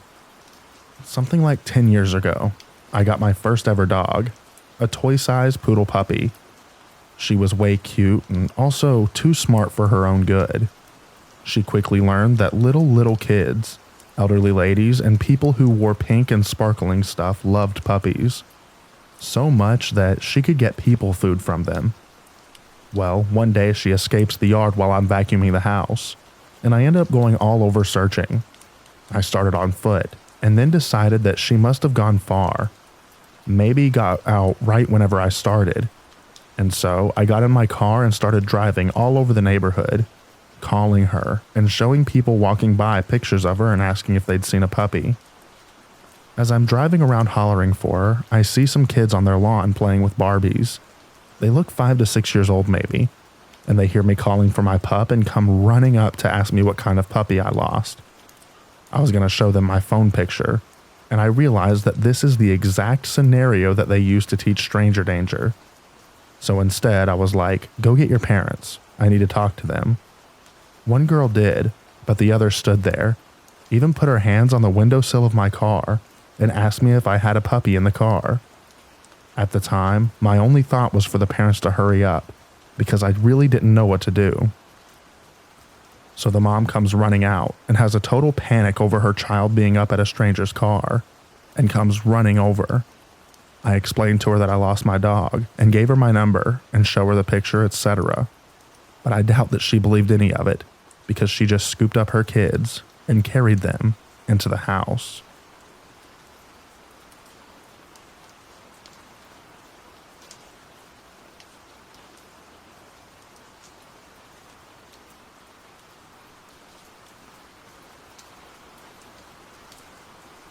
When I was about 8, my brother and I would spend some summer weeks at my grandparents' house on their campsite. Little bit of background, this was in the Netherlands, so not very remote, yet on the edge of a forest. My grandpa had gifted me an odometer for my bicycle, so I'd be cycling around the campgrounds a lot, and sometimes around it. The camping had an access road, a dead-end parallel road that led into the forest, and a forest path leading to the rear pedestrian entrance of the campsite. One day, my brother, 11 years old at the time, told me that whenever I would be spoken to, asked something, or followed by someone out the campsite, I should just gun it and cycle my lungs out. I thought nothing of it. Days later, I was doing another run around the campsite, and a car was parked in the ditch on the crossing of the access road and parallel road. As soon as I turned onto the parallel road, the car started driving and following me. I remembered what my brother said and started cycling as fast as I could. I stayed in the middle of the street so that he couldn't overtake me without ramming me or having to go into the ditch. He must have come within 5 feet or so, but I managed to get to the end of the street where the road ended, with wooden poles as a barrier, and kept barreling towards the rear entrance. I never went outside the campground's roads again. I felt I dodged a major bullet. I never told anyone what happened, but I can't help but wonder what triggered my brother to tell me to just make a run for it.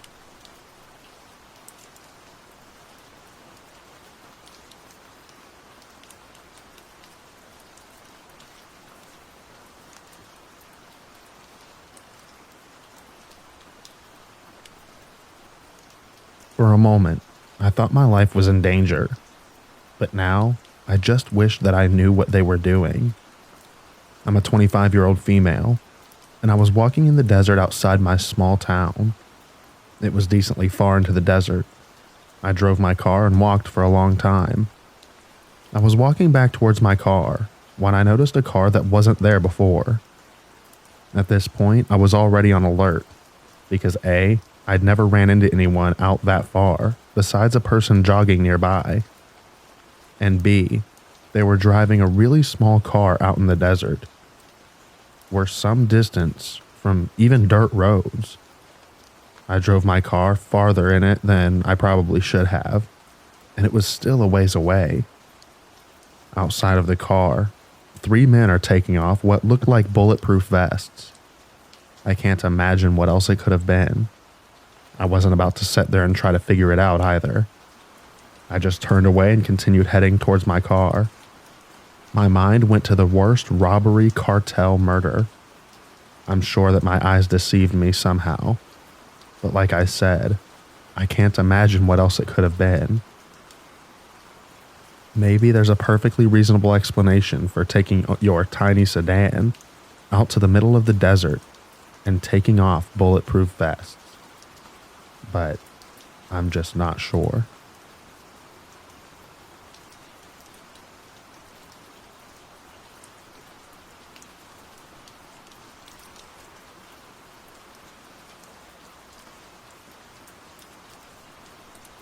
Yet another story from me. Wow, catharsis. I guess this is why I love Reddit. For the story, I'm a 31-year-old female, and I was 15 when this started. I've alluded to it in comments on this subreddit, so I thought that I'd share the full story, since I can't sleep and am oversharing type of person. It started when I went to a movie at the indie theater in my hometown. We had 2 when I was growing up, both owned by the same people, but one theater featured major films/blockbusters. The other did the film festival, well known kind of everywhere, and more indie movies. My French teacher gave an extra credit assignment to see Man on Wire. I think that's what it was called. So I went with a friend to see it, though she wasn't in the class. When we went to the front, there was a very cute older guy that I recognized as a girl in our class. Older brother. I think he was 22 or 23 at the time. He complimented me and offered to comp our tickets and gave me free popcorn and candy and whatnot, ignoring my much prettier friend. It felt nice to be noticed, so I accepted obviously, and we enjoyed the free movie day. For a little backstory, again, the girl who was his younger sister in my grade used to be a friend of mine, and I had met him many times as a kid, but he was enough older that I didn't think that he recognized me at first, and at the age, I looked more like 19 or 20. The next couple of weeks, I saw him everywhere. Grocery store? Check. Outside my school? Check. Walking home from Safeway? Check. Everywhere. But being 15 and him being cute and older, my idiot butt thought that I was flattering. So I went to the theater again and was with a different friend. Same thing.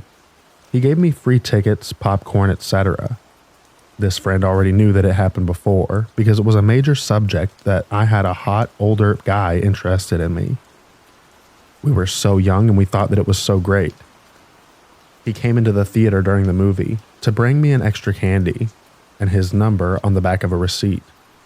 I thought it was so cute. He continued to show up everywhere over the next few months. At this point, I was halfway through 16, and I was at the same theater with the same friend that I was with the first time. He once again complimented me, saying that I was beautiful, asking if I had a boyfriend and if I liked to party. I said yes. He invited me to his house for a party that he was having. His address was very close to the house that my friend I was with lived in.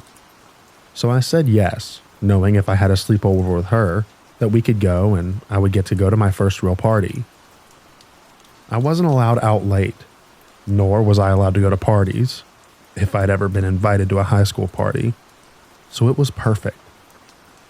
We went late so that we wouldn't seem lame, and as we walked up, we could see through the front lit windows to where he was. It was an hour past and it was just him with several bottles of booze. We looked at each other and decided to walk back to her house. I still saw him a lot after, almost everywhere until I graduated high school and moved up north for college. I didn't go to that theater again until about a year ago.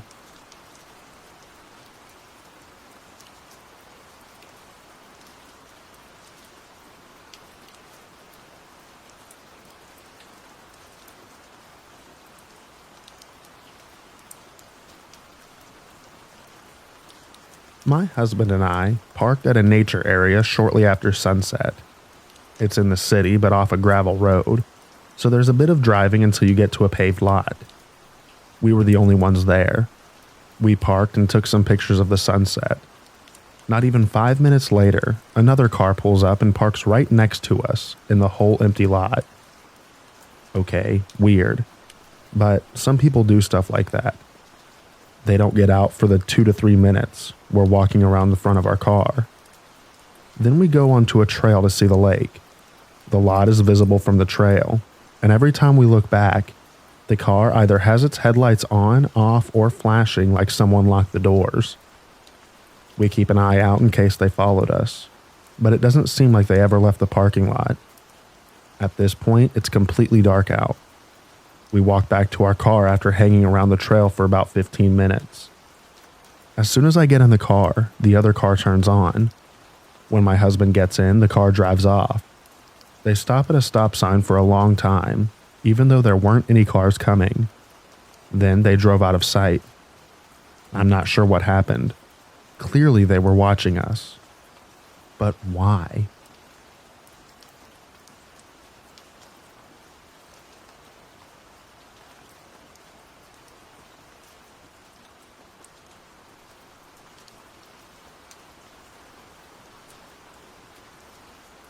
The creepy guy that I dated is a murderer. As a teenager, I waited tables in a local restaurant to pay for the gas for my car. I met Mr. Creep there. In my naive mind, he seemed normal at first, despite the fact that he was 20 and wanting to date a 17-year-old. Leaving my job after dark scared me, so I taught myself to get in my car, shut the door, and lock it in one fluid motion. It made me feel safe. One night I was leaving work and had just gotten into my car when Mr. Creep seemed to just appear out of nowhere, yanking my door handle to try to open it. I looked into his eyes in the split second before he smiled, and what I saw absolutely chilled my bones. I don't know how to describe the evil that I saw. From then on, I was terrified of him, but I didn't let on because I was afraid of what he might do if I told him that I never wanted to see him again. After this, he constantly lied to try to impress me and tried to invent ways of being alone with me. But my instinct was to run, so I avoided him. About 2 weeks after this incident, the restaurant got robbed, and there was significant evidence against Mr. Creep, just not the kind that allowed the cops to charge him. I sent all of my text conversations with Mr. Creep to the police chief in hopes that it would help. Mr. Creep slithered away after that, but I always looked over my shoulder. About 5 years ago, he messaged me on Facebook out of the blue. He went on about his top secret military clearance, as well as a huge acreage he owned. It made me nervous, and I felt like he was trying to spring a trap or something. But I tried to put it out of my mind. Then today, I was looking at posts about an unsolved murder when I saw his mugshot. He is now facing murder charges as well as 2 other violent felony charges. I'm so glad to know he's locked up, but so overwhelmed about how correct my instincts about Mr. Creep were. I feel like I escaped him. Thanks for reading.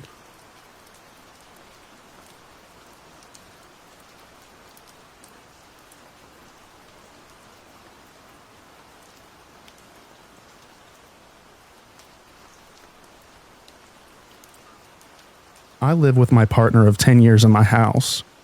We live in towards the end of a cul-de-sac and are surrounded by woods, but the road itself is residential enough. Recently, she got up around 3 a.m. because she couldn't sleep and came downstairs to the living room. At some point, she saw someone outside, sticking a GoPro up to the window. She freaked out and ran upstairs where we called the police. We thought someone was casing the house or trying to actively break in. The cops came and looked around and went. We have an in-law apartment above the garage, where for the past couple of years I've rented out to my best friend for the past 20 years. He's really weird, a bit off, perhaps on the spectrum. And due to the closeness of mine and his relationship, I know that he's very open-minded about a lot of stuff. Generally speaking, he's pretty much addicted to a lot of things. His words. Okay, so I thought that maybe it was him, but I tossed it out of my mind because even that was too weird. Well, it turned out to be him. He admitted it a couple of days later, after feeling guilty and seeing how terrified we were thinking that someone was trying to break in. But not after we told the entire world what happened. So now, my relationship with him is ruined. We're kicking him out. I feel bad because he was literally one of my two best friends, but I also feel so violated. I trusted him and he spies on me? For some unknown perverted purpose? Also, I'm pretty forgiving, and if I were single, I'd let it slide. But I'm not, and my partner is totally not accepting of this deviant behavior. In fact, he's lucky that she didn't go to the police or something. Again, which is only because he is my friend. He expects that we can remain friends. I have to respect my partner, and quite frankly, myself. Plus, now we had to tell everyone we initially told the update, because we don't want them thinking that we're still currently in danger of being robbed or whatever. So now everyone knows. I don't want to be associated with someone who is a creep like that, regardless of being his best friend for 20 years. I'm curious as to anyone else's thoughts. What would you do if you found a very good friend creeping around your house, trying to watch you sleep? I don't know. I don't believe he's harmful, but he's had psychotic episodes in the past. He's had hallucinations at one point in life when he was very stressed. A neighbor that I was talking to said another neighbor said that they had someone looking in their windows one night as well. But I haven't been able to confirm this, and he vehemently denies that this was him. Which, I do believe him, but I'm super gullible, and of course he'd deny it. But again, I haven't confirmed this. It's through the grapevine, though they supposedly got a picture. I feel bad ending the friendship, but it's not practical to continue, and I just want to move on. Another thing is, I know he's had feelings for me, but on the other hand, he seems to be interested in everyone and anyone, so I never really took those feelings too seriously. Not that I don't believe they're real. He's just so odd as a whole. So at first I thought it was just about me. He definitely wanted to watch me, not my partner. And I do believe that that is true. But then when a neighbor might have seen someone at their window too, that's a whole new level. I don't know what I'm going for here, so I'll end this now. But this is weird and unacceptable behavior, right? I shouldn't feel guilty if I do want to end the friendship. Would anyone still be friends if this happened to them? Am I a weirdo for even thinking that I could still be friends with him? Assuming that my partner didn't exist and I didn't tell my entire family about what happened and who it was.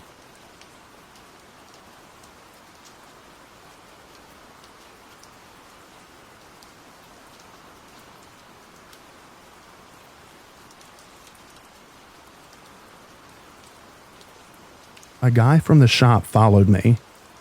I recalled this weird encounter in my memory while I was reading other stories from this community.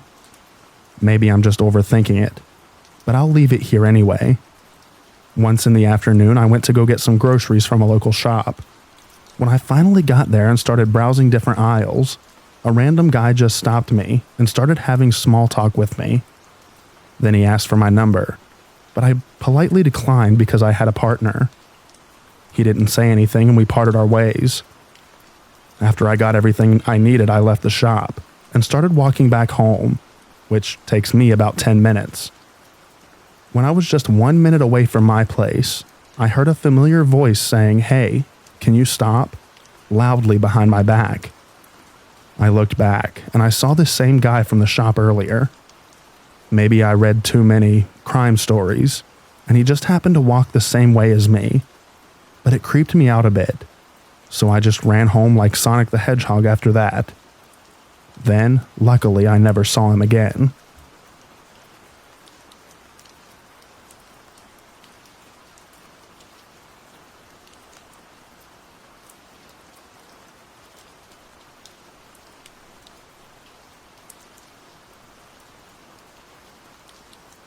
This happened about a year ago. I was riding the bus to a spa for a nice, relaxing massage when a very big dude got on the bus. He started to walk to a seat before stopping directly beside me and staring at me for way too long to be normal. I tried to ignore him because my fight or flight, or flight or fawn in my case, was kicking in, but he was blocking me from exiting my seat. Then he started saying through very mumbled speech how pretty I am and how beautiful my hair is, before reaching out and touching my hair. Here's where I noticed two things about him. One, that he is 100% high on meth, and the other is that he was missing an eye. At this point, I very loudly started saying things like, "You need to move away from me," hoping someone would notice and help. But no one did. He stood over me for 10 minutes before blocking me from getting up/off the bus, and no one said a thing. Eventually lost interest or something, I don't know. But here's the kicker. I found out later that day that this guy was released from a correctional facility only 2 days prior. He has things on his record, like throwing a propane tank through a police car while high on meth. Anyway, that spa trip was very much needed after that experience.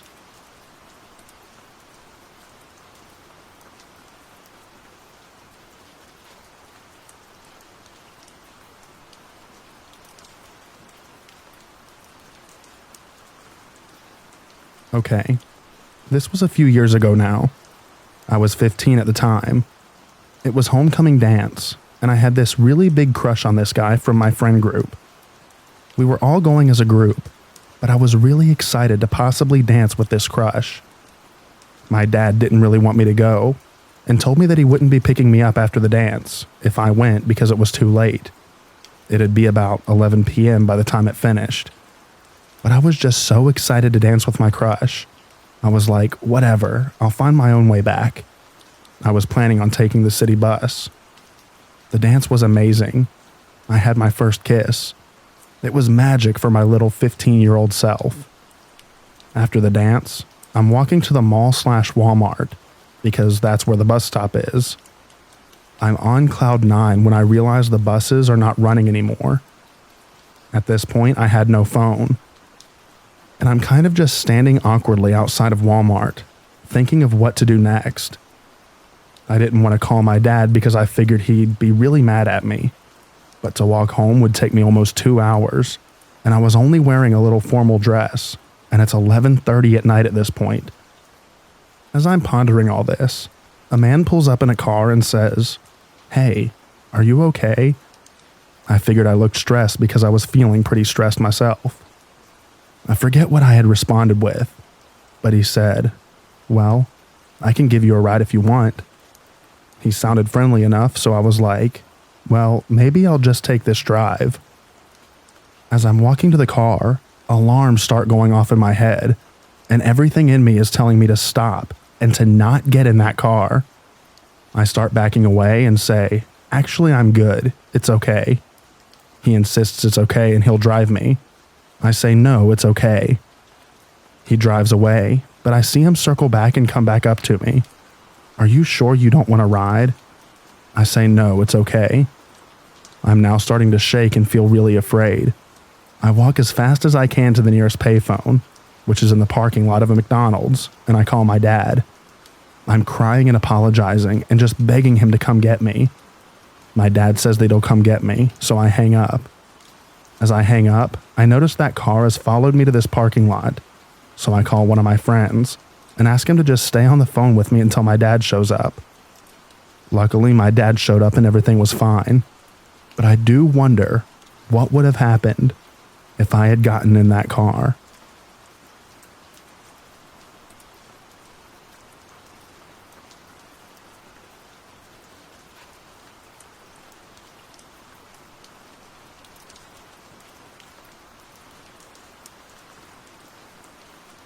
Back when I was an 18-year-old female working in a fancy hotel, the maintenance man, a 25-year-old male, was handsome, hardworking, and funny. Over time, we created a friendship, and I found myself comfortable around his presence after a few months. He asked me to go out on a date. We ended up going for dinner, and then for some drinks. I asked him what his last name was, and he replied that it was White. I thought nothing of this, and we moved on. The next day at work, I noticed that his name tag actually revealed his last name was Morrison. I never questioned this to him, but immediately found this to be very strange. When I got home, I told my mom, who immediately said that it was a red flag. A few hours later, she comes up to my room in a panic, saying that the very man that I went on a date with had beaten someone to death when he was 17. He bullied and chased the younger victim to a dead end, where he acted out a prolonged and vicious attack that was so severe that the victim had to have a closed coffin. My mom is an avid investigator when it comes to these things. We never went out again, but I did have to see him at work, which made it very awkward.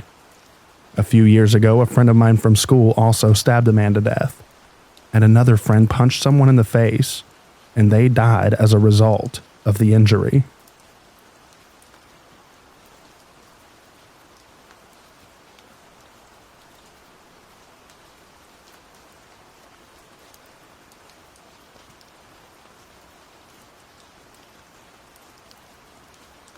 This happened to me a few years ago, probably back in 2017 when I was 14. I still think about this encounter almost every day. My dad lives near a small lake in Wisconsin. There are only about 100 people who live in this neighborhood. My brother and I spent every other weekend up there, so we knew pretty much everyone. My dad's house was the second house to the top of this large hill. At the very top is a gas station, and the diner where I would work over the summer. At the bottom of the hill was the lake and a small beach. That morning, I was waitressing at the diner, and at the end of my shift, I bought a slushie from the gas station and was planning on going down to the beach for the afternoon. Parked outside the diner was a gorgeous teal vintage car. I'm not sure what brand. I'm not good with that kind of stuff, but it seemed to be from the 60s, and it caught my eye. There was an older man in the driver's seat and his wife in the passenger seat. They had their windows up, and I wasn't too close, so I didn't get a great look at them, but I did notice that they were looking at me. I didn't think anything of it and started walking home. On my walk home, I remember wondering where they could be from. We don't get that many tourists, and I would have remembered if someone drove a car like that. The diner was off to a pretty quiet highway, and it was rarely used by out-of-towners, but I assumed that they were just driving through. My younger brother and I went to the beach that afternoon and hung out for a few hours.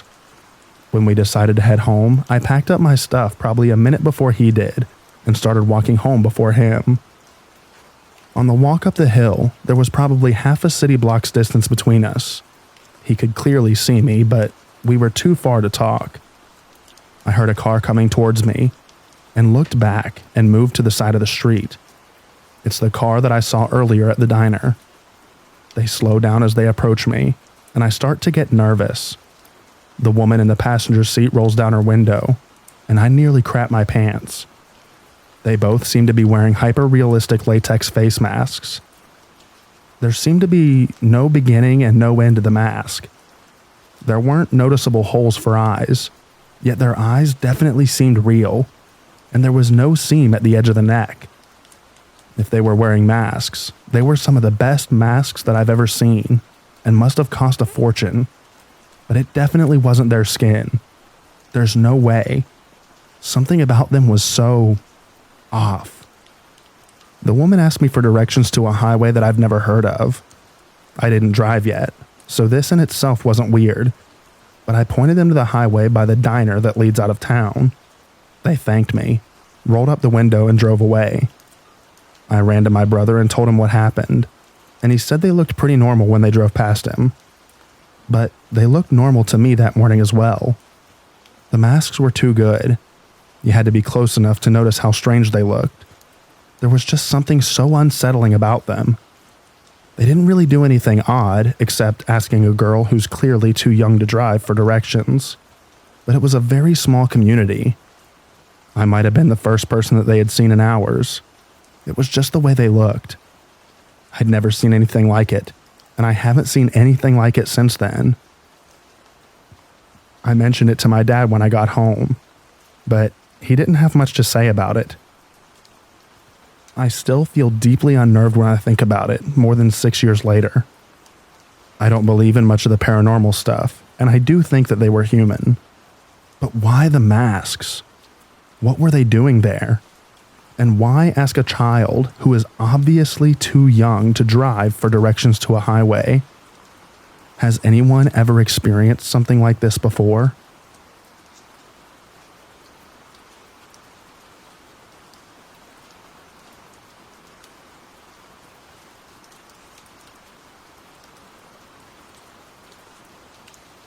From the fall of 1973 through the spring of 1977, I attended the School of the Museum of Fine Arts here in Boston, Massachusetts. Although I took classes from 9 a.m. to 5 p.m. every day, I'd often stay after school until 10 or 11 o'clock at night to do extra work. One evening at around 6:30 p.m., I went into a small room on the upper floor to do my transcendental meditation session. I was sitting there with my eyes closed meditating when a guy that I'd never seen before crept up behind me, put his hand over my mouth, and said in a nasty, threatening tone of voice, "Don't say a word. Do you understand?" I instinctively screamed at the top of my voice, "What the heck are you doing?" The guy fled immediately. Whew, that was a close call. Moreover, it was still light out when it happened. Had I just kept quiet as a mouse, it would have been a really, really bad trip for me, if one gets the drift, especially since the school is located in a really rough area.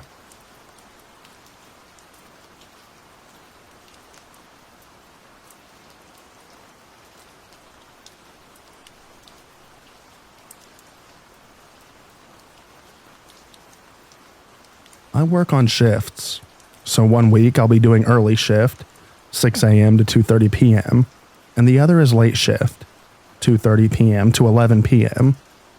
The area I live in is known for being pretty rough, and it's common to have workers lurking around, and I often have been propositioned many times.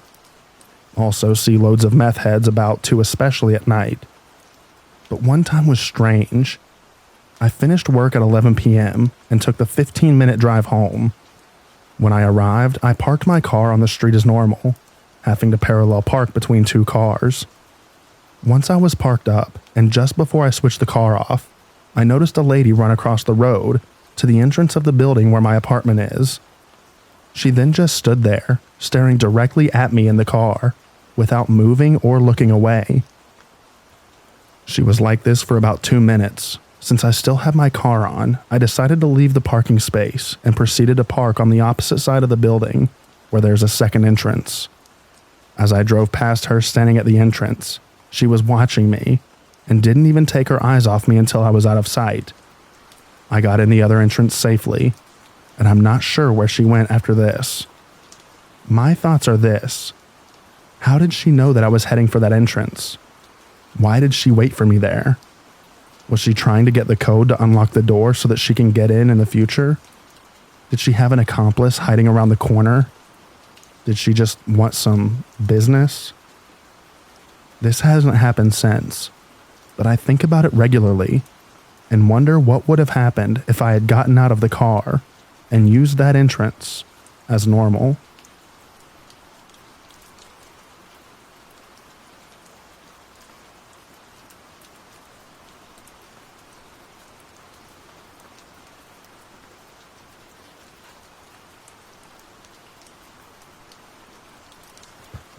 So I recently moved to an apartment, and there is a grocery store just opposite to the apartment where I shop often. One day I was waiting to cross the road to go to the grocery store when this guy on a bike kept staring at me. He then turned his bike and parked it near the store and kept looking in my direction. I didn't really think much of it and crossed the road, and then my eyes locked with his, and he gave a very creepy smile. I don't really know how to describe the smile, but it was pure evil, like a predator looking at prey, and it certainly did send a chill down my spine. His face and that smile was something that stayed with me for a few days, despite the fact that this was obviously not the first time that a guy looked at me in a creepy way. After a few days, I went back to the grocery store, and after shopping, I was trying to cross the road when all of a sudden the same guy popped up out of nowhere, and he followed me up to the entrance of my apartment and kept looking at me until I entered the elevator. So now, this guy knows where I live, and he probably lives nearby and has his eyes on me. This makes me feel very uncomfortable. I'm also worried that he's noting when I leave my home. I have a pretty set routine where I go for my dance classes on Saturday and Sunday on a set time, and I'm kind of worried that he's noting this. At this point, he 1 knows where I live, 2 has followed me twice, and 3, he is very creepy and looks like he has bad intentions and has actual intention to do harm. Maybe I'm overreacting, but I have a very bad feeling about this guy. But he hasn't really done anything to file a police complaint or anything. I don't really know what to do.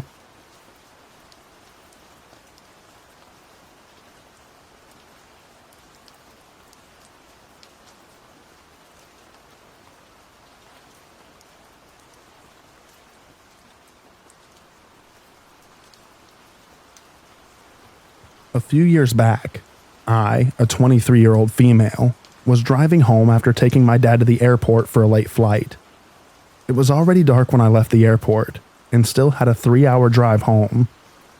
A few hours into the drive, I get recalculated to some windy back road highway.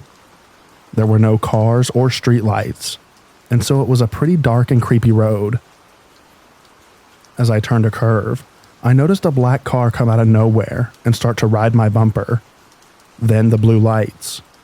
The road was so dark, I had to drive for a minute to find a spot with at least a few small lights where I could pull over. The officer came up to my window and asked me if I knew that my tags were expired. I thought it was kind of odd because I was driving my mom's car, and she's usually pretty on top of things like that. But it was more the way that he talked that made me uneasy. He was speaking pretty fast, like he was in a hurry or something.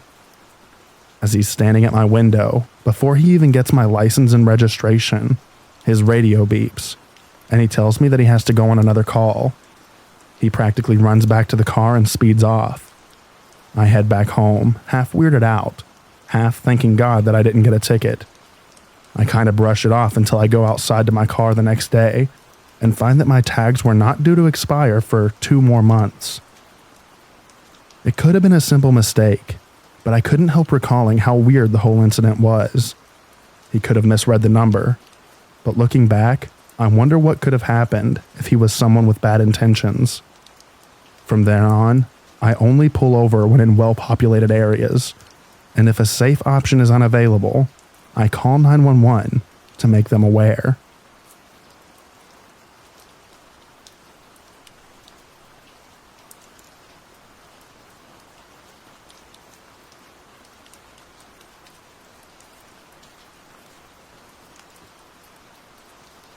Am I doing something wrong by being nice to the cashier at the grocery store? So, I moved to a new place. I'm Indian, and I frequently go to Indian grocery stores. I've been to this store a couple of times since I moved. I'm short and did something silly during checkout. I was helplessly trying to reach for the divider to separate the groceries in the checkout line. I look around, hoping nobody noticed, and this cashier guy is smiling at the whole situation. I smile back and try to get done with checkout ASAP. From that day onwards, I find this guy trying to grab my attention. He looks at least a decade older than me, quite tall. I find him staring at me quite a lot, walking through the aisles where I'm shopping, just taking glances. This happened twice or thrice, and then he starts walking up to me casually asking questions like, "How are you?" He doesn't seem to come to me when I'm with my friend, but only when I'm alone. I find him lingering around. One day he just gave me a free snack. I said no, but he handed it over to me and left. The next day he asks if I have a job and if I'm married. He kind of gets excited when I tell him that I'm a developer and single. He doesn't speak English. He proceeds to say something in Hindi, which I'm not super good at. I'm trying to ask him what he said, and he says something but I don't understand. Also, there have been instances where he would step out of the store and watch me while I'm sitting in the car until I leave. He just smirks and keeps looking at me. I'm a shy introvert. I'm bad at avoiding situations. I always talk nice regardless of who it is. What should I do now? Does this mean that he's interested in me? How do I politely handle this? He kind of knows who I usually shop with, and I don't want to make it an awkward situation for my friends. Am I overreacting? To clarify, I'm not interested in this person. I always smile and talk. Maybe that's sending him wrong signals. But this is giving me a weird, not so good feeling. I could stop going to that store, but that doesn't seem right. The fact that I have to avoid a public space because of a man makes me feel pathetic, but I understand in terms of safety. Maybe I can always go with someone there if I have to. Not sure if that's the right thing. Like, it is the only Indian grocery store around. This situation is just an inconvenience at this point. I hope that anyone who has been through something like this is and are in a better situation with peace. Definitely makes it awkward to get unwanted attention from random people. Thank you for the ones who commented on the previous post. I'll avoid going to that store for a long time as much as possible. If I do have to go, I'm going to have my friend with me always. Being at the store by myself is giving him the opportunity to make advances or create situations where I cannot get away from him easily. Update. Thank you all so much for the replies. It makes me feel less anxious. I'm never going back to that store. I had to go today to get a few things for my friend. She had a surgery. She didn't want to come along. She's fine to go out, but I dragged her with me. She hadn't noticed that man all these months. I've been going to the store alone for the past couple of weeks. So he was just openly flirty today. He would avoid approaching me if I'm with someone. That wasn't the case today. He was outside the store when we reached there. He smiled at us and went inside, then stood at the entrance to get a close-up. He leaned towards me and said hi, just the gesture of waving. Obviously, a lot of people noticed, including my friend. He kept smiling, looking at me all the time. The store manager was there. He didn't seem to bother. After we reached back home, I told my friend that I'm never going back there again. I asked her if I was overreacting and she said no. She's the one who told me to ignore him while shopping and wear headphones. Today was subtle because I was with her. He didn't talk much, otherwise he'd be standing in front of me asking me personal questions. My friend said that she won't take me there for the longest, and decided to go there only if we're in a group of 3 or more, with guys from our friend circle.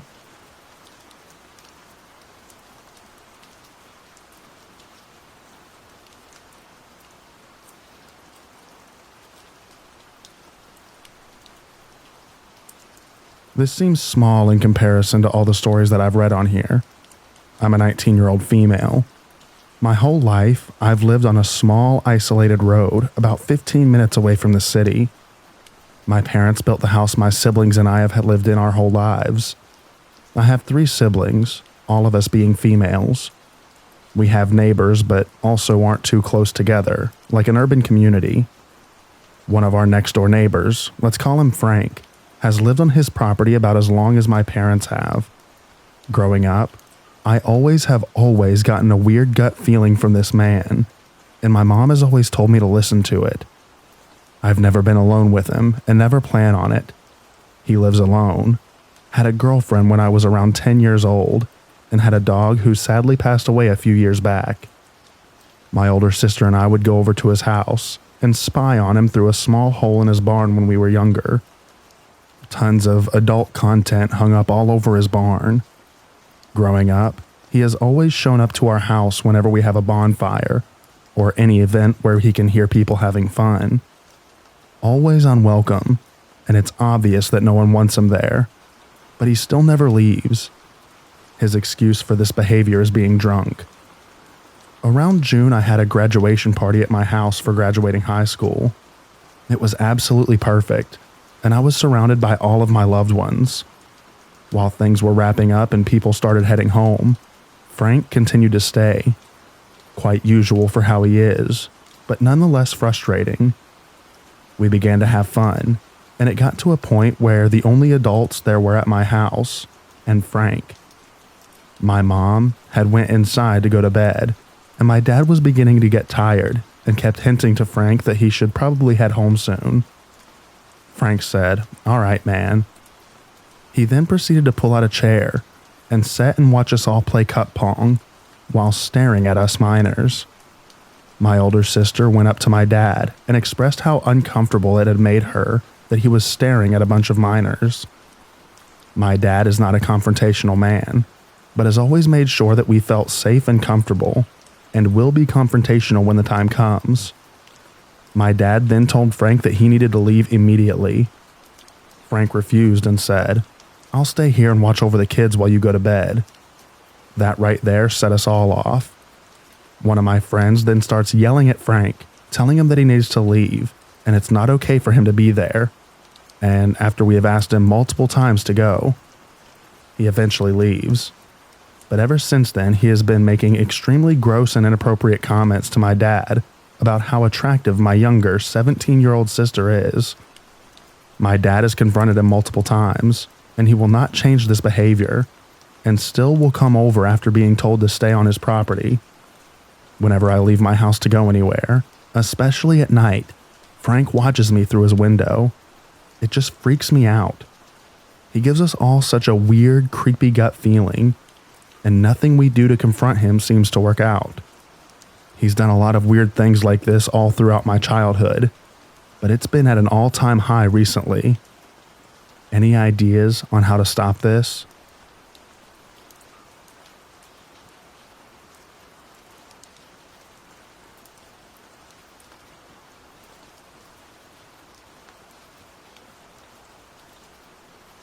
When I, a 20-year-old female, was younger, maybe around 13 to 14 years old, I was walking to town with my mother. I live in a smallish town in England. It was a quick walk, roughly 15 minutes. But about 5 minutes after leaving my house, I had one of the most unsettling encounters ever. Whilst walking, there was a man approaching us. Nothing weird at this point. I thought he'd walk past us like everyone else. However, this random man leaned in towards me as he was walking past and whispered something to me. I remember it being creepy and along the lines of him knowing where I lived. It was subtle and happened quickly. I was shocked, especially since my mother was right next to me. Bold move from a creepy guy. I recall the man being possibly in his late 20s, kind of scruffy looking, a little chubby, with longish brown hair and a beard. But I knew that I'd never seen him before this point. I waited a few seconds for us to distance ourselves from the stranger, then turned to my mom completely freaked out, and quietly asked if she heard what the guy had said. She said she didn't. I thought maybe I'd misinterpreted the situation, or maybe I misheard him. We kind of brushed it off and continued with our day. I felt uneasy but tried not to think about it. The rest of the day was fairly normal. Until the morning after, when my dad was talking to our neighbor. Neighbor told my dad that during the early hours of the morning, there was a man lurking right outside our houses for some time, hovering around my dad's and neighbor's cars. Now this is really weird, because we live in a kind of closed-off area. The only people we see outside our homes are neighbors, but even they wouldn't come up right to our doors, especially not at like 2 to 3 a.m. Even delivery drivers can't find our house most of the time because we're hidden away. This has never happened before, and never happened again after this, at least to our knowledge. Of course, you can imagine how absolutely terrified I was to hear this. I explained to my dad what had happened the day before and reminded my mom, kind of an I told you so moment. I felt so scared to be in my own home. I remember calling my friend and talking about the situation.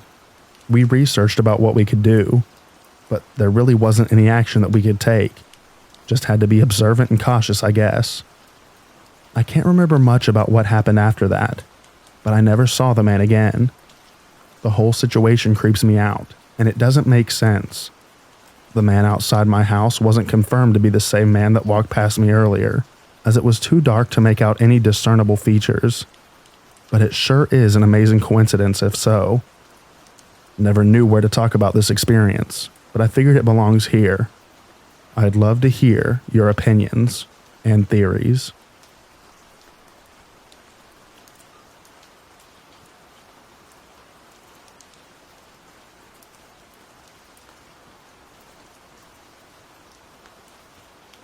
This happened in July, I believe. It was around 1 a.m., and it was still about 80 degrees Fahrenheit outside. And where I live, AC isn't very common. So I, a 22-year-old female, was sitting in the living room with all of the windows and doors open. I head out to smoke, and since everything was open and I didn't want the house to smell like smoke, I walked down the driveway and sat on the curb. There was a man standing on the same side of the street, but a block down, just staring at me. And I got really uncomfortable, so I got up and crossed the road. The way my triplex is set up is a 3-car driveway, then a few stairs up that lead into the yard, and then the door to my right, my neighbors straight ahead, and some more stairs to my other neighbors upstairs. I live somewhere with a lot of homeless people, and they'll come up the driveway to look in our trash cans or whatever, and that's fine. They never go up past the steps. So I'm standing on the other side of the road, and I watch the man stand and stare at me, and then he proceeds to walk all the way into my yard, and I start to panic because I didn't lock the doors, and all the windows were open. So I start to walk down the street, and I see a man who looks normal, and I stop him, and ask if he could just pretend to know me. In retrospect, this wasn't my brightest decision, but whatever. So me and this man are standing there just talking, and I'm explaining the situation, and we're both smoking a cigarette, and we're looking at my house. I'm a few houses down now. And the man keeps peeking around the line of the trees next to my place. He peeks around the corner a few more times and eventually walks up to me. I'm very scared at this point and I'm shaking. And he asks me for a cigarette and I go to hand him one. And he goes, "Why are you shaking? Are you scared?" And I was just like, no, have a great night." He walks away, and the other dude stands there for a bit longer with me, and the scary man starts peeking around another corner just staring at me again. The dude walks me to my house, and I just shut all the windows and doors, and I just dealt with the heat. I'm grateful for the random dude, and I don't know what I would have done if he wasn't there.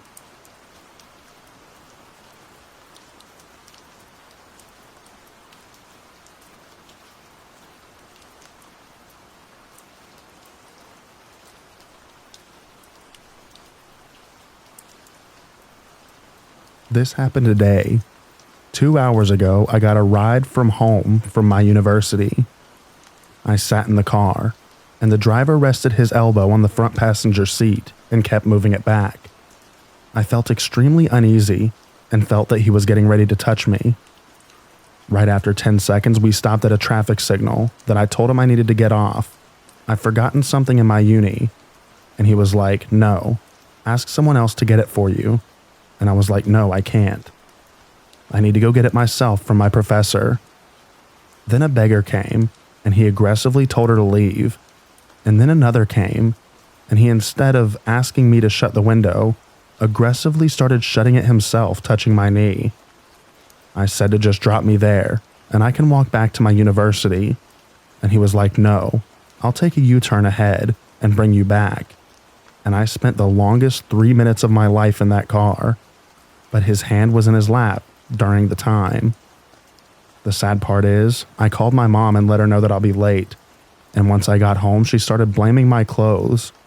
And once I asked how my dress is not appropriate, she blamed my long legs.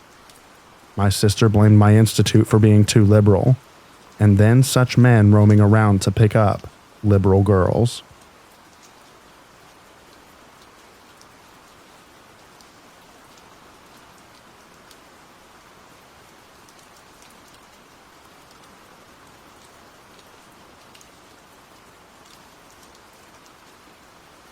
I'm a 17-year-old female, and I was out doing some Christmas shopping after school, so it was dark by the time I decided to stop by one of my favorite sushi places, which is near a grocery store and other shops, all close to my home.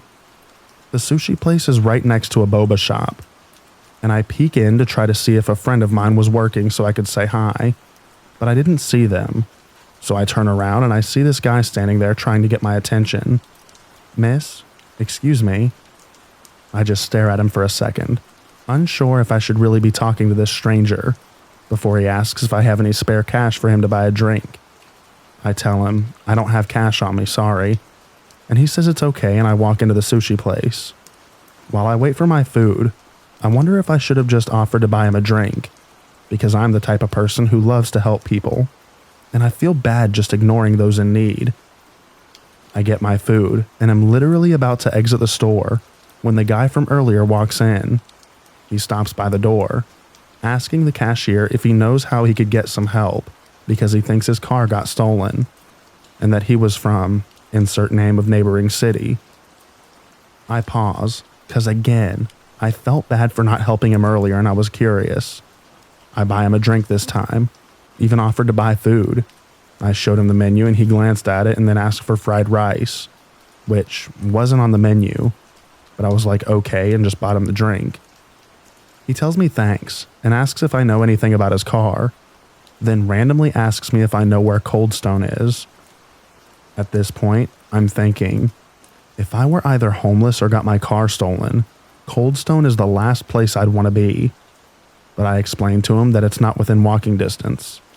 He's like, oh, and asks me if I would be able to show him the way and maybe give him a ride there. He pulls out cash from his hoodie pocket saying, I could pay you back, $10 for the ride and the drink. Now I'm thinking, you had money and you let me buy you a drink? And why the heck would I give you a ride? I need to leave. So I say no, the drink was my treat. Hope you get your situation figured out. I leave the sushi place. He exits too and starts walking behind/beside me. I get scared and decide to not walk back to my car. Instead, I speed walk into a Rite Aid. I turn into an aisle and see that he's still following me. Miss? Lady, excuse me. I finally turn around and asks if he needs anything else. You were going to give me a ride? No, I can't. Oh, okay. Sorry. He walks away. I pace around the back corner of the store for a while, terrified if he's still in the store or waiting for me outside. Also, my phone had died, so I left it in the car. In the store, I see a dad with his daughter, looked like a middle schooler, and I go up to them. I finally start crying, and I say that there was a man talking to me, and if they could please walk with me back to my car. The dad asks where I parked, agrees, and a few minutes later we leave Rite Aid. I'm still in tears, poorly explaining the situation. I point out my car as we approach. The dad says, okay, we'll wait here until you leave. Make sure to check your back seat. I do, and I even check my trunk because I'm so paranoid. I thank them over and over before driving off, and I just sobbed the whole way home because I don't know what exactly was going on with that man, or why he wanted to go to my car. I get more scared thinking of the fact that I'm a 5'0" girl who probably couldn't defend herself well if it came down to it. Maybe it was a misunderstanding, but what business did a grown man have asking a teenage girl for a ride? I was genuinely terrified. Yes, I shouldn't have been out so late. I should have had my phone on me. I should have just ignored that guy. Sorry for being a girl who just wanted sushi at night and to help someone who looked like they needed it. It's hard to trust people clearly. Happy to be safe at home now, although I will definitely feel uncomfortable shopping there or eating sushi again, which is very unfortunate because I frequently do both.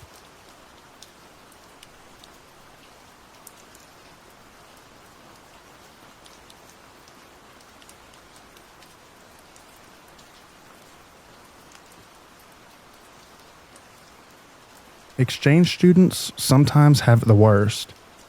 I was an exchange student from Malaysia and was placed in Missouri in 2006.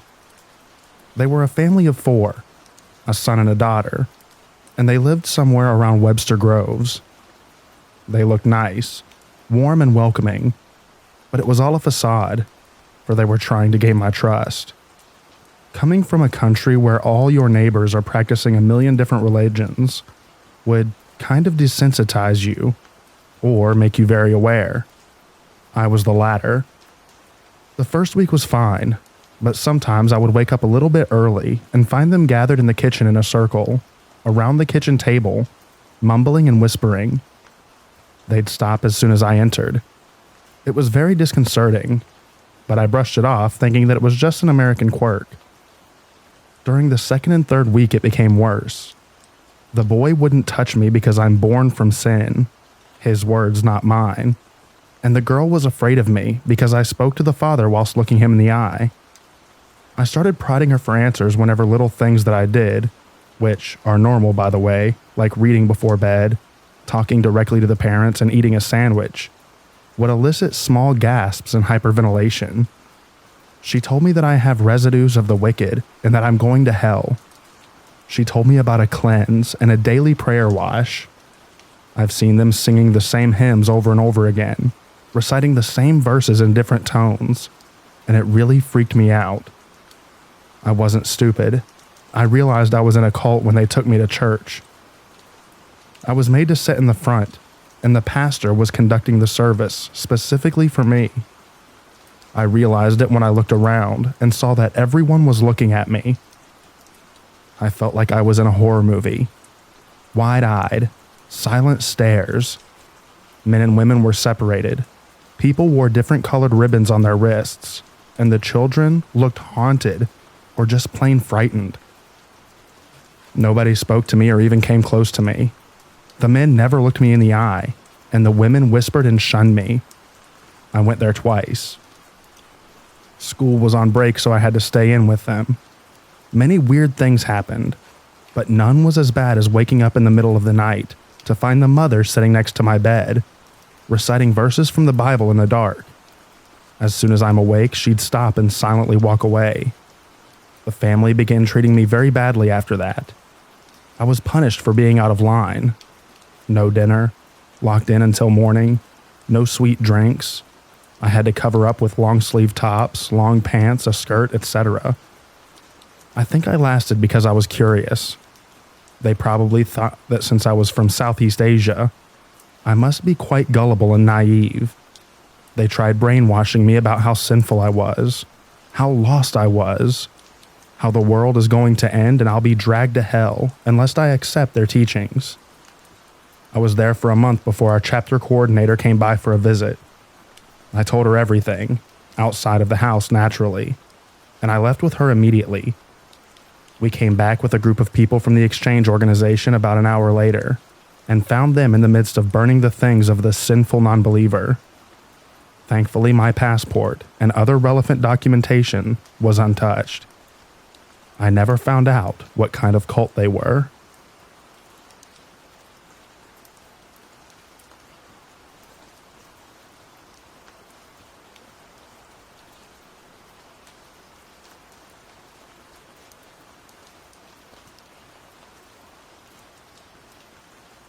I was raised in cult teachings in an isolated homeschool environment, and then my family moved to the cult later. Brainwashing was there. It wasn't obviously rote in the same thing every time, as the pastor was very charismatic and convincing, but it actually was. We sang about only 20 songs, mostly hymns over the course of the time that I was there. It was run and controlled by a single pastor. There was a board, but there was no accountability. It was kind of a joke. Only the most supportive, i.e. the people who considered him always right, were elected to the board. It was very abusive and controlling. Coffee was unspiritual. Missing meetings gained you a phone call from a board member telling you that you were breaking fellowship. Everything was about the pastor. I mean, literally. Sin was thinking negative thoughts about the group and the pastor. He set himself up as the wisest man on earth. For the girls, they had it worse. He would convince each one that they had a problem, i.e., idolatry, and he would proceed to abuse them. The cult was less than 30 people. As for why he's not in jail, settlements. My experience was awful. I had some serious depersonalization, and the effects on me are awful. Living in fear, anxiety, intense emotional pain, constant flashbacks. It's really bad. My parents are still in it, and relationships with them are probably impossible. Talking about anything will get me verbal abuse. Child abuse is really bad. I left this last year, so I'm still processing a lot.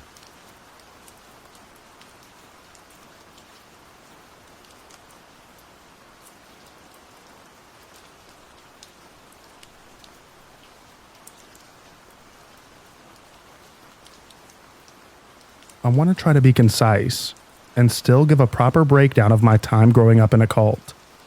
I'm going to start by breaking down the ideology. The second coming of Christ. They believe the second coming is and was alive. He was a Korean man who went by the name of Reverend Sun Myung Moon. He was given the mission by Jesus in a vision when he was 16 years old on a mountaintop, and it is his purpose to create an example of the ideal family, so all may shape their families in its likeness and create an ideal world. Restoration of the fall. Jesus forgives your sins, but what about restoring humanity to what it was before the fall, by paying spiritual indemnities and cleansing humanity of those sins in the first place? Their idea of indemnity is almost like paying karma forward. You can put yourself through misery to either pay for past mistakes of humanity or to ensure that good things will happen in the future. You can pay indemnity by 1. Living in a van for years and years on one of their task forces, fundraising by selling candles or wind chimes, sometimes more than 14 hours a day. 2. Getting an arranged marriage after abstaining from absolutely any contact with the opposite sex all of your life, by the Reverend himself, or now your parents, thereby overcoming the temptation of the fall by denying your desires and obeying the church completely. Actually, this is the most important aspect to the church, that you get matched and blessed their word for marriage. It is the only thing that will eventually restore humanity. 3. Converting other members. 4. Doing hundreds or thousands of bows to a picture of Reverend Moon every night for about X amount of days. 5. Taking cold showers every day for X days. 6. Fasting. You can drink water for a provincial number of days, either 3, 7, 21, or 40. Note, you must do a 7-day fast before you get married. 7. Giving money offerings to the church. The church also started charging for ancestor liberation in the last couple of decades. Just like old school Catholics, you can pay to have your dear old granddad hoisted out of the pits of hell. Since the church is Korean, they have deep resentment towards the Japanese, and ancestor liberation can be thousands of dollars per person liberated. For Americans, I think it was little over 100, I think. 8. Beat yourself to repetitive chants on an approved spirit cleansing event. 9. Or basically denying yourself of any human comfort or need for some time. Some do sleep deprivation conditions. There's a lot else, but I can't keep going. Growing up in the church. There are countless strange rituals in the church. Like on your birthday, you and your whole family has to wake up at 5 a.m., go to the altar of Reverend Moon, say a prayer and offer food. When the ritual is almost over, the birthday kid usually has to take the food and offer some to each of the family members, and you always leave some on the altar. There are countless stories told to the second generation. Children born from marriages approved by Reverend Moon. We were supposed to have been born as purely as Jesus, without original sin. Of members who left the church and immediately got hit by a bus, or became prostitutes and died from ODing, or unalived themselves out of guilt. Koreans. Korea in the church is seen as the New Jerusalem, Koreans being the new chosen people. Every leader in the church is a Korean, despite the religion's heavy unification of world cultures and religions overtones. Koreans often were the only match to other Koreans. None of Moon's kids were allowed to marry anyone other than a Korean. Japanese members have always been in the church's cash cow, guilting them into paying more in tithing and overcharging them for everything. Americans got their fair share of that too. The church often comes up with a new ceremony, like a holy wine ceremony, where drinking this new blessed wine, usually juice, will heal you of all of your sins. That, of course, you have to pay to get into. Sometimes they just make a big plea for extra money, like their total life offering, which was something like, if you paid the church $16,000, you would never have to pay them for anything again, which was a lie. Some members took out second mortgages on their houses to pay these offerings. My wrists are seriously hurting from typing this much, so I'll leave some space for questions. I haven't even made a dent in the beliefs, rituals, or culture of the church yet. Update. I will say, in response to people in this thread who ask how someone could fall for this, and how people could stay in for so long, cults like this never approach it like, hey, a Korean guy is the Messiah. You want to join? They take you through steps, almost like Scientology, but not so clearly defined. The Unification Church was going around in America in the 70s preaching a true love and family values, stuff many people, especially people with Christian backgrounds, can get behind. The church does have heavy Christian influence, so much of the language is the same, but they'll start discussing these things with you, like the evils of the world. If Jesus restored the world, then why would there need to be a second coming? We should prepare ourselves for the next Messiah. A Messiah is exactly what we need. How else can we right the wrongs of this world? Once you get them going on that, you just pump them up with all of the same religious feel-good stuff. God is our Father. God is watching out for you. He wants the best for you. God hurts when you don't do what's right. And eventually, God becomes some kind of emotionally sensitive dude that you have to coddle and take care of. Then, once your members are pumped, they're living in vans, they're trying to recruit other people. That's when you start with the deeper stuff. You know the Messiah is here. The tension has been building to this moment for literally years. The members are overjoyed and can't wait to do anything that this guy says so that they can be like Jesus' first disciples. No one thinks they're a victim. They think they're literally saving the world. It appealed to a lot of people who were raised Christian, but were dissatisfied with the contradictions or shortcomings of their parents' religions.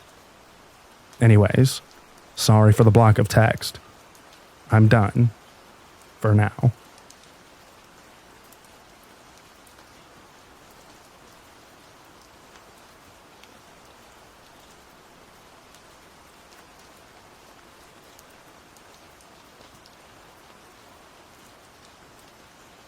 I'm surprised that there aren't more former Children of God / the Family International babies posting on this thread. I was born and raised in the Children of God / the Family International, and I'm convinced that it is and was one of the most detrimental cults out there because of the way that their doctrines were weaved into every tiny area of people's lives. Everything was dictated by leadership and controlled by peer pressure. It was a communal cult. Hive mentality was rampant. The type of food you ate, the way you dressed, who you lived with, the education you received, the movies you watched, the music you listened to, who you married, everything was controlled. There was absolutely no real free will allowed, and very minimal contact with the outside world happened, except if you were asking people for money, or trying to convert them to Christianity / the cult. I left when I was in my early 20s, and it's only been a few years since then, so I'm still trying to unlearn a lot of things. I decided to go to college and get an education, and I'm so miserable because basic things like how to study for an exam, or how to interact with your professor, are completely foreign concepts to me. I didn't find out till college that I'm pretty good at science and math, subjects that were highly discouraged in the group, or if taught at all, were either very simplistic, math only went up to basic algebra if you were lucky, or taught with such a religious/creationist spin that it's unrecognizable as science. Someone actually posted excerpts from the biology textbook that I had in high school here on Reddit a while ago, and everyone was commenting, these are all lies and not real science. And I'm all, well, crap. I like to imagine that if I'd had regular schooling when I was younger, maybe I could have been an engineer or an astronaut or something awesome. People are probably going to counter with that statement with, it's never too late to try. Platitude. And I'd just say, shut up. You don't know what you're talking about. Forget dating. I have more knowledge and experience under my belt than most people my age, and I don't have a clue what normal dating looks like. Passionate hugging is synonymous with intimacy, and that's synonymous with control. I am terrified of getting into a relationship because I know that it would be so ridiculously easy for someone to abuse their power over me. When you're raised to always say yes, you have no idea what a struggle it is to say no. When people find out about this cult, the thing that usually gets focused on the most is the sexual aspect of it. It was literally that kind of cult. But for me, the worst part is just having no frame of reference for connecting with other people outside the group. I can forget the bad things that happen and just get on with my life. But it's difficult knowing how to make new friends and build a life outside the FI. I just don't get most of what people talk about. I've only got a few years of movies, music, pop culture history in my brain, and I can't really relate to how other people react to things. I didn't have any of those normal experiences in high school like dating, going to prom, etc. My best friends are former TFI people because I can't seem to make real friends out here in the great wide jungle of a world. I wonder how I'll ever be able to get close to people when they will never be able to comprehend the experiences I've gone through. And at the same time, I can't relate to their experiences either. Real life things that most people take for granted, like graduating college, buying a house, having a successful job, etc., seem like fairy tales to me because nobody in my life growing up did those things. I don't have anybody who can give me advice on how to accomplish those normal life tasks because nobody I grew up with or our parents did any of those things. I feel pretty lost. I'm still picking pieces of this cult out of my identity, and it's exhausting. Edit. I just wanted to add a random artifact from my upbringing. I went to see the Hunger Games catching fire recently, and I broke down crying in the middle of it because I had a sudden realization that I grew up believing that the sort of apocalyptic, depressing scenario played out in the Hunger Games was an inevitable outcome in my future. Not the actual Hunger Games, obviously, but the extreme government control, oppression of the people, dire social circumstances, etc. It made me feel very alone in that moment, setting with the knowledge that I was viewing that very thing in my childhood nightmares, and knowing that nobody around me could possibly comprehend the reasons for my tears.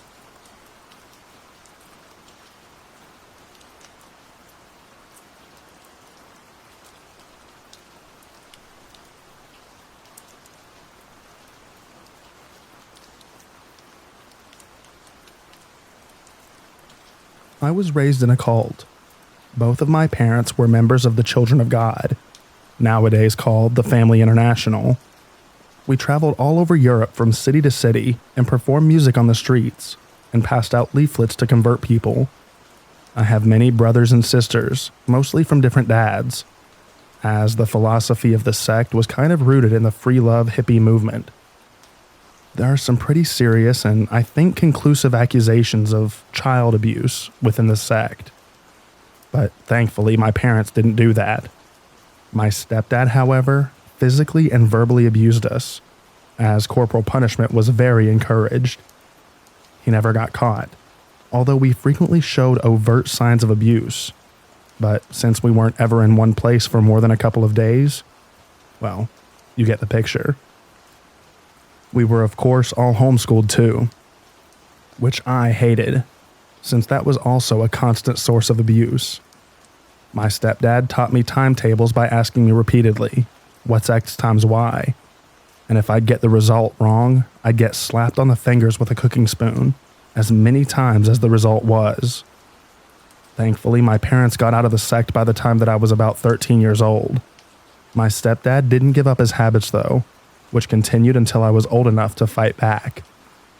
Settling into regular school was very difficult, as I was constantly and heavily bullied for wearing secondhand clothes, not speaking German very well, and just being completely different. After a couple of years though, I went from worst in the class to best, and being kind of accepted. Nowadays, I still have some lingering issues, which I'm not sure if they'll ever be fixable. One of them is trust issues, which has also prevented me so far from seeking therapy. It's all a very long time ago too, and I've pretty much made my peace with all of it already. I think my parents got out of the sect before it got really crazy.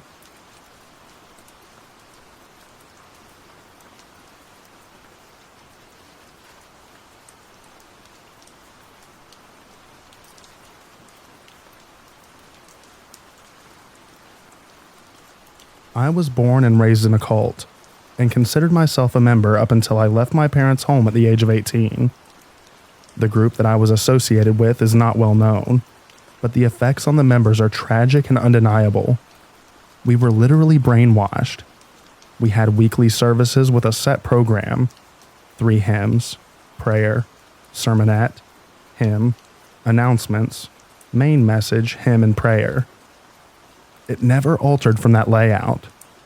As well, the messages that we would hear were often videotaped sermons from maybe 5 main people at headquarters. The topics were extremely narrow: prophecy / the end is coming, self-improvement / all of you suck and you should hate yourselves, setting ourselves apart / don't talk to worldly people, they will taint you. There were many ways in which we were indirectly encouraged to harm ourselves. Many people looked down upon modern medicine and felt that using it was a way of turning away from God, slapping him in the face, making it clear that he wasn't needed. I personally knew people who died for their faith, waiting for God to heal them. On the other hand, when any of the main leaders fell ill, they were immediately rushed off to receive medical care. They controlled our diet. We pretty much were kosher, though they denied all influence or association from / with the Jews. There were annual days of fasting, and whenever the leadership would scare up enough drama within the members, they would declare a church-wide fast, so we could all get closer to God and resolve our issues. We fasted when the church's income was said to be dropping. We fasted when leaders were ill. We fasted when people died. We had our own personal fasts just for the heck of it, or when we felt especially guilty and out of touch with God. Parents were encouraged to get their children involved as young as possible. My parents tell me that I started observing the annual fast when I was 3 years old. I remember one year when my brother was 2 or 3. At one point during the day, he just broke down sobbing because he was so thirsty. Oh yeah, we abstained from food and drink. We got obscenely dehydrated every time. Looking back, I just don't understand how a parent can behave that way. They were so negative. I can't even describe it. We spent so much time and energy frantically thinking that we can't think about the opposite sex, that it was all we thought about. It was evil, dirty, wrong, and it would hurt if we weren't married. I literally built up so much fear over it that when I finally did, as an unmarried adult, that I had developed a pain condition. The cause is often psychological, in my case being so afraid of it hurting that it hurt, which further fed into my fear. There was actually an entire message once where one of the leaders took on the subject, "Are we a cult?" And he actually went through a checklist for us. His conclusion was that we were a cult, but that it was a good thing. We should be proud. Only not. Pride is a sin. We should be pleased. You had to be baptized before a minister would marry you. You couldn't be baptized and marry someone else who wasn't. You couldn't marry outside the church. Some ministers wouldn't baptize you if they thought your only incentive was to get married. There were rampant cases of abuse from the leadership, but we were always too fearful to report it. Always taught that it must have in some way been our fault. Traditional gender roles were enforced, i.e., women stay home, pop out babies, cook and clean. Men were to work and support the home. Having children, and lots of them, was strongly encouraged. Be fruitful and multiply and all that stuff.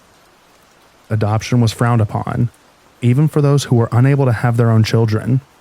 So many families were living in poverty because there were just too many children to take care of. God forbade that any of them have a medical condition that required constant treatment. We were robbed on a regular basis. They called it tithing.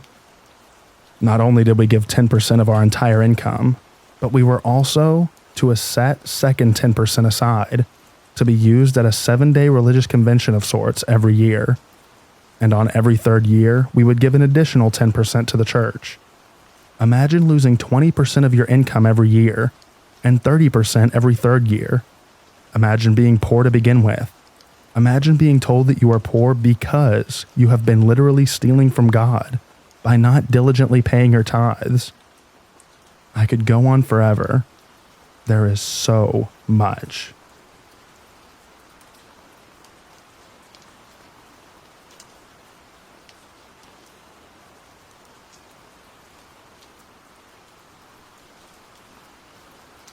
I was into drugs and trouble when I was a teenager, and as a last-ditch effort, my parents shipped me off to a fundamentalist Christian treatment center a couple of states away when I was 17.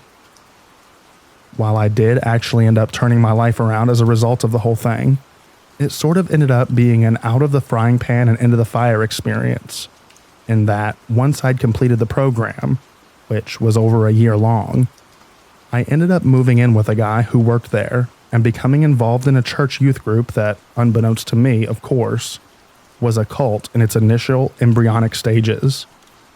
It's a long story, but the guy that I moved in with was renting from this guy who was a heavy metal drummer who'd gotten saved and become something of a self-proclaimed prophet within the local charismatic Christian scene, and acquired the inevitable cult following that comes along with something like that. I got sucked into his social circle because I was young, insecure, and naive, and because I'd just gotten done spending 15 months steeped in a culture of biblical literalism and charismatic fervor, after a few years of doing as many drugs as I could get my hands on.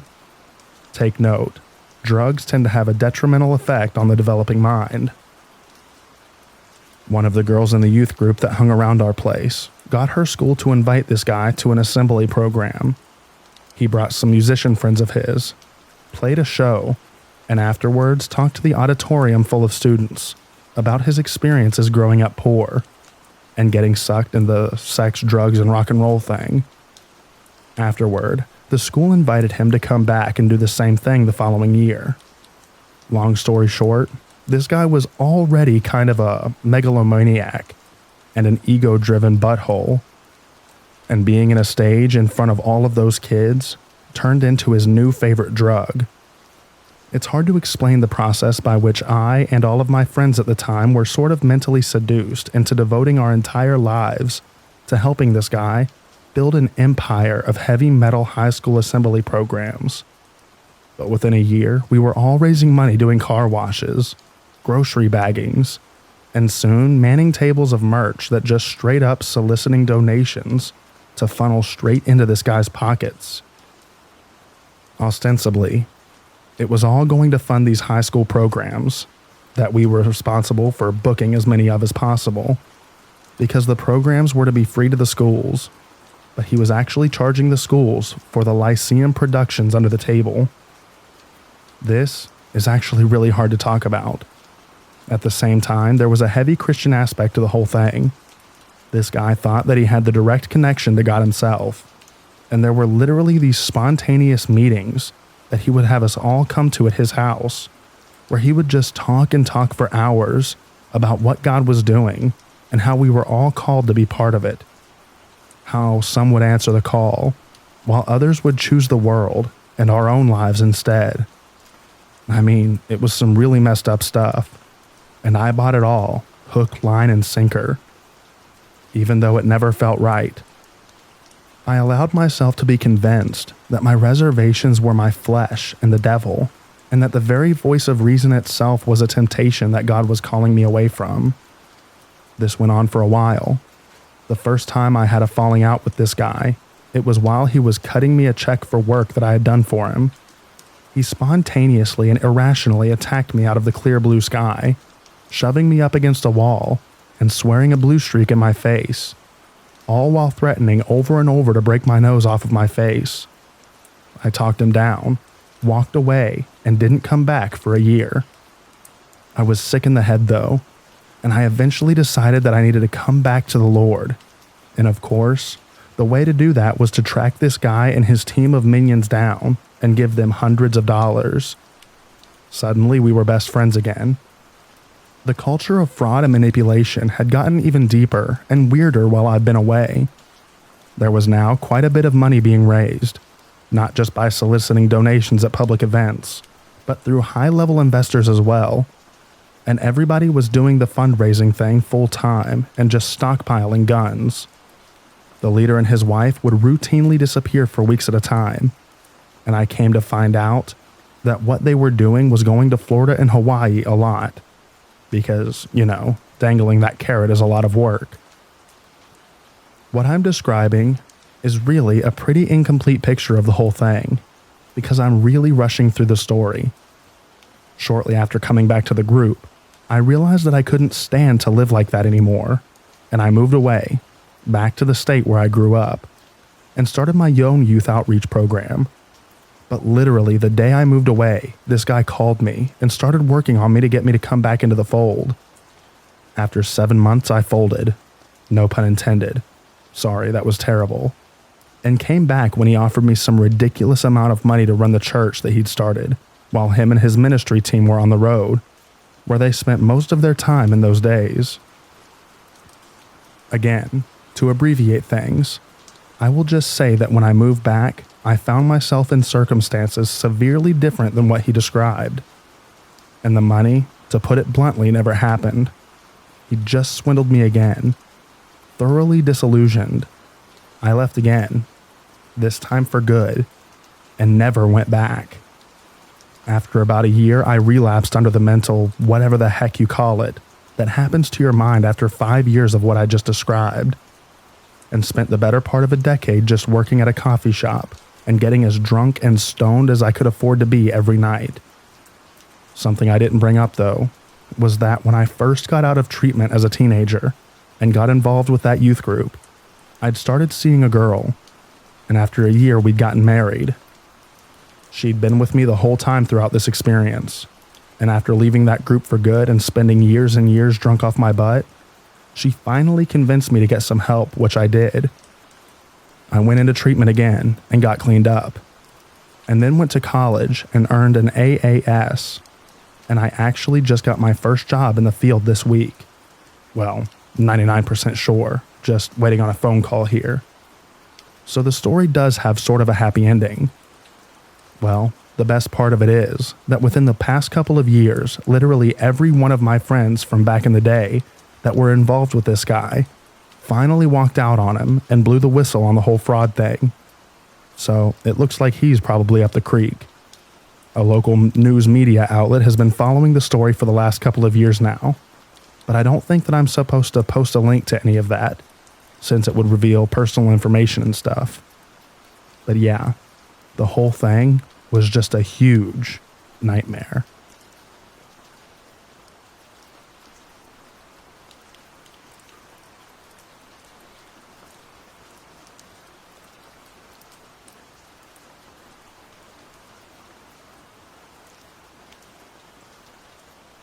It's very difficult for me to talk about this, but maybe it's time. Note, I'm 27 now, and this all happened when I was 18 and 19 years old. I wasn't raised in church. My grandparents grew up with very religious parents, and didn't want to force anything on us. That being said, in high school, I got very curious about God, religion, etc. I started dating a guy when I was in the 9th grade who took me to church with him. He was a Southern Baptist, so I kept going. We broke up, but that's important because that was my first experience with church. I just wanted to do the right thing. That isn't what this story is about. It's just a little bit of background. Fast forward to my senior year. I started dating a guy in my grade. He was always popular and pretty mysterious. Everyone knew that he was religious, but didn't know what kind. They knew because his mom would attend our choir concerts, always wearing long skirts, no jewelry or makeup, and had her hair in a bun. His best friend didn't even know what church he went to, but told me that they didn't have a TV and weren't allowed to watch movies. I was very nervous to ask him what church he went to, even though we were dating, and I figured after 3 months I should know. I asked him a few times to go with me to the Baptist church, but he always declined. Finally, I got up the courage. I asked him what church he went to, and he only replied with, "You should see for yourself." I was excited. I got to be a part of it and his life. He invited me to his church. I went out and bought a long skirt and threw my hair up. I figured I should be respectful and dress like his mother. He picked me up that following Wednesday evening and drove me to the meeting. It was at a Holiday Inn conference room. Everyone was very old except for me, my boyfriend, his younger brother, and 2 toddlers. The meeting, that's what they called it, was run by 2 very elderly women from Ireland. Pretty sure it was Ireland. I could barely understand them, but the Bibles they used were normal Bibles, so I didn't feel too uncomfortable. They had a hymnal that just said hymns on the front. Everyone sang a cappella. There were never instruments. It was a very strange evening, but because they used a typical Bible, I figured it was fine. I eventually stopped attending the Baptist church that I was part of and went strictly to my boyfriend's meetings. Wednesdays were held at the Holiday Inn, and Sundays were held in various friends' houses. Every member was called a friend. The meetings weren't huge, maybe 10 to 20 people. Each fall and spring, though, they held conventions. They would be on someone's farm and would be every friend in the state, and sometimes a few surrounding states. Those were very, very big. We would stay in quarters and listen to people speak from the Bible. You also had a chance to stand up and read a verse that meant something to you. This all happened very slowly and over the course of 2 years or so.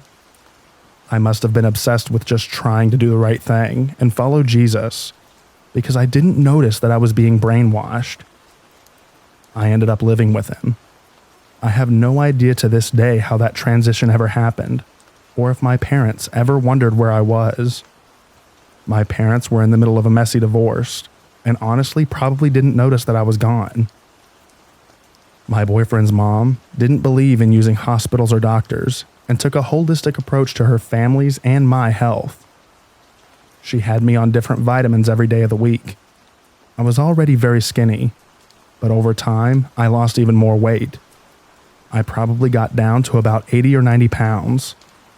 She also gave me iodine drops under my tongue every day.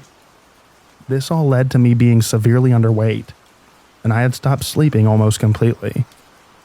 I think the doctors said that it was all the vitamin B12 in my system. While in a hazy state of mind, I ended up getting baptized in a lake at one of the conventions. Shortly thereafter, when we went home, I started having panic attacks. Everything from this time is such a blur to me. Such a blur. I eventually had one big panic attack that threw me over the edge. I had a complete mental breakdown. I remember a few things very vividly. I tried to read the Bible to calm down, and I couldn't read anymore. Everything was just shapes and blobs. This led to more crying. My dad remarried 2 weeks after the divorce, and married a woman named Nikki. I was convinced that they were both Satan because of this.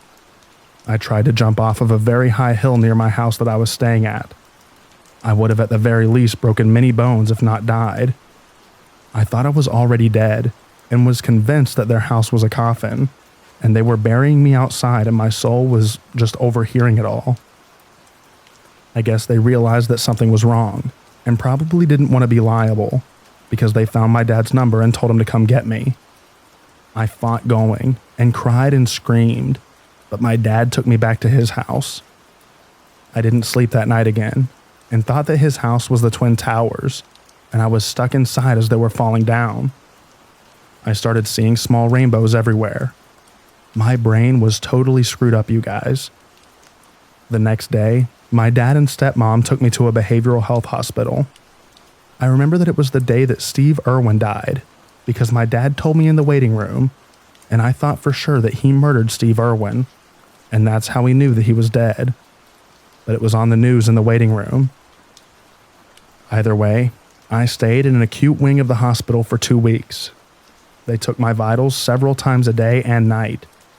I had to go to group therapy sessions and drink Ensure all day until I was finally up to a healthy weight. That man and his family really messed me up. I hope that I never see them again. It's almost 10 years later, and I still have nightmares about them. I had one last night, actually. They're mostly just present in the dream. I had the courage to finally try and Google the name of their cult. It took some digging, but they're called 2x2s. Sorry that this was so long. So much happened to me. This is just all I can remember.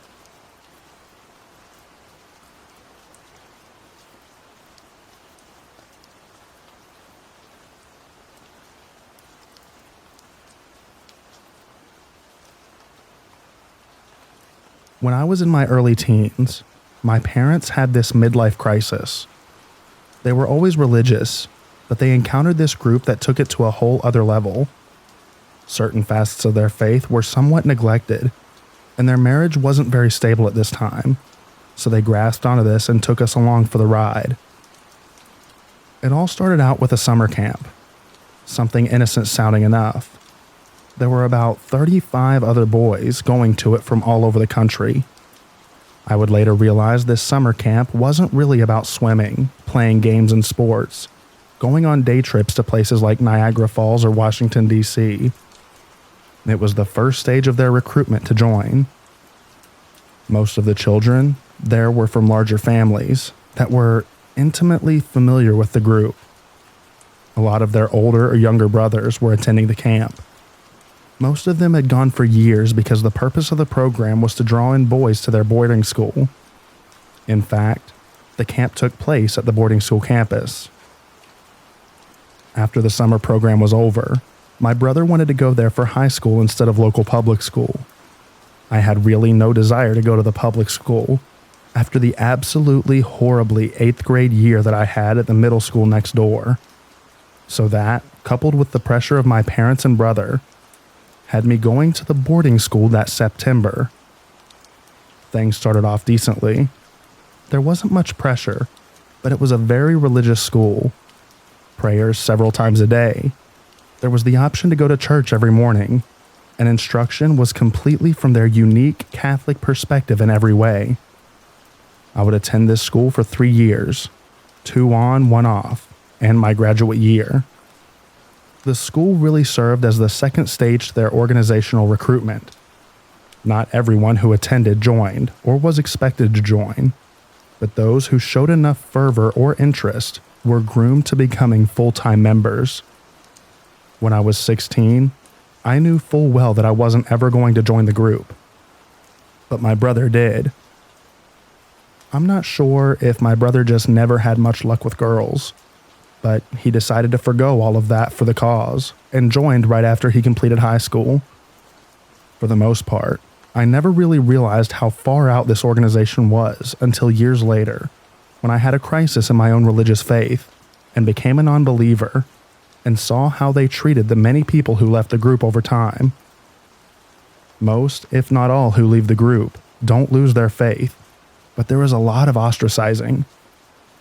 While in the school, we did a lot of things with the rest of the group, including protesting campaigns for things that we didn't fully understand.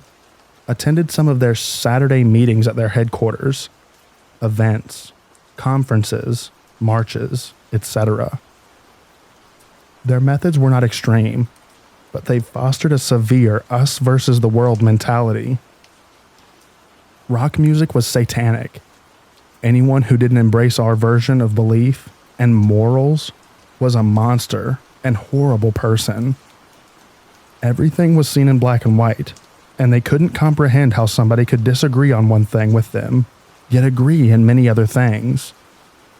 At their meetings, they did a lot of patting themselves on the back by talking of their campaigns and the supposed success of them, how they were going to bring the world back to order, which according to them meant their version of Catholicism.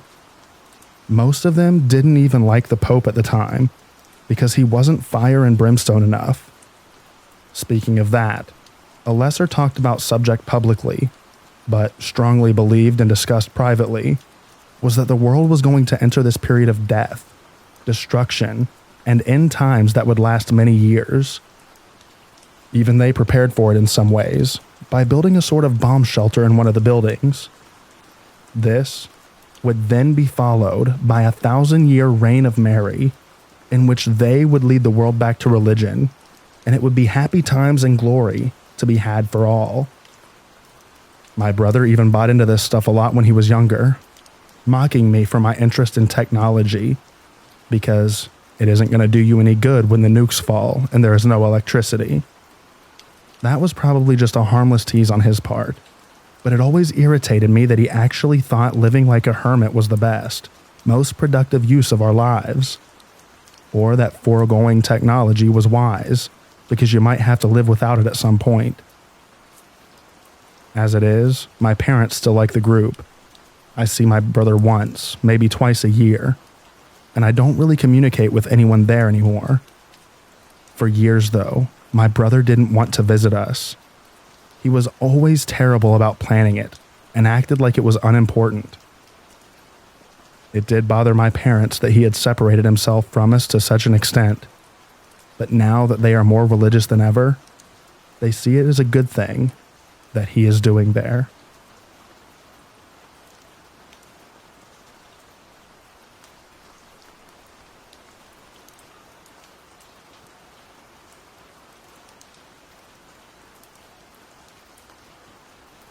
My mom almost got involved with a cult when I was little. She met this elderly couple who was a part of a church and would come over every Thursday and Friday to say prayer, talk about God, and read the Bible with my mom. I thought it was nice because my mom is a big Christian, so I thought that it was nice that she finally had someone to talk to. But then things started getting odd. They started getting more aggressive, so to say. My mom told me one day that the man in the couple was feeling something was not right in our household. He never said what he meant until a week later. He said my dad and I were not right with God and were too worldly, and that my mom should leave us. She didn't really let this get to her though, mainly because I think she was lonely. They then started asking for money, or a seed.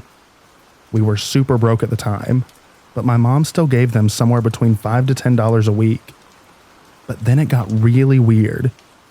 I finally met them one day because I was stuck at home from school due to being sick. My mom suggested that I meet them, and I did. They started doing that thing where one person will be praying really loudly and telling the devil off, while the other one was behind me. Next thing you know, she's poking my forehead.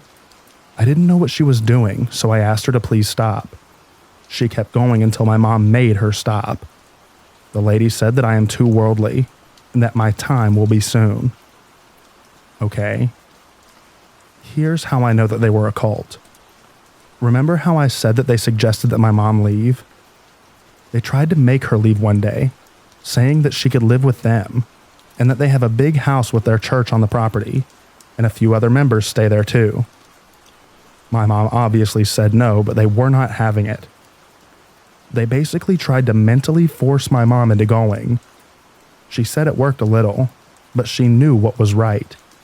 She called the police, and the police made them get off the property while they screamed, yelling, "Have fun burning in hell," and other like terms, 2 years pass, and I'm watching the news with my mom, when wouldn't you know it, the couple were on the news. They were charged with attempted kidnapping of another family's 2 to 3 kids. Yeah, they were definitely in a cult.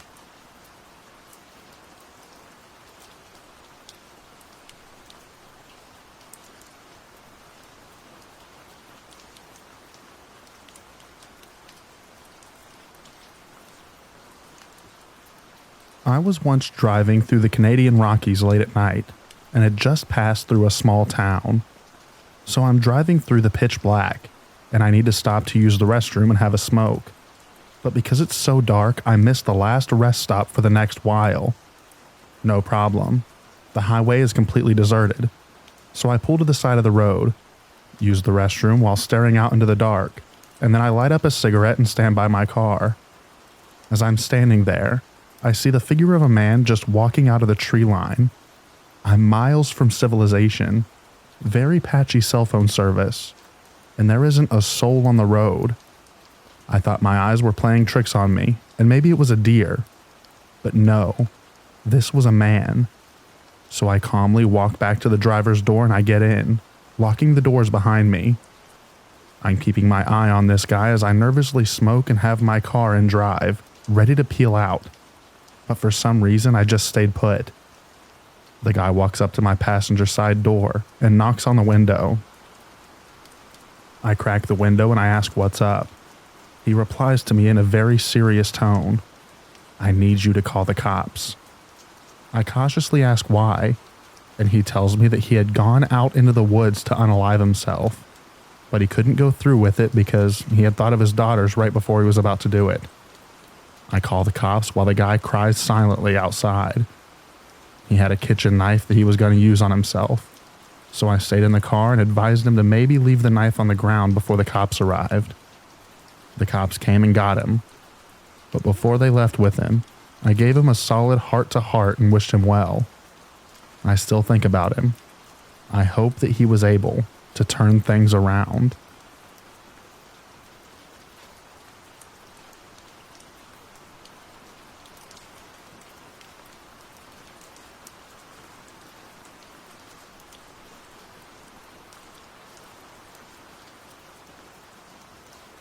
Well, I'm a truck driver, and this story was creepy, at least at first. I pull into a Purdue plant, drop my empty trailer and go park where they allow bobtails to set, right next to a little nice pond. My pickup was in 12 hours, so I did my PTI and lay down in the bunk. At about 3 a.m. I hear something tapping on my passenger side door. I get up, look out the window expecting to see someone, maybe a driver asking for a lumper check, but no one's there. All right, maybe I'm hearing things. So I go back to lay down. As soon as my head hits the pillow, I hear the tapping again, except this time it's on my driver's side. Same thing as before. I jump up and look out my window, but nothing's there.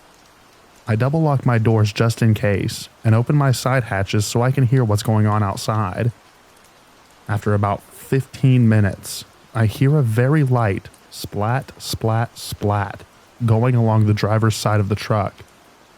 I slowly get up, planning to look out my window at the exact moment whoever it is knocks on my door, and then I hear a thud coming from the roof of the cab. I stop, grab my tire thumper off its hook, and ready myself for whatever the heck is going on. Then a goose falls off the top of my truck and lands on my hood. It stands up, waddles back and forth, and looks at me. As we make eye contact, the tapping at my door starts again. I say screw it and throw open the driver's side door, and there's another goose waddling away with all the speed that it can manage, honking like a 5-year-old who just found a horn on his new bike. The pond that I parked next to had a ton of them just messing around. Needless to say, it was hard to sleep that night because every couple of minutes, the geese would peck at my door or land on the cab and waddle around.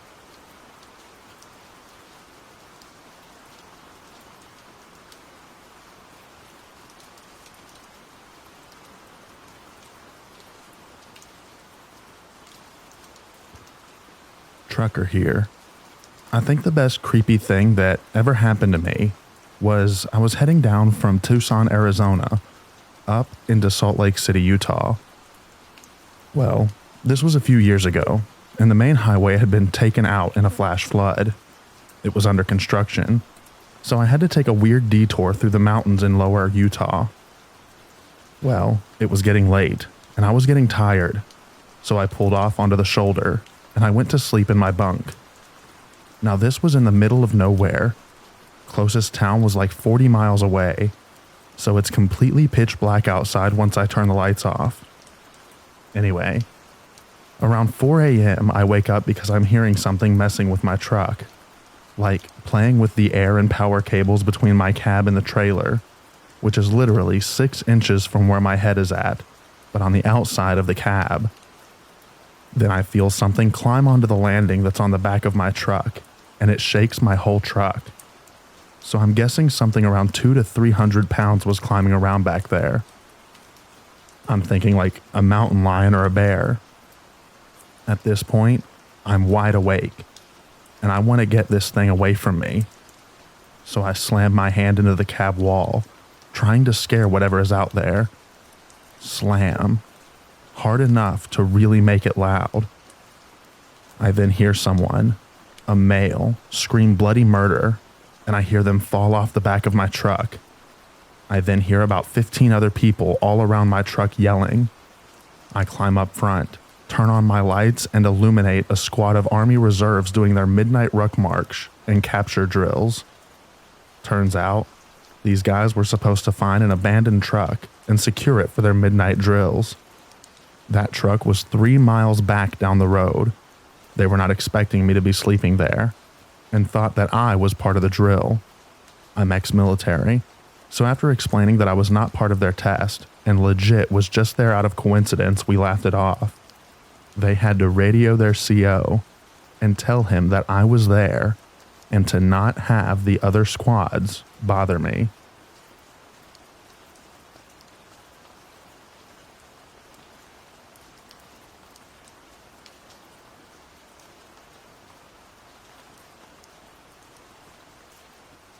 I used to deliver hotshot freight across the Great Plains/Minnesota area. One night around 2 a.m., I was hauling across North Dakota, trying to reach Montana by morning. I was delivering a particularly valuable tractor part that a farm desperately needed for the following day.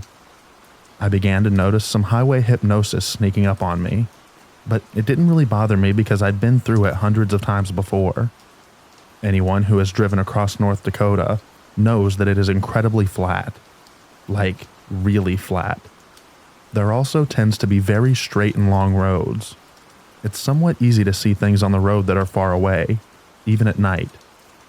I noticed something long on the road, spanning my entire lane, approximately half a mile in front of me.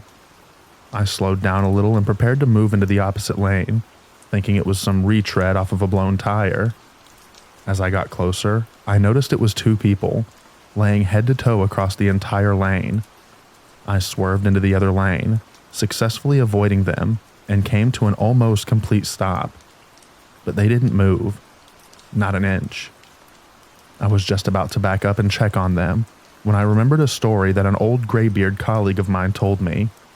He told me that in certain remote areas, people will lie down in the middle of the road and wait for a car or truck to stop and see what's going on.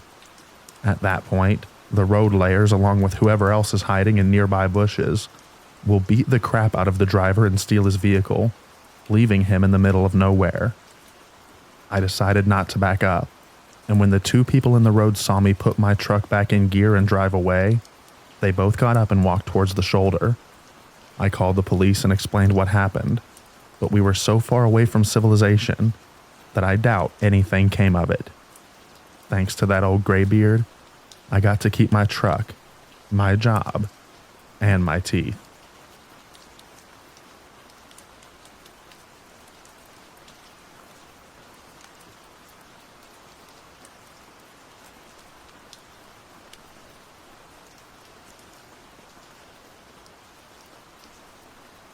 I parked off of an exit ramp at about 3 a.m. for my 10-hour break. The moon was full and high, and I spotted an unmistakably human figure in a nearby cut cornfield. A little spooky, but I just wrote it off as an old-timer putting up a scarecrow for the grandkids. I started watching a few YouTube videos before turning in, and out of the corner of my vision I thought I saw movement. I shut my lights off to get a good look. I saw the figure, but nothing else. I couldn't be sure, but it looked like maybe it was in a different spot, maybe a little closer even. I was definitely feeling a little spooked. The highway was devoid of anyone besides a car passing every 10 minutes or so. I didn't want to, but I had to jump out to pee. I considered a bottle, but I told myself that I was being childish. I took a look at the figure, and it was right where I figured it should be. I hop out, walk between my truck and trailer, and start leaking. Every fiber of my being wanted to look. I told myself again that I was being foolish, but I couldn't help it. I looked out. The field was empty. The figure wasn't there. My stomach dropped. I pinched it off and jumped back in. I took off down the highway. Didn't give one crap about a violation. I stopped 40 minutes up the road at a well-lit and very full Love's. I haven't stopped on a ramp since.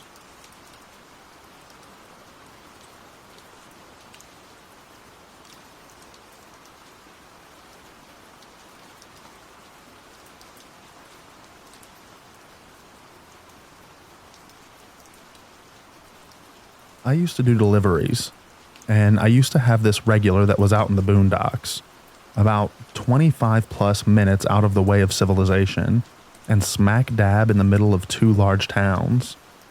I would drive this route maybe once a month, and would always pass at least one car driving towards me due to the sheer length of the drive. There was a small group of old houses on this route that were really broken down, and I had never seen anyone around them in the 6+ months of me driving that route. I always assumed that they were vacant because they didn't even look livable. Well, I was driving out to this customer one fall afternoon. I had been driving for a very long time without seeing a single car drive towards me. Finally drive past the abandoned houses, and there's one old lady in her front yard pushing an old manual grass cutter, but she stops in her tracks as I drive towards her. I took it as a sign I was speeding or something and slow down. I take a quick glance in my rearview mirror after passing by, and she was staring straight at me. She dropped the grass cutter and turned 180 degrees to do this. It was just very odd and definitely set off my spidey sense. I never saw her again or anyone else on that route by those houses in the 10 months that I drove it.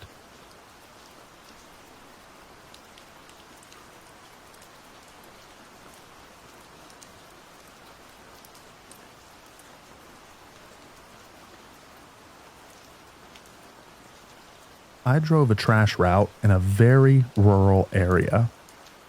We were at a stop loading trash when a pickup stopped behind us. A petite woman in scrubs that was covered in blood got out and asked directions to Lake Jack Nolan. She said there was a deer that had been hit by a truck and she had been sent to remove the remains. She never said who sent her, but she wasn't moving a deer anywhere at her size. We gave her directions and sent her on her way. We all said we wondered if she was going to dump a body or something. She was already covered in blood, in a nice truck, and was supposed to be on her way to move roadkill that was far too heavy for her to handle. Then, we just went back to work.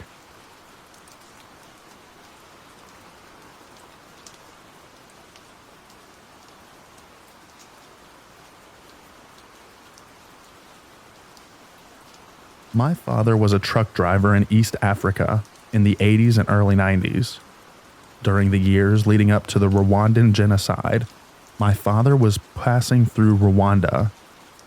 He reached a checkpoint and was forcibly removed from his truck at gunpoint. Apparently, he looked like he belonged to the Tutsi tribe, and they put him in a cage with other Tutsi prisoners.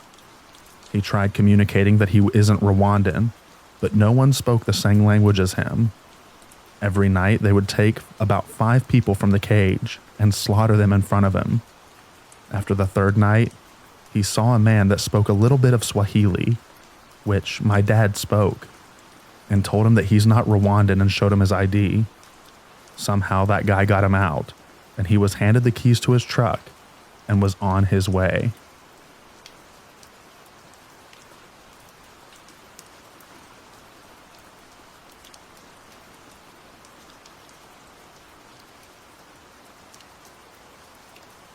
My dad drove a truck between Edinburgh and London and tells this story often. He was driving down the motorway and looked to his right, saw a woman with a Miss Trunchbull bun, as he describes it, staring at him with a terrified expression from a car next to him. Before he really knows how to react, the car pulls off at the next exit, and my dad, although shaken, carries on. About half an hour later, a different car with a different driver pulls alongside my dad, with the same woman in the passenger seat, with the same expression on her face. My dad thinks, screw this, and plans to pull into the next services to report, as even if it's nothing, / a misunderstanding. Better to be safe than sorry, right? Anyway, the car disappears before he can get any details, like the license plate or etc., and he thinks that there's no point in calling the police with no details, so he carries on driving. Literally about 4 hours later, almost in London, yet another car pulls alongside him with the same woman, same Miss Trunchbull hair, same terrified expression, except this time she appears to be screaming at my dad through the window. So my dad pulls over into a lay-by and calls the police. Apparently, they have received 3 other calls about the same woman / car in the same area in the last few minutes. It is unfortunately anticlimactic, as he never heard anything more. But he didn't see her again, and although he kept an eye on the news, he didn't see anything about it. Hopefully, it's just a gigantic coincidence. But who knows?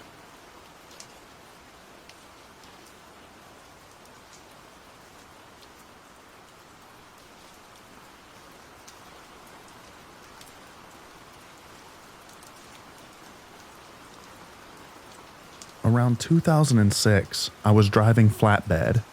I picked up a load of construction material, drywall, roofing.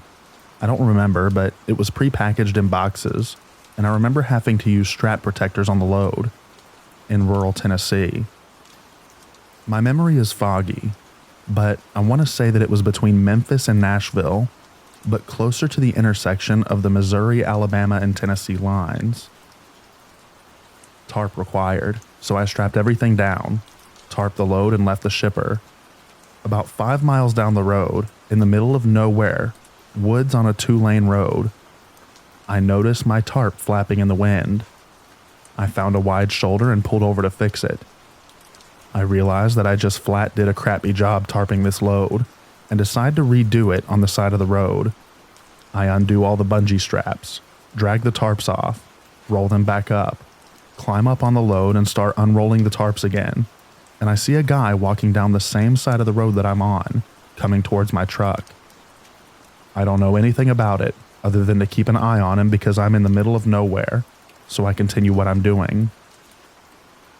About the time that I have the tarps set in place, and I'm climbing down to start hooking the bungee straps back on, this dude is getting close enough that I'm now paying more attention to him than I am to tarping my load. I grab my winch bar and set it on the trailer where I'm working just in case. It's an 8-pound solid metal bar about 4 feet long tapered to a blunt point on one end, and a hollow on the other, just for tightening straps and chains, etc. The guy gets to me, and the first thing that I notice is his hair.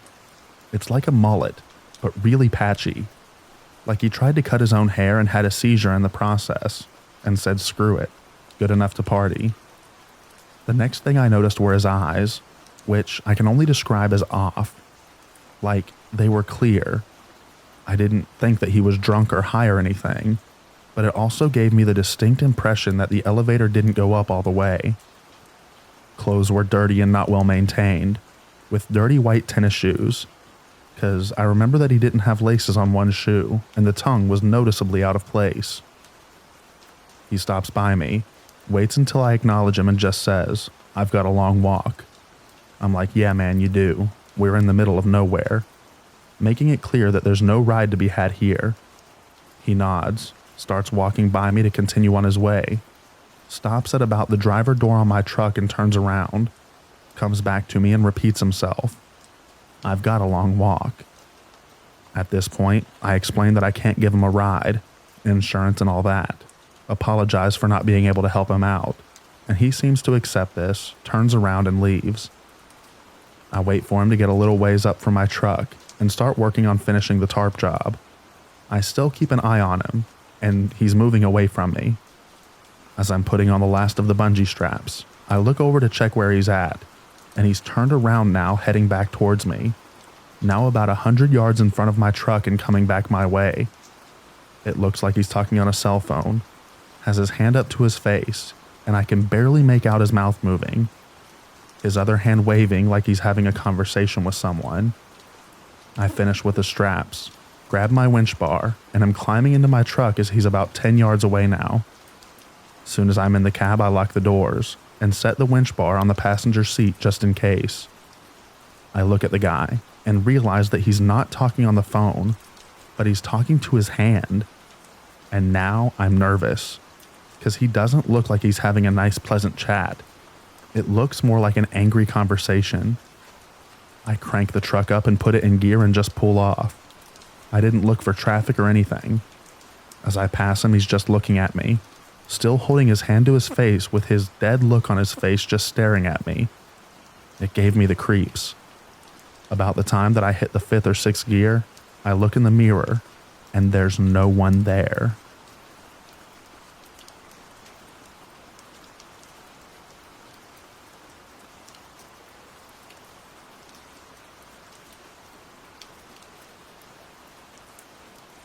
I used to drive truck in northern Manitoba. There's a road in the northeast that you can drive for several hours and see very few vehicles. This road is quite flat and straight in stretches. Of course, this is deep in the bush. One day I saw something cross the road in the distance. Very large, easily past the hood on my truck, but not long like a moose or an elk, just tall. It disappeared into the bush, and as I drove by the spot, the hair on the back of my neck stood up. I heard days later a tow truck driver describing on the radio his encounter with a similar creature. Only, he was much more clear that he had spotted Bigfoot. This guy went to some length to explain that he didn't want people thinking he was crazy, but he was sure of what he saw. I asked an Aboriginal client of mine in a nearby community, and he said that the elders spoke of them as commonly the same way as they spoke of other animals. I don't know what I saw that day, but I'm certain that it wasn't a bear, moose, deer, or elk. I just don't know what the heck it was.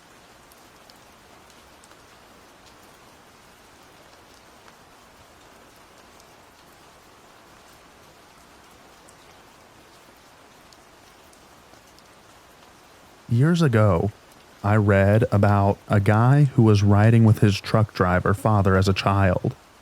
They were in the middle of nowhere, and they were coming up on a person laying in the road with no one else around. No cars, nothing. His dad blew the horn. They didn't move. He blew it again as he got closer. They didn't move. He told his son to put his head down and cover his eyes, and he ran the person over.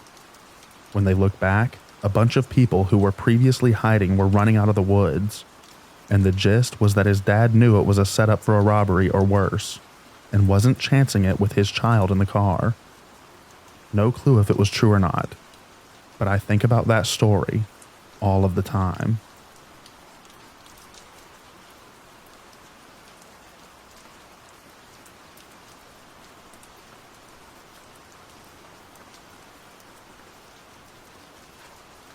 My great uncle drove trucks. Living in the middle of nowhere, sometimes people would leave trash on the road. And since he had a big truck, he'd just smash into said boxes or paper and continue on. One day, he was coming up on a cardboard box and just had the urge to swerve and miss this one. He misses it and passes by with no incident. Looks in the rear view to look at the box, and out pops a kindergarten-age little kid that just heads back to their house as nothing happened.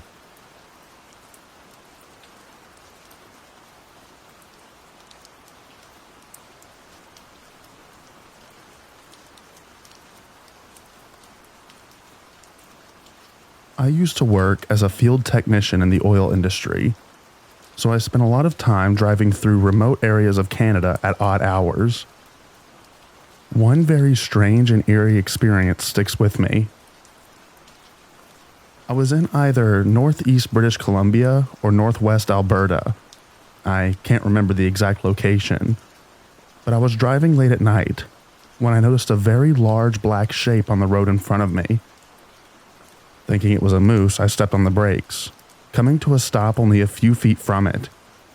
Despite being so close and having my headlights shining directly on it, I still couldn't tell what I was looking at. It was vaguely the shape of a four-legged animal, but very big, probably about 6 feet tall. Aside from that, it was completely featureless. I couldn't make out any details whatsoever. No shine from its eyes, nothing. And then I noticed there were more of them in the ditch on both sides of the road. 5 or 6, or maybe more. All the same as the black shape in the road in front of me. None of them were moving. They don't look like physical objects or living things. More like just large patches of absolute darkness. After I got over my initial shock, dread started to set in, and I drove around the thing on the road and sped off. I don't really believe that this was a paranormal experience. I had been driving for 8+ hours through the middle of the night, and I was exhausted. Most likely, it was a hallucination caused by lack of sleep and spending too long staring straight ahead into the dark. But it was still a very unsettling experience.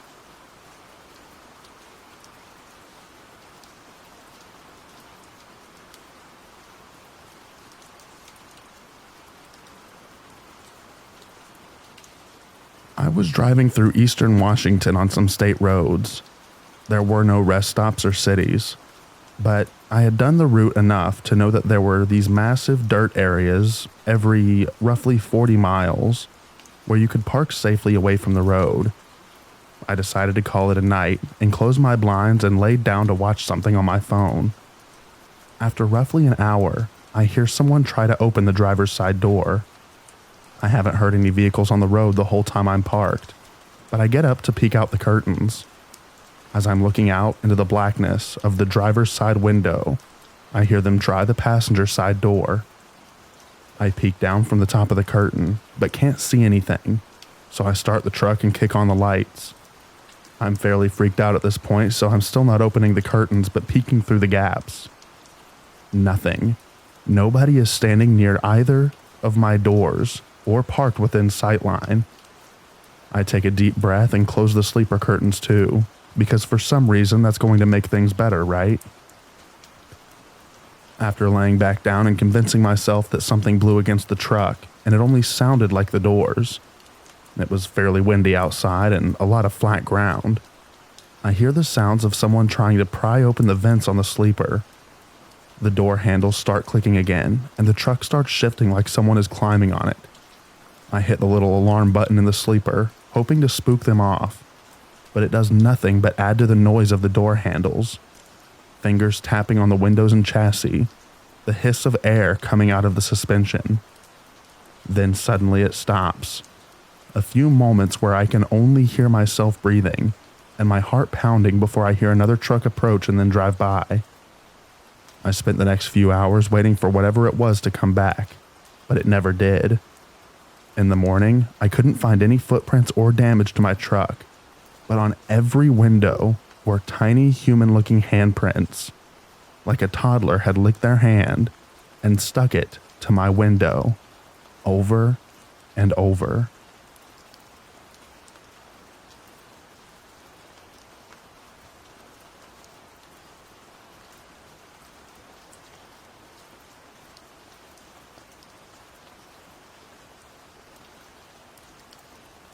Okay, I got one while I was actually driving a bus in the deserts of Central Australia. I was over 500 kilometers from the nearest town, so yeah, middle of nowhere stuff.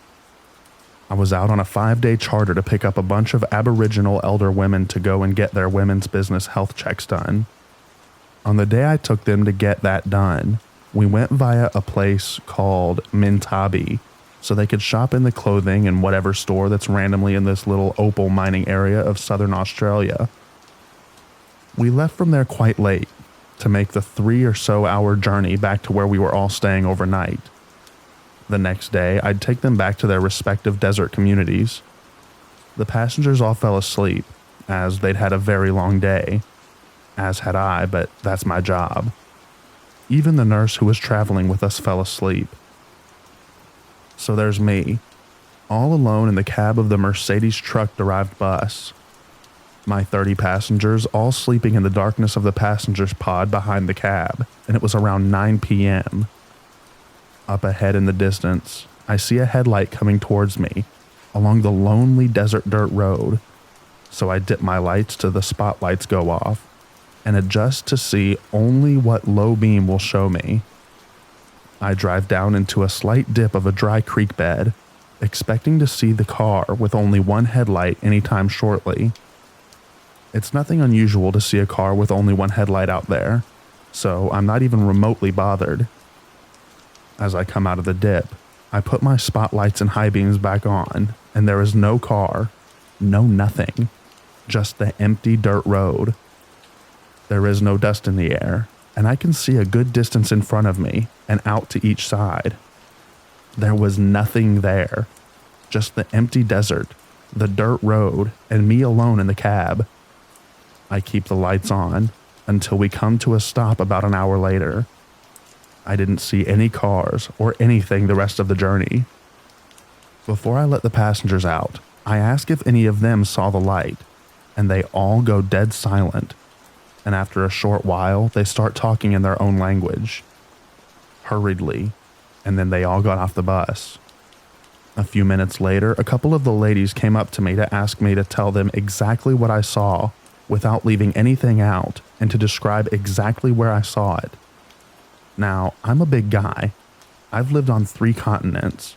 I've been a police officer, a teacher, bus and coach driver, truck driver, all sorts of things. Let's just say that I'm pretty skeptical, but I do have an open mind. I'm not scared by much in this world.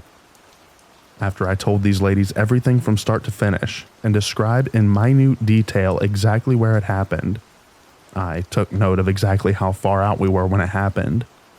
The 2 ladies looked at me with the whites showing in their eyes. They looked spooked and they said, and I'll never forget the way they said it. I got on great with the indigenous people of Central Australia, and I trust that I know when something rattles them. They said this, "Driver, we are so lucky that you did not stop, because if you did, no one would have seen any of us ever again. We'd all be gone." I asked why, and they just shook their heads and said to not talk about it, because it had scared all the ladies. I'm pretty sure that many people have heard about the Min Min lights in Western Queensland. Well, whatever these ladies knew about whatever I saw in our location, they were convinced that it wasn't something you wanted to meet in the desert at night. I only ever saw this once. I only saw it for maybe a minute, and it just looked like a car headlight a couple of kilometers away up the road. But I'll tell you what, if the ladies that came from this area, and whose people have survived in this desolate, remote part of the continent for 60,000 years are worried to the point of all being scared, I certainly don't want to mess with whatever it is.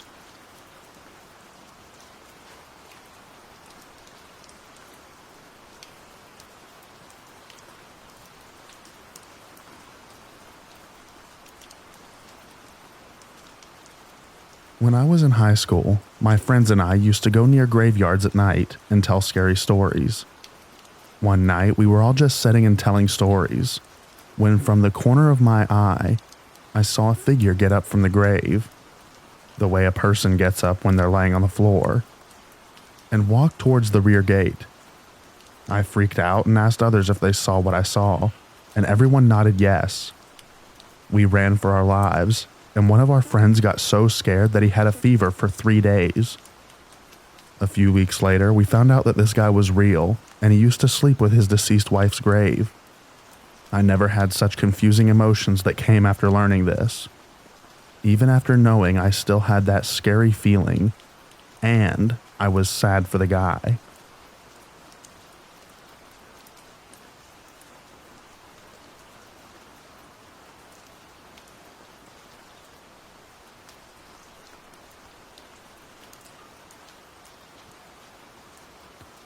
Reno, Nevada, a place on the north side of town, way off the freeway towards an old military road.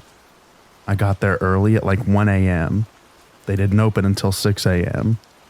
The facility was closed, so there was no one around, and I just pulled into the lot and parked off to the side. So I went to sleep and was woken shortly after to someone knocking on the door/window, firmly, to the point where the truck shook. I jump out of bed, thinking that they are already there and want to offload me early. I get to the door and no one is there, so I step down thinking that they're behind the trailer, looking at the door seal or something like that. No one around. I look under the truck and around. Absolutely no one. No wind or bad weather. Not another person around. I jump in the truck and pull out of there as fast as I could and went and parked in a nearby truck stop. I still can't explain it. I mean, I guess I can justify I could have imagined the sound, but the truck shaking was definitely real. So, I don't know what it was.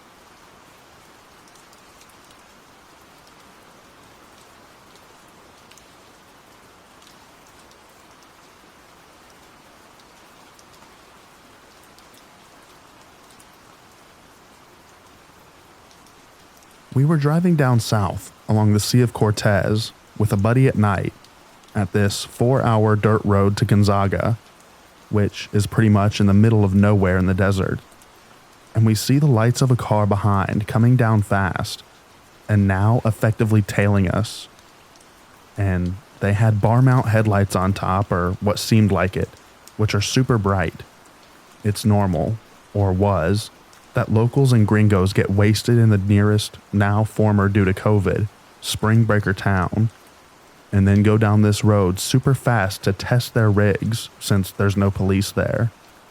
So I try waving him off to get the guy to keep them lights low, since he's blinding us, but he isn't slowing down a bit, nor turning off his roof lights. And it was a dangerous, super dark road. Finally, near a curve near the shore, I found a spot to bail off the road without crashing, and we see the lights pass by us super fast and going straight to the curve, and we're like, that's it, he's gonna crash down to the sea. But the lights didn't fall and kept going straight into the beach and the sea, and then pitched up abruptly to the night sky and disappeared. We didn't say a word for a minute or so, and then my buddy goes, "Did you see it?" And I say, "The freaking flying truck?" We didn't talk about it anymore, as it simply didn't make any sense to talk about it, or with anyone else, when we arrived.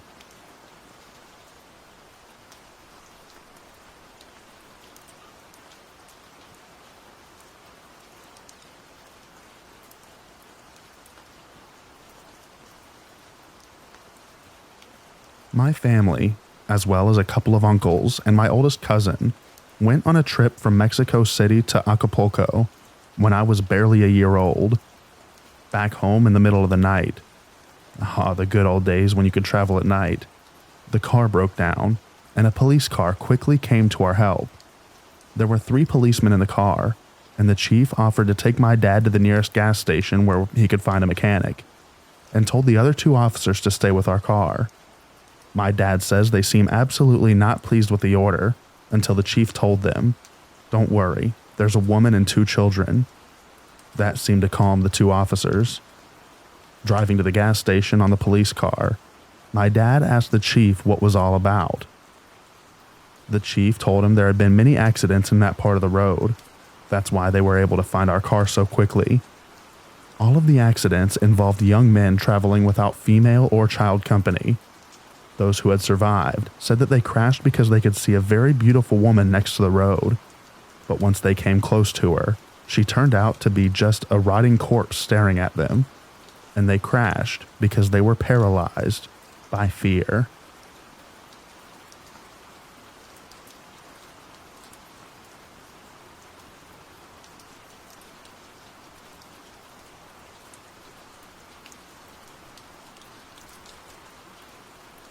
I was working the overnight shift from Friday night into Saturday morning at a gas station. At about 6 a.m., a semi pulls into the fuel aisle. The driver gets out and almost runs into the store, clearly shaken.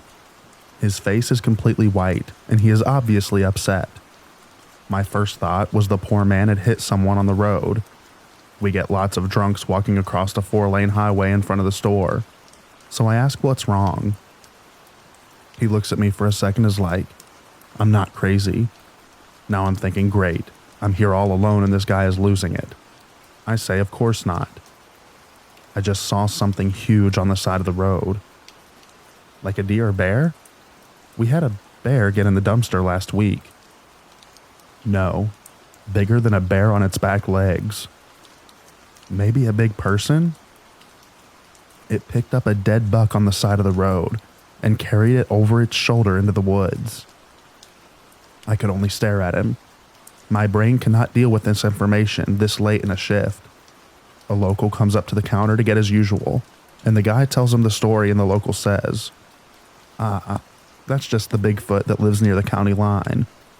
The truck driver and I are both looking at this guy like he has two heads. He has to be joking. The trucker pays for his fuel at record speed and leaves, never to be seen again. The local still insists it's Bigfoot. I just don't get in the woods because I don't know.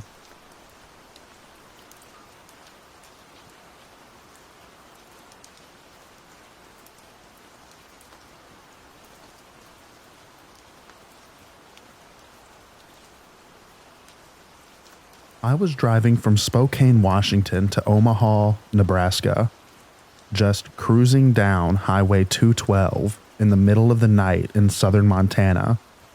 At about 2 a.m., I'm pulling through the only town, Lame Deer, MT. I've tried to find it on a map since, but I can't be certain. But I think that was it. On that lonely stretch of highway. One stoplight town, and I get stopped at the only red light. Haven't seen a vehicle on the road since I'd hopped off I-90 about an hour prior, and there wasn't a single person outside in the town. Sitting at that red light, a loud siren/alarm starts sounding. Loud enough that I don't see how any person in the town or within a few miles could have slept through it. It reminded me of the siren from the movie Silent Hill. I gunned it through the red light and away from that town as fast as my little 4-cylinder Malibu would go. It may not seem that crazy, but just imagine the most haunting sound you've ever heard, in a place you've never been, several hours separated from seeing a person last. I'm sure there's an innocent explanation for the siren, but it still sends chills down my spine, just thinking of it.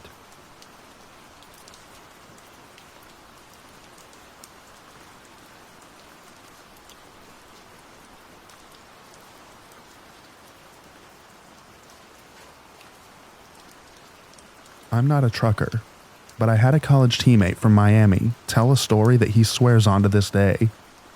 He and his girlfriend were making the drive to Naples late at night, on a 2-lane road through the Everglades, and he had been in a line of cars behind an 18-wheeler for multiple miles. She fell asleep, and he was surfing for something to listen to on the radio. Only one station came in clearly enough to be tolerable, so he gave it a listen. The DJ came on and said something along the lines of, "The stars are extra bright in the Everglades tonight. If you're driving through there, pull off and take a look." He said he normally wouldn't even think about it, but for some reason felt compelled to that night. He woke up his girlfriend. She was annoyed and didn't want to, but he convinced her that it would be worth it. They stopped and just looked at the stars for 5 to 10 minutes. He said it was the most amazing sky he's ever seen. They get back on the road and drive another few minutes and come across a massive accident. The truck they were following had jackknifed and took out a handful of vehicles they were following. He said there were multiple fatalities, but I've never been able to find a story about it to confirm. Probably would have been in 2005-ish. They most likely would have been involved, if not for that random DJ on the only radio station to come in that night.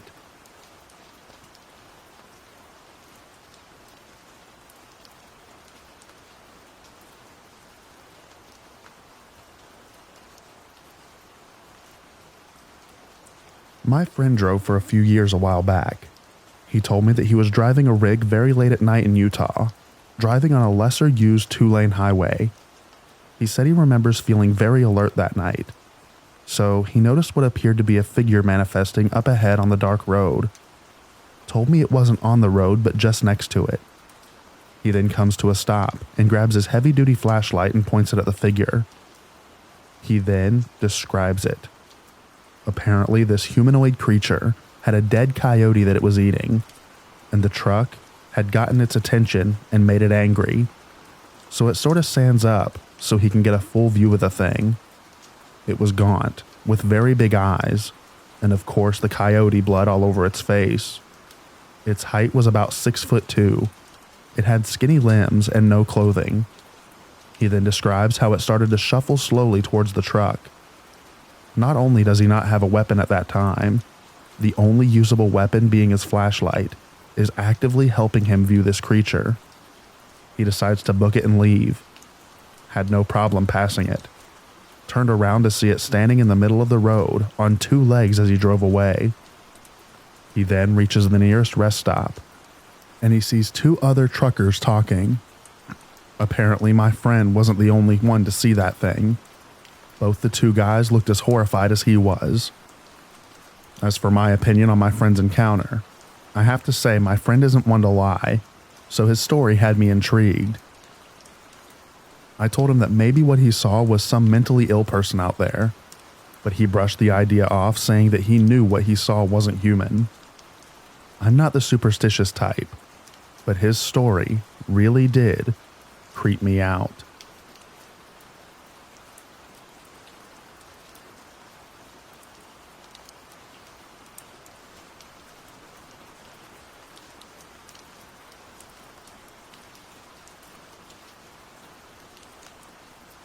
I worked at the Nevada nuclear test site, decommissioning old buildings. How much time do you have, really, to hear all of my stories?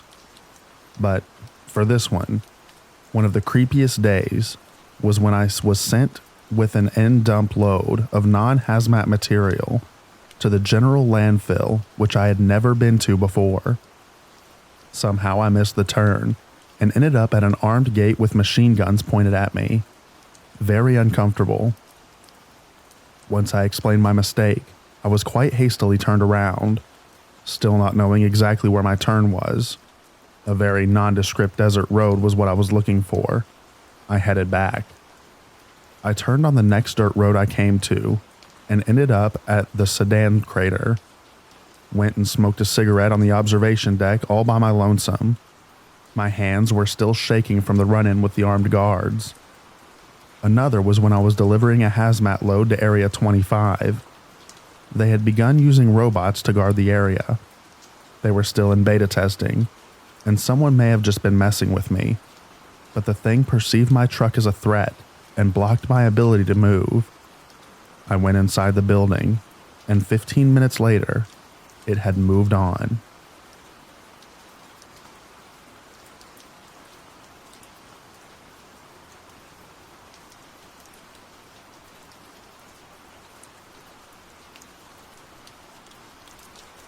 I'm not a trucker, but I had to drive home from DC to Nowhere, Kansas after getting off of active duty. I didn't have anything but my car, some clothes, and my late grandpa's old service revolver to my name. Couldn't leave base until 5 p.m., which put me in West Virginia after dark. My GPS decided to transfer me between highways via a few back roads. In the meantime, it just quits working. No cell phone, no GPS. and it's dark in the boonies. Figured I'd call it a night and find my way out from my Atlas in the morning. I pull off the road/path, lock my doors, put up sunshades on my windows, and get some sleep. It was a nice hatchback sleeper setup in my honest opinion. I was just starting to doze off when I hear footsteps on gravel. I perk up, and it's definitely something on two legs, and it's definitely getting closer. So I fumble to get my sidearm without looking, while trying to peek through the shade to see anything. Black.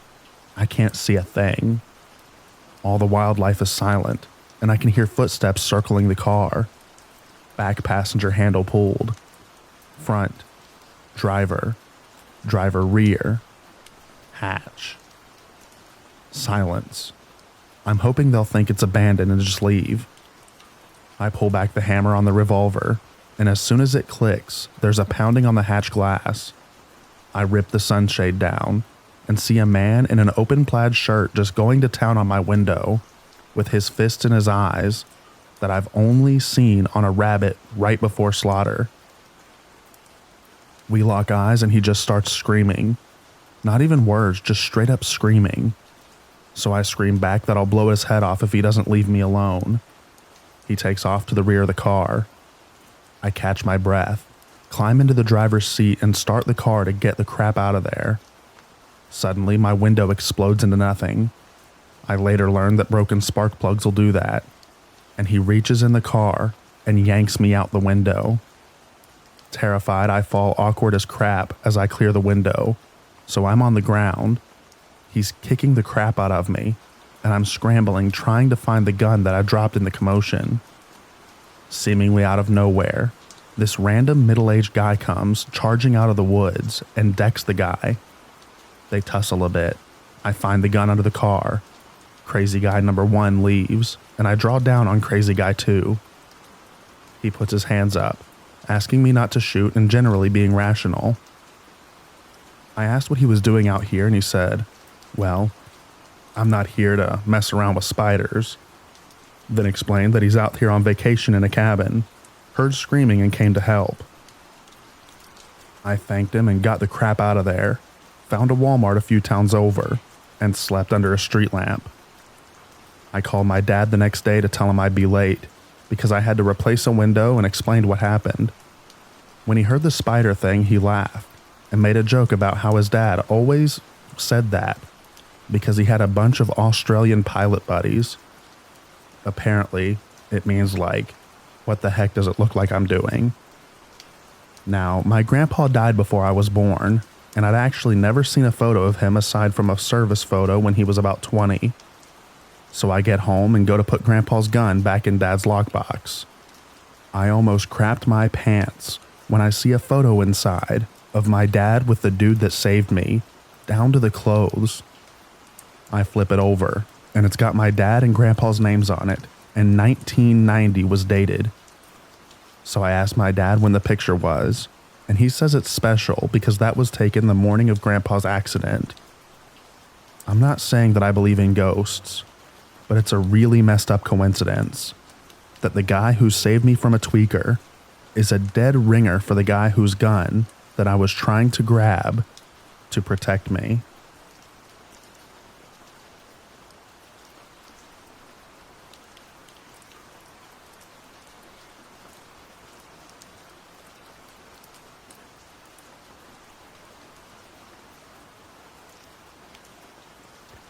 Back when my dad was a freight train driver, he had to stop at a red light in a wooded area in the middle of nowhere.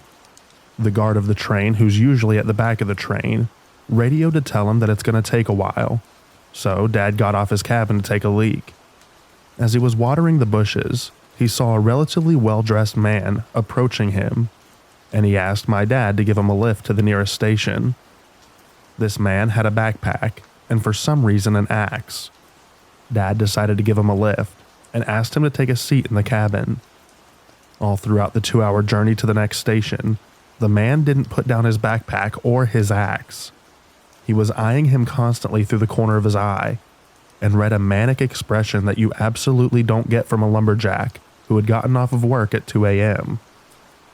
After dropping off the man, The guard and my dad notified the cops and gave them the man's description.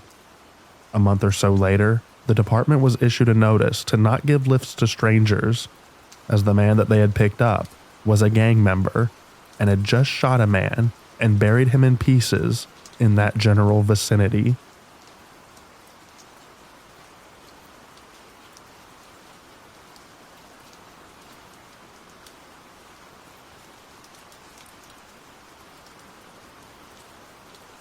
Rolling through the Atchafalaya River Basin, about 1:30 in the morning, nothing but uninhabitable swamp for miles. We're running on reds at restricted speed, no crossings or anything to worry about, so the conductor and I are naturally in and out. I look up at one point and see these 3 white lights moving in circular motions as if they're floating across the tracks. I think to myself, what the heck is that? And wipe the sleep from my eyes. But it's still there. My conductor then asks me, "You see those lights too, right?" I said I dang sure do. I thought I was seeing stuff. He said, "Let's slow down to about 5 and see if we see anything." We get up to the spot where the lights are, and of course, nothing. We shined our flashlights into the swamp but don't see anything. No clue what it could have been, but I know that there's no way that there were 3 people out there walking around in the swamp at 1:30 in the morning.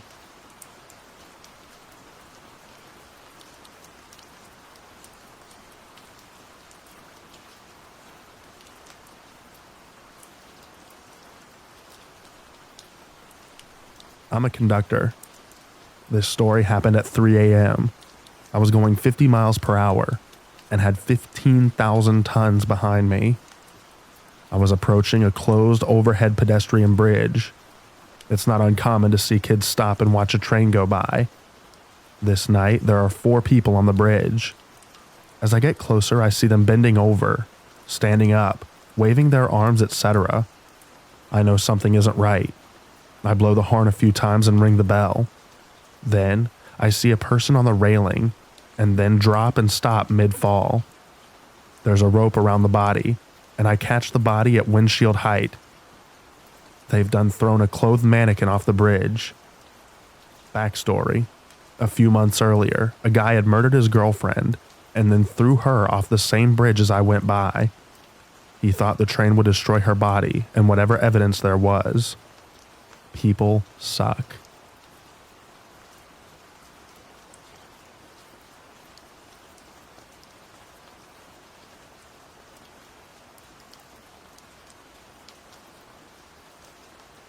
I got hit by the hotbox detector on a really cold night after midnight. We were stopped at the bottom of the steepest hill on our sub. There was an ice crust on top of the snow, so every step was crunchy. I walked back, I think about 20 cars, and found nothing. I did my due diligence, checking back a few cars, and was making my way back to the head end. About 7 or 8 cars from the head end, I start hearing a second set of footsteps, a little behind me and to the right. At first I thought it might be an echo, but this is the middle of farm fields and prairie. There's nothing for sound to echo off of, and these sounded like crisp, clear steps about 10 feet away. Something I'm used to hearing after working outside most of my life. After a couple of steps I stopped, and the footsteps stopped as well. I continued, and half a beat later so do they. I stopped and they did again. I'd begin walking and same thing, about half a step off of mine. I paused one last time and heard a single step after my feet stopped. I noped right along, climbed on the rear engine and walked through the power rather than on the right of way. A couple of years later, I was getting back into photography, hiking and local history, while researching an 1800s brick pump house I had found in the nearby city. I ended up going down an old newspaper rabbit hole. I somehow stumbled across an article from the late 1800s about a locomotive whose boilers exploded near where I heard those footsteps. The engineer, a Civil War veteran, and I think the firemen were both killed. I wish I could find that article again. It really bothers me to this day.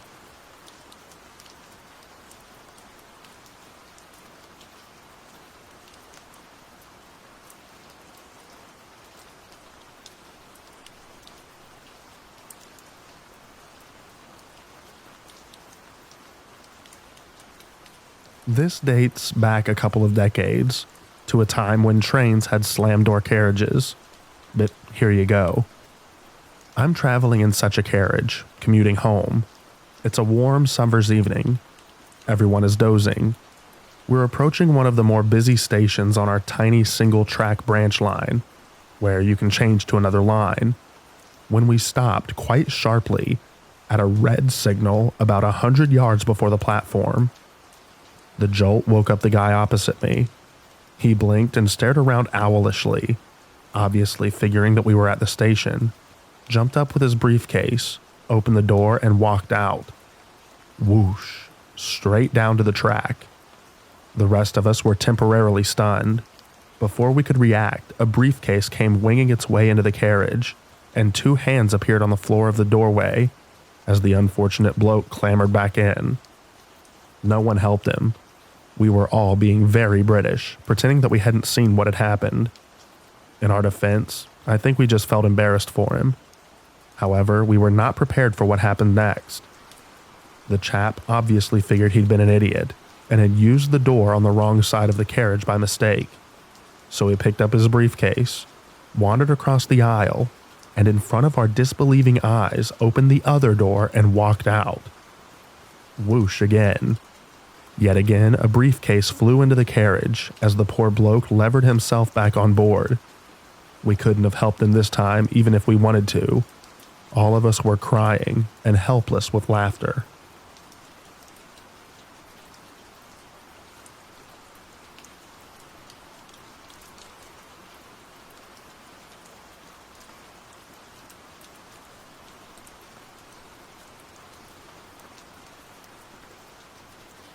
I work as a backup janitor when the normal one isn't available. I've seen some very weird things at the places I've cleaned. There's the usual needles and beer cans. Not that shocking after a while. But the weirdest thing I have ever seen was when I was called out to a train yard to clean out some diffused engines. These things hadn't been used since the mid-90s and were going to be sold for scrap as they were too battered to be refurbished. I was warned beforehand that there might be a bum in one of them, but I brushed it off since I had seen many bums at the various places I cleaned. They usually just ran off when they saw me coming. So I picked up my bucket and got in the company truck to go out to the disused part of the yard where the trains were, routine janitorial duties. As I'm driving out there, I noticed that I had left the keys to the trains back at the office. Oh well, I figure. These things are so old that the door might not even be there anymore. So I drive out to the engines and park my truck and get out. Nothing is creepy at this point, just some rotting diesel engines. I had seen much more creepy things before. I walk up the railing and kick in the door with little force. It didn't even lock anymore. I walk in and I immediately notice something very odd. It's in near mint condition. Great, I think. One less room to clean. But then I noticed something very, very disturbing. A skeleton perched against a wall. Then I noticed that it's wearing a leather jacket and clutching a pill bottle in its bony hands. It was a self-unaliving. I walk a bit closer and grab the pill bottle from its hand. The prescription date was 10/9/1996. Over 10 years ago, this guy had been rotting in a train for 10 years and nobody noticed his absence. I pressed the button on my radio and told the guard to call the cops.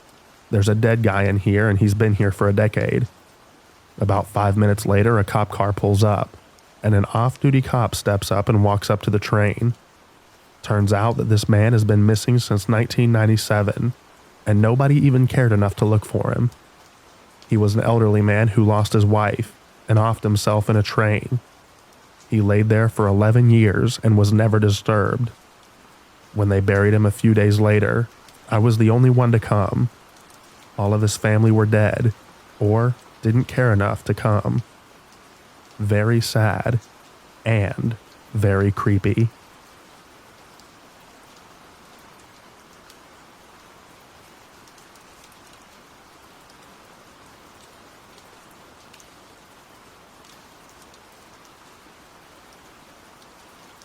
Conductor here.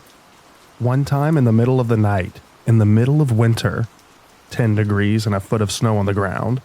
My train went into emergency. I had to walk the length of the train to see what the problem was. The train was right in the middle of a very small town. As I'm walking by one of the houses on the outskirts of this town, I see a guy standing in the driveway about 50 feet from me, wearing a trench coat and a sock hat type thing. The first thing that struck me as odd is that it was way too cold to be wearing just a trench coat. I shine my lantern on the guy, wave and say hi. Nothing. The guy doesn't even move. I continue walking past the guy to the end of the train while looking back very often. I get to the end, turn around and head back. I get back to the house where this guy is standing, and he's still there in the same place in the same position. I don't even say anything this time. I just speed walk back to the head of the train. The next day, I'm taking a train back home during the day. I'm paying special attention to this house as we go by it. There's nothing there. The drive isn't shoveled. Nothing is there that could have been mistaken for a guy in a trench coat. I have since been by this house dozens of times, and I have never seen a car parked there, or a light on, or anything at all.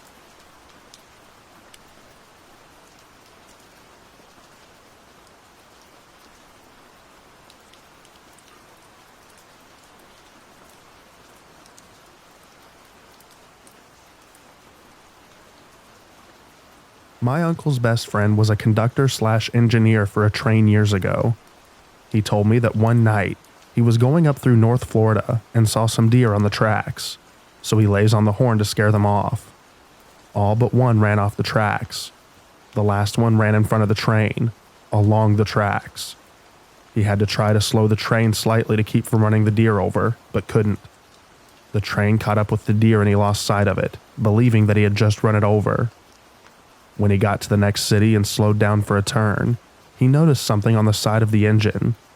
He leaned out to see a deer laying on a set of steps just out of the view from his seat. It ended up jumping off in the middle of the city, a few hundred miles from its home.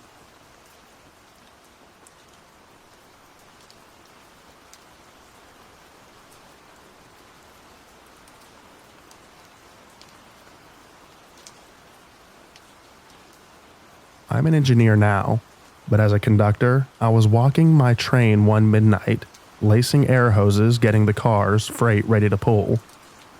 I noticed what I thought was a dog or a coyote about 100 yards away. No big deal. I have a big aluminum and steel stick with a hook for cranking brakes without having to climb onto the cars. Then I notice it kind of tracing along, pacing me. I could see the glow of its eyes watching me. Later, as we're ready to depart, I'm out in front of the engine, opening the track switch to get onto the main line. I'm in the engine's headlights, and I hear my engineer say quietly over the radio, "Calmly walk up to the engine. If I blow the whistle, run." I'm thinking, oh geez, it's just that coyote. No big deal. And I keep working. But he starts flashing the cab lights. So I think maybe there's a manager stalking us. So I go up there. He has me close the nose door and points out a giant mountain lion perched up on the berm 20 feet from where I was, casually sprawled out staring dead at us. This was northern Iowa, so pretty uncommon. That and a bunch of junkies and drunks around the yards.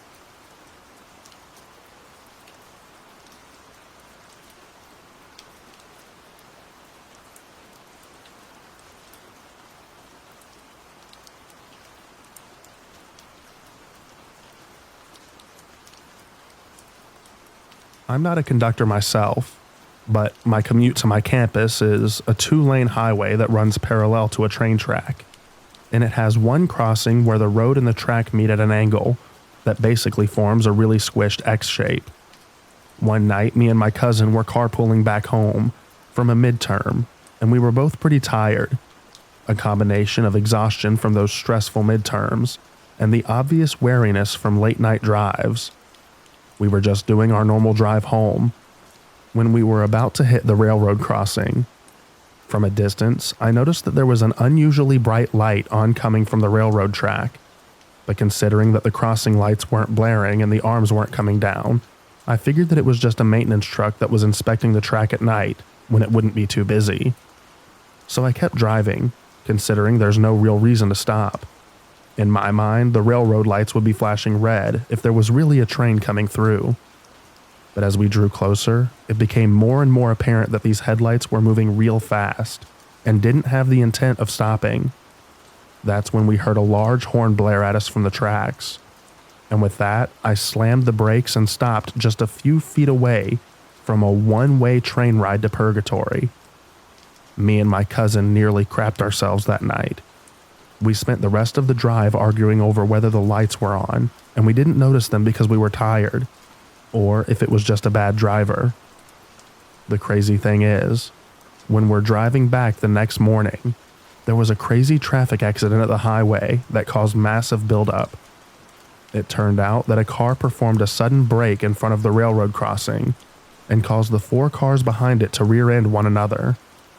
The local radio station was reporting on the accident, and it was revealed that the lead driver slammed the brakes when he noticed a train about to use the railroad crossing, even though the crossing arms were still up and the lights weren't going off. Luckily, no one was severely injured.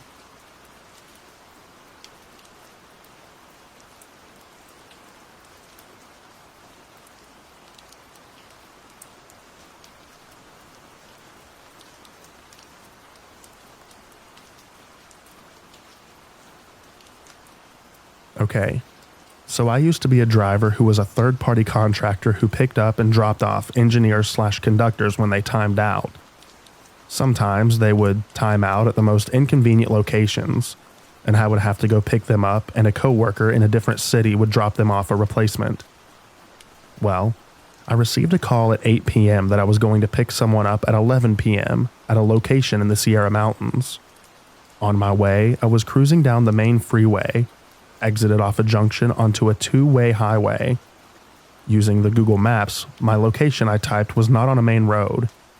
Stress kicked in as I was going to have to take a dirt road in the mountains with fading cell phone service and would have to navigate in the dark. My radio worked and was the best line of communication to the train. Well, as I was traveling down a dirt road at 10:30 at night, something hit the top of my vehicle. I slowed down, locking my doors, and stopped. What the heck was that? I looked around and saw nothing.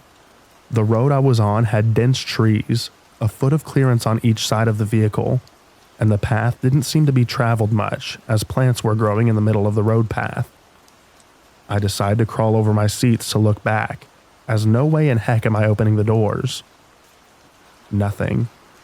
I pause and stare quietly, waiting to see if anything moves. My radio was on, and the conductor asked if I was on the line, or there. I quickly realized it was the locomotive I was going to meet, and responded that I was on the way and on the dirt road heading towards them. They quickly responded with, "You made sure you took the first right off the highway, right?" I stated yes. He then stated, "But you kept going?" I stated yes. Now I'm frustrated because I'm thinking I traveled more than I needed to. Then, out of the corner of my eye, on the driver's side window, 2 big eyes reflecting light from my headlights are deadlocked on me. Oh crap. As my heart drops, adrenaline hit me, but I have no idea if it sees me through the tinted windows. I don't dare move. The eyes were large and seemed to be tracking after staring for a moment, which seemed like at me. The scary part was, I never saw what it was. The eyes were spaced and looking forward enough to be a bear, but moved as though it was much taller and smooth motion as if they were floating.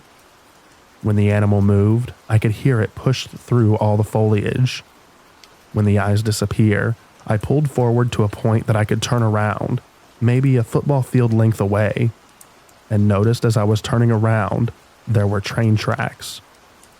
The guy on the radio said stay there as they could see me. Well, short ending, the engineers hopped in, and on the way home were talking about how they saw a large animal that looked like the size of a bear that stood in front of their tracks as they were slowly coming to a stop, but took off much too fast to be a bear. and they even joked that it ran away on 2 legs at that speed. They said exactly where I saw the creature, and shivers to this day still happen when I think about it.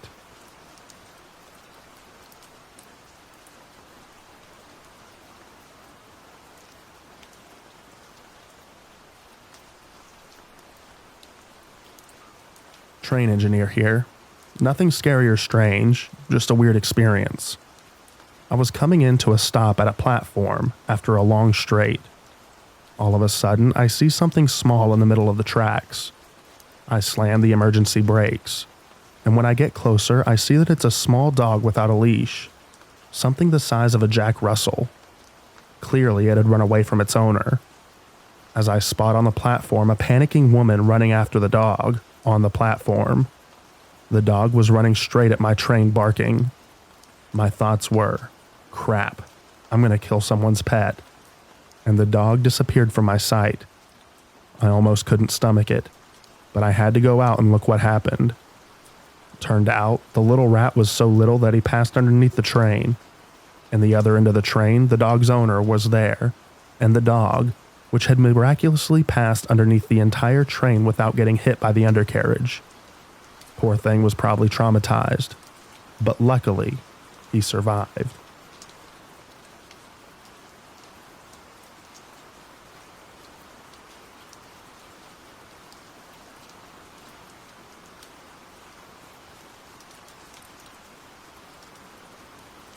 Okay, so it wasn't me driving the train, but one of my coworkers.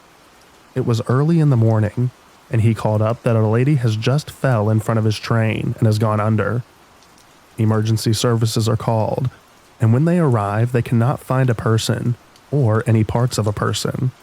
No sign whatsoever of a fatality or anything. Police do a search of the area and find the lady matching the description of the person that went under the train. Apparently she was a sleepwalker and left home on one of her walks. Train footage shows her while walking through a pedestrian maze at a crossing. She appeared to trip and fall between the tracks, and under it just as the train passed over her. When the train comes to a stop, she casually rolls out from under the train and continues on her morning walk.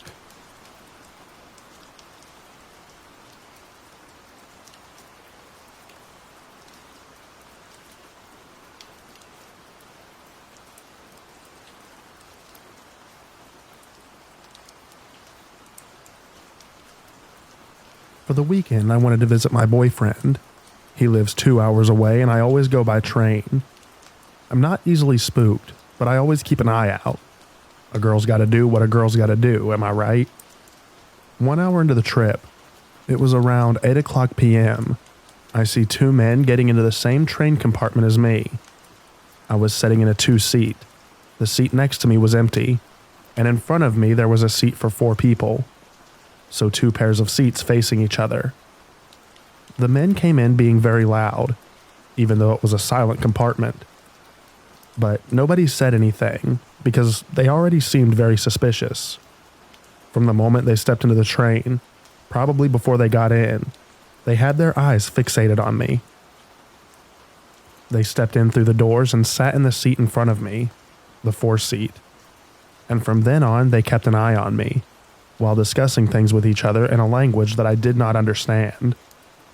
Like every other girl, I get stared at frequently, especially when I wear my hair down. It normally makes me feel a bit awkward, but I never feel unsafe when this happens. Until yesterday.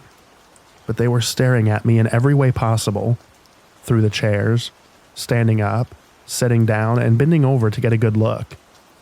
Through the reflection of the mirror, and by getting up and walking past me. They were taking turns in walking over to the other compartment of the train. The other compartment was only separated from mine with a glass door. Every time one of them got up, they both started staring at me. Then one of them went away, and the other one had clear vision of me and kept staring at me. He poked his head through the middle of the seats and offered me chocolate, which I politely refused. Then the other one came back, and 5 minutes later, the man who did not go away yet went away in the same way. They kept taking turns in walking away.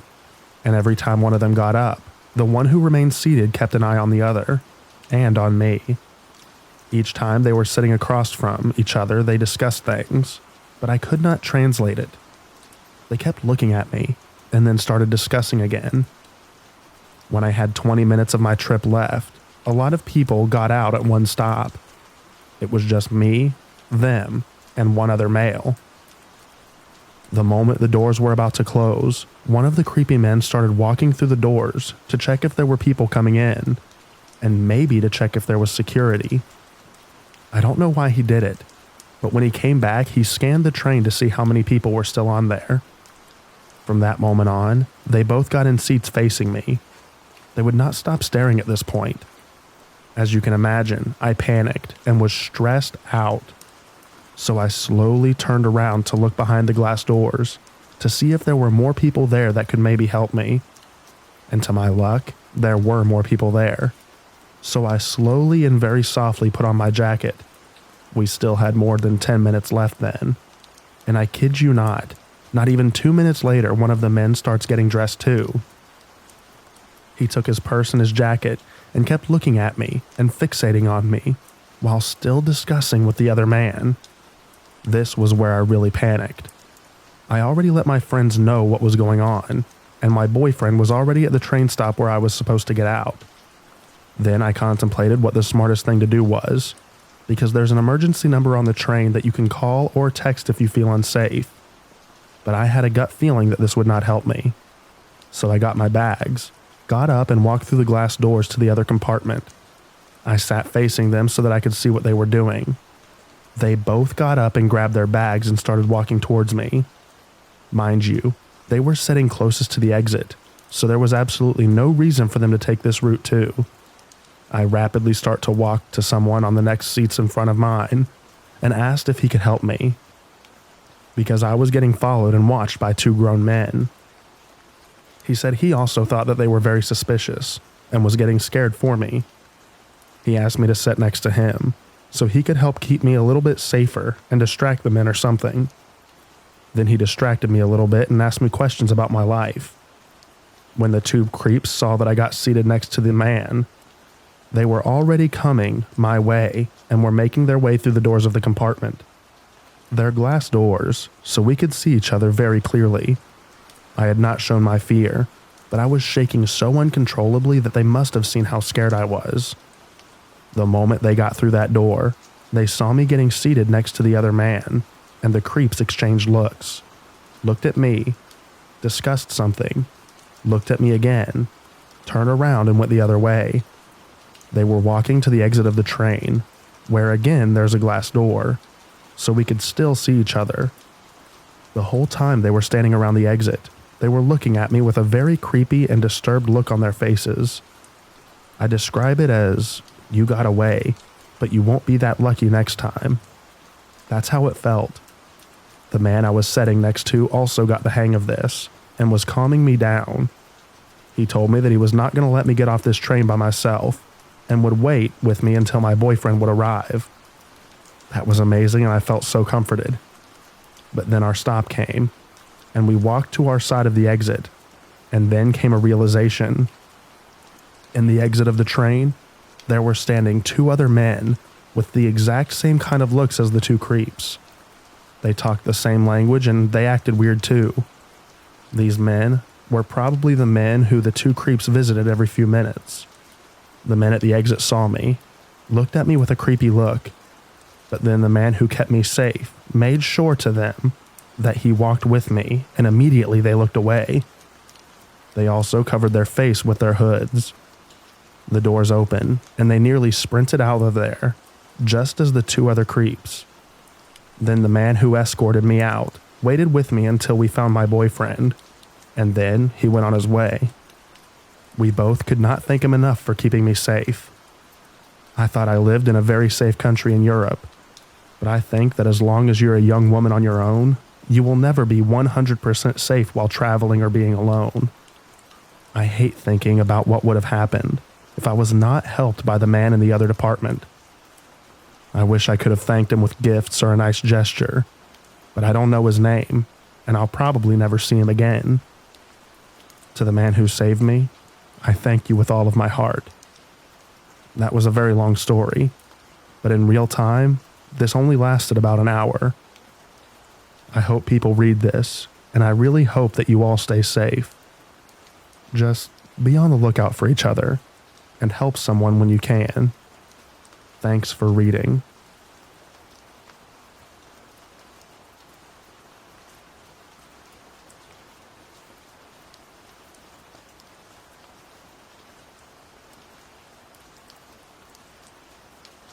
It was probably around January 2018 at the time. I had to take the 8 a.m. train once a month to see my boyfriend, and usually took the 6 p.m. train to go home. As I enter the 6 p.m. train, I see a man kissing, licking, and making out with the train window. He seemed as surprised as I was and quickly stopped when he saw me. I didn't think too much of it, so I didn't change cars, but simply went upstairs to sit. It was a 2-floor train. I was playing on my phone, not paying attention to anything else, which wasn't a clever move because it was dark outside. And when it's dark outside, the station just before mine can be easily mistaken for mine. So I look outside, see the train stopped, and see this station that looks exactly like mine. So I run outside thinking it was my stop. Once out, I quickly noticed that it wasn't. I once again mistook the other station for mine. So as I casually went back in, I saw the window-looking guy that was now a couple of meters away from me, sprinting back to his seat. I wonder why for a minute, then it clicked. This guy tried to follow me outside, but backed off once he saw that I was coming back in. Only there did I change cars, because I was starting to get creeped out. And when I got out at my station, the real one this time, I was searching for him, wondering if it was just a coincidence, and that maybe he freaked out because he mistook the precedent station for his too. But nope. Luckily, he stayed in the train.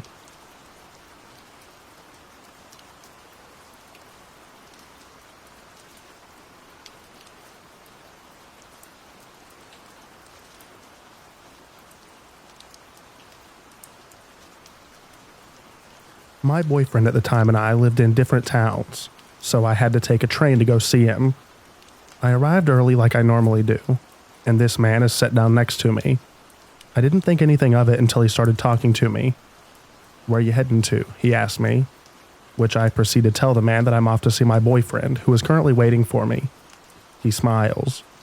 He decided to tell me how we'd make a great family together, how he can be an uncle to me. I found that weird. He then hugged me, which I didn't know what to do. He said he knew me. I asked him how. He proceeded to tell me where I worked out. My job was me dressing up in costumes that contains putting a head on so you couldn't see who I was. The only time I ever took the head off is where I had to get completely undressed. I found this weird. He said he remembered me being much thinner, but I know that he meant my sister, who also works the same job as me. My train arrived and I go inside, and he decided to sit next to me. Before we sat down, he wanted a hug, and when I gave him a hug, I looked at the woman behind me and mouthed the word "help me." She hadn't responded. I sat down and he proceeded to kiss at my neck, and I pushed him away. He got upset and I quickly got off at the next stop. I had to board another train and ended up telling the police of what happened. They tried their best to find him, but sadly they couldn't. Ever since, I felt completely uncomfortable at my job.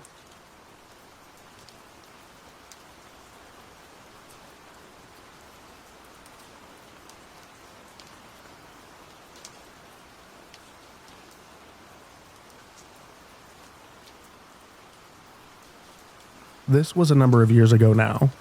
One morning, I was waiting at my local train station for a train to uni. Out of the corner of my eye, I could swear there was someone staring at me. I turned to look, and there was this lady, no younger than 60, just staring at me with wide eyes. She stared at me the whole time, didn't even look away when I looked at her, just kept staring. A train came and I went to get on, and the lady follows me. I tried to trick her to see if she would keep following me. So, just as I went to the door of the carriage, I instead turned left and got on the next carriage. Yep, she followed me there. She then sat in the aisle opposite me and continually looked over at me. She then got off 2 stations later. A few days later, I see her again. Same thing. Stares at me, follows me onto the train, continues staring, gets off 2 stations later. About a week or so later, on a weekend, I was taking a train with my mother. We sat on the bench on the opposite side of the platform to where I had been previously. Train station was almost empty. And who comes to sit right next to my mom? Yep, that old lady. Keeps looking over at me and my mother, and does a similar thing on the train as well. I haven't seen her since.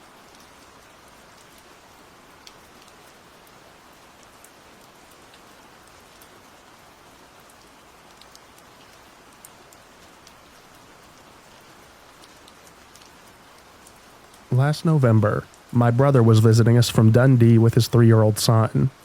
Since my brother had moved from Glasgow, we didn't get to see him or his family too often, so we cherished it any time we got to see them. His wife unfortunately could not travel down due to work, and only a day into his visit, he was called back to himself for an emergency. His nephew wanted to stay, as we had brought him tickets to the football game the day after, so I agreed to take him back to his dad in Dundee after the game. The only train that I could get was a fairly late one, and it was therefore the last one of the day, so I took my nephew to the football game and headed straight to the station afterwards. The train was fairly busy, but I had booked us 2 seats. Just as we were about to board the train, the man standing next to me made an odd comment. "Like sardines, aren't they? I hate sardines," he said. I found this fairly odd and just laughed it off awkwardly. I've never been good at making conversations with strangers and always felt uneasy when one approaches me. As we made our way to our seats, I noticed an old couple sitting in them. I told them it was our seats, but they were fairly rude and told me that people shouldn't be made to stand for a journey. I always hate confrontation, especially in public, so I just left. There were no 2 seats together anywhere on the train, so me and my nephew were forced to stand for about an hour until many people on the train finally got off when it stopped in Perth. Me and my nephew sat down, and I mistakenly fell asleep as I was so tired after a fairly long day and standing for an hour on the train. As my nephew was only 3, he obviously fell asleep as well. I awoke just as the last passengers were getting off at Dundee. I quickly jumped up and tried to get my nephew off the train as quickly as possible, but he was too slow and I had to stay on the train with him, meaning that we missed the stop. As the train was delayed slightly, it was now going straight to Aberdeen, which was about another hour or so away. I sat down and tried to phone anyone I knew, but I didn't have any signal. I began to panic, as I knew that there would be no return trains from Aberdeen at this time of night, likely meaning that I would have to stay the night there in a hotel. I tried to compose myself, and looked about the train to see if there was anyone who could maybe help me. My carriage had more or less cleared out by this point, and there was only 3 other people left. An older woman sleeping a few rows in front of me, a young man reading a book at the opposite side, and a third man behind me. I told my nephew to go back to sleep and started trying to plan what I would do when we had gotten to Aberdeen. As my phone had no signal, this was obviously fairly difficult, and thought that I would ask the man behind me for any help. I looked in the window's reflection at him, and noticed it was the same man who had made the sardine comment earlier. He was a middle-aged man, fairly average build and height, and there was nothing to suggest that he was in any way dangerous. Except one thing. He was staring right at me. I looked away for a minute, thinking maybe he was just looking about the train as I did only a moment ago. But when I looked again, he was still staring. His stare didn't seem to break until he got up to presumably go to the toilet. I debated switching to another carriage, but before I could gather my stuff and wake my nephew, he returned. Only this time, he sat in a different seat, facing me directly. A few uneasy moments before he made his first comment. "Someone's sleepy," he said, nodding to my nephew. I laughed awkwardly and put my earphones in to avoid having to talk to him, even though my phone had just died. "Must be some set of earphones if they can listen to music when your phone's dead," he said. My heart dropped. "I'm only kidding you on," he said, but I now had no excuse to avoid conversation with him. "So are you going home or visiting someone?" he asked. I made the mistake of telling him what had happened and that I had missed my stop. That's quite the situation. You won't get a train back at this time. I nodded and said I'll just find a hotel for the night. He then approached my seat and sat across from me. Hotels will all be booked out, and even if they aren't, they'll charge you a fortune. I've got a place not far from the station. You can stay there for the night and get the train in the morning. I'll stay out of the way of you and your son, don't worry. I explained to the man that it was not my son, and that I was happy to cough up the money for a hotel, and tried to stay polite by saying that I didn't want to be a nuisance for him, even though I really just wanted to tell him to leave me alone. Oh, believe me, you won't be any nuisance to me, he said in an overly friendly tone. I was now feeling extremely unnerved, but still tried my best to talk myself out of the situation. This conversation carried on for another 10 minutes or so, and he was increasingly insistent that I stayed with him. I didn't have any idea of what to do. I felt completely helpless. I told him I needed the toilet in an effort to get away from the carriage. This is when he grabbed my wrist below the table. "You're not going anywhere," he said in a hushed tone. "You're staying with me. I'll keep you safe," he said in an extremely chilling voice. I couldn't even bring myself to scream out in the situation. The only other passengers in the carriage were at the opposite end, and I was so terrified that if I screamed, the man would hurt me or my nephew. He wouldn't let go of my wrist, and repeatedly began saying, "Just act natural." The remaining part of the journey seemed to last a lifetime, and I knew even then and there was no light at the end of this tunnel, as this man would not let me go. The train finally reached Aberdeen, and the man told me to wake my nephew, not to alarm him, and tell him that we're staying at this nice man's house for the evening. He held my hand as we got off the train. My worst feelings were coming true, as I knew that would happen when this man got us back to his house. All of a sudden, I was knocked to the floor in a heap of bodies. The police had tackled the man and were arresting him. As I got to my feet, I grabbed my nephew's hand and ran only a couple of yards before completely breaking down. The police comforted me and told me that the young man who was reading his book at the other side of the carriage had noticed what was going on and sent a text to the British Transport Police, whose number is all over the walls of the train on posters. It took me a couple of minutes to process everything, but I managed to gain enough composure to thank the police and express my gratitude towards the man who had sent the text. I only managed to say a few words to him, but I will be forever grateful to him, as he saved me from what would have been a night of terror, and very possibly saved me and my nephew's life. The police very kindly took me and my nephew back to Dundee, where my brother and his wife were extremely relieved to see us. It is now some time since the incident, but it's had a lasting effect on me, and I always make sure that when I'm traveling late at night, that I am accompanied by someone, and never run the risk of missing my stop ever again.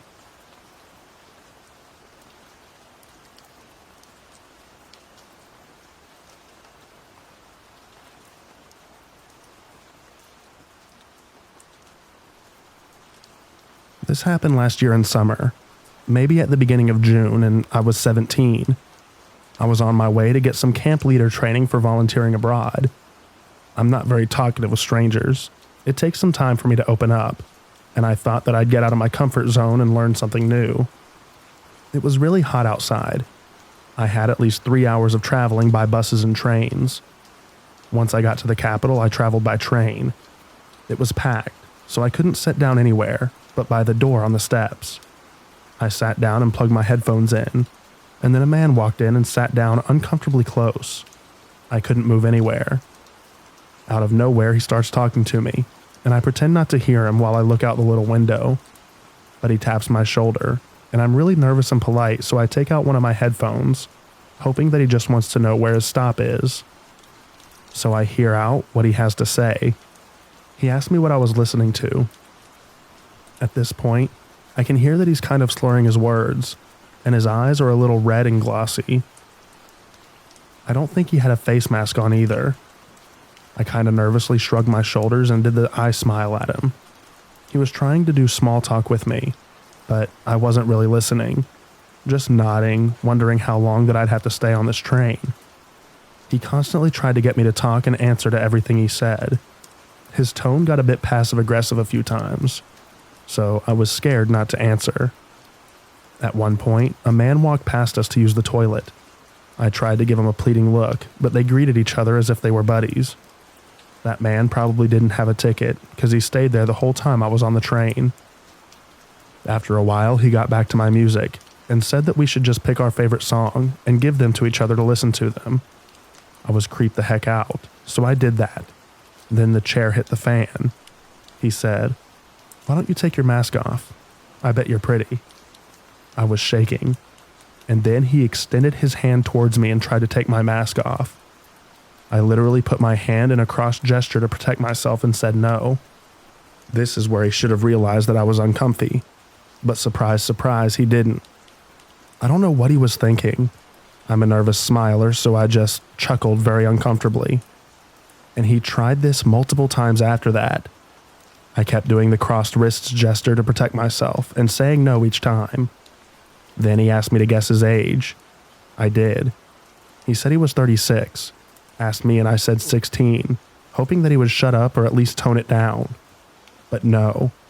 He got closer and examined the sleeve of my shirt, saying it's nice. I was almost so scared that I was peeing myself at this point. And then a conductor walks to us. Thank God. Or not. Because when I looked at him, almost tearing up, he ignored me and walked away. Then this dude playfully nudges the side of my thigh, while still complimenting me and trying to get me to take my mask off. Then he gets up to get a cigarette and walks into the toilet to the second dude. He told me to let him know when I was getting off.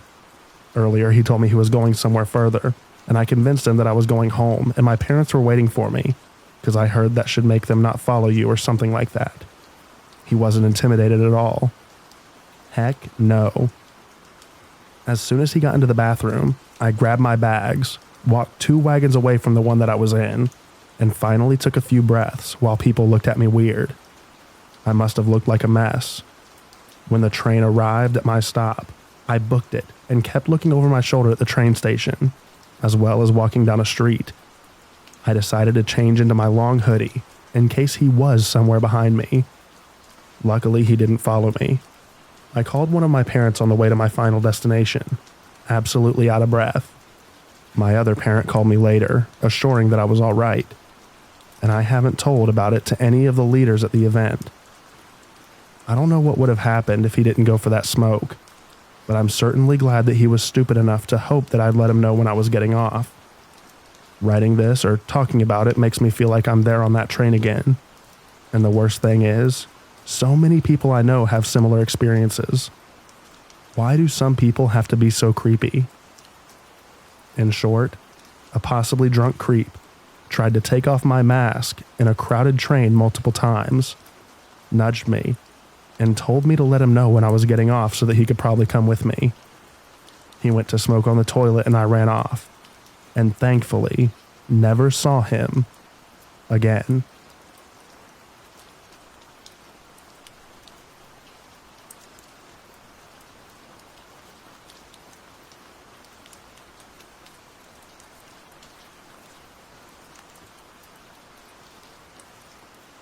This all happened a few years back, around when I was in 8th or 9th grade, so things are a bit blurry, but I'm trying to recall this as best as I can. It was a sunny Monday afternoon. On Monday, I went to my piano lessons directly after school, one train station away from the bus stop I used. So after my lesson was over, I was waiting for the train at the train station. I used to walk in circles or up and down while I'm waiting to pass the time. This time, I noticed a guy watching me, probably Arabic or Turkish, definitely foreign. He couldn't speak German. Yes, I'm German. Anyways, I noticed him and looked up. He smiled at me and waved. I brushed it off and thought nothing of it at first. The train came and I entered, sat down and did what I usually do when going my train. I was wearing headphones. But I did see the guy again. He was in the same wagon as me, looking over, still smiling. One station later, I left the train and went for the bus stop, starting to feel uneasy. I noticed the guy was following me and getting on the same bus as me. There are 3 different buses going from the stop, and mine is going to a rather quiet part of town. The bus wasn't overly full, and I was sitting in front. I internally hoped that this dude wouldn't get off the bus at the same stop as I did, but my hopes were quickly shattered, because that's exactly what he did.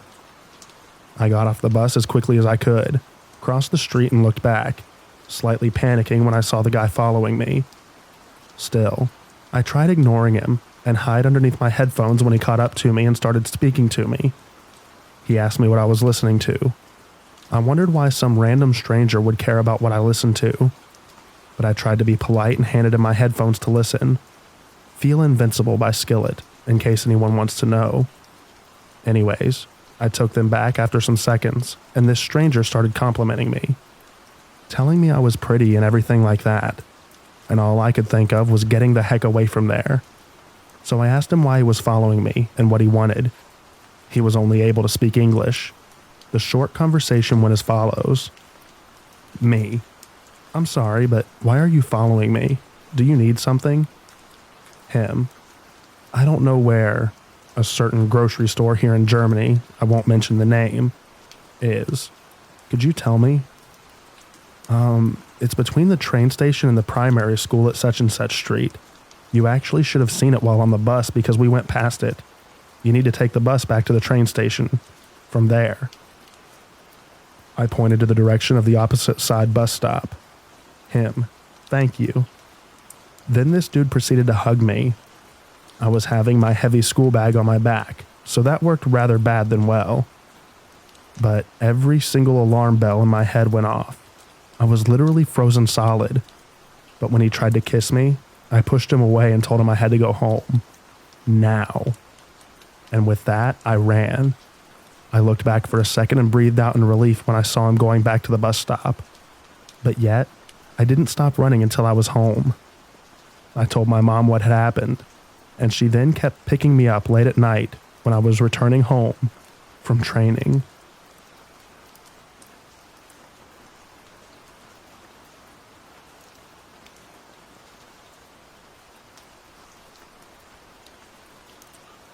Thank you so much for listening to all of the stories in this video. I hope you enjoyed them. I also hope that you enjoy the extra rain at the end. Get a good night's sleep, everyone, and I'll read to you in the next video. Bye-bye now.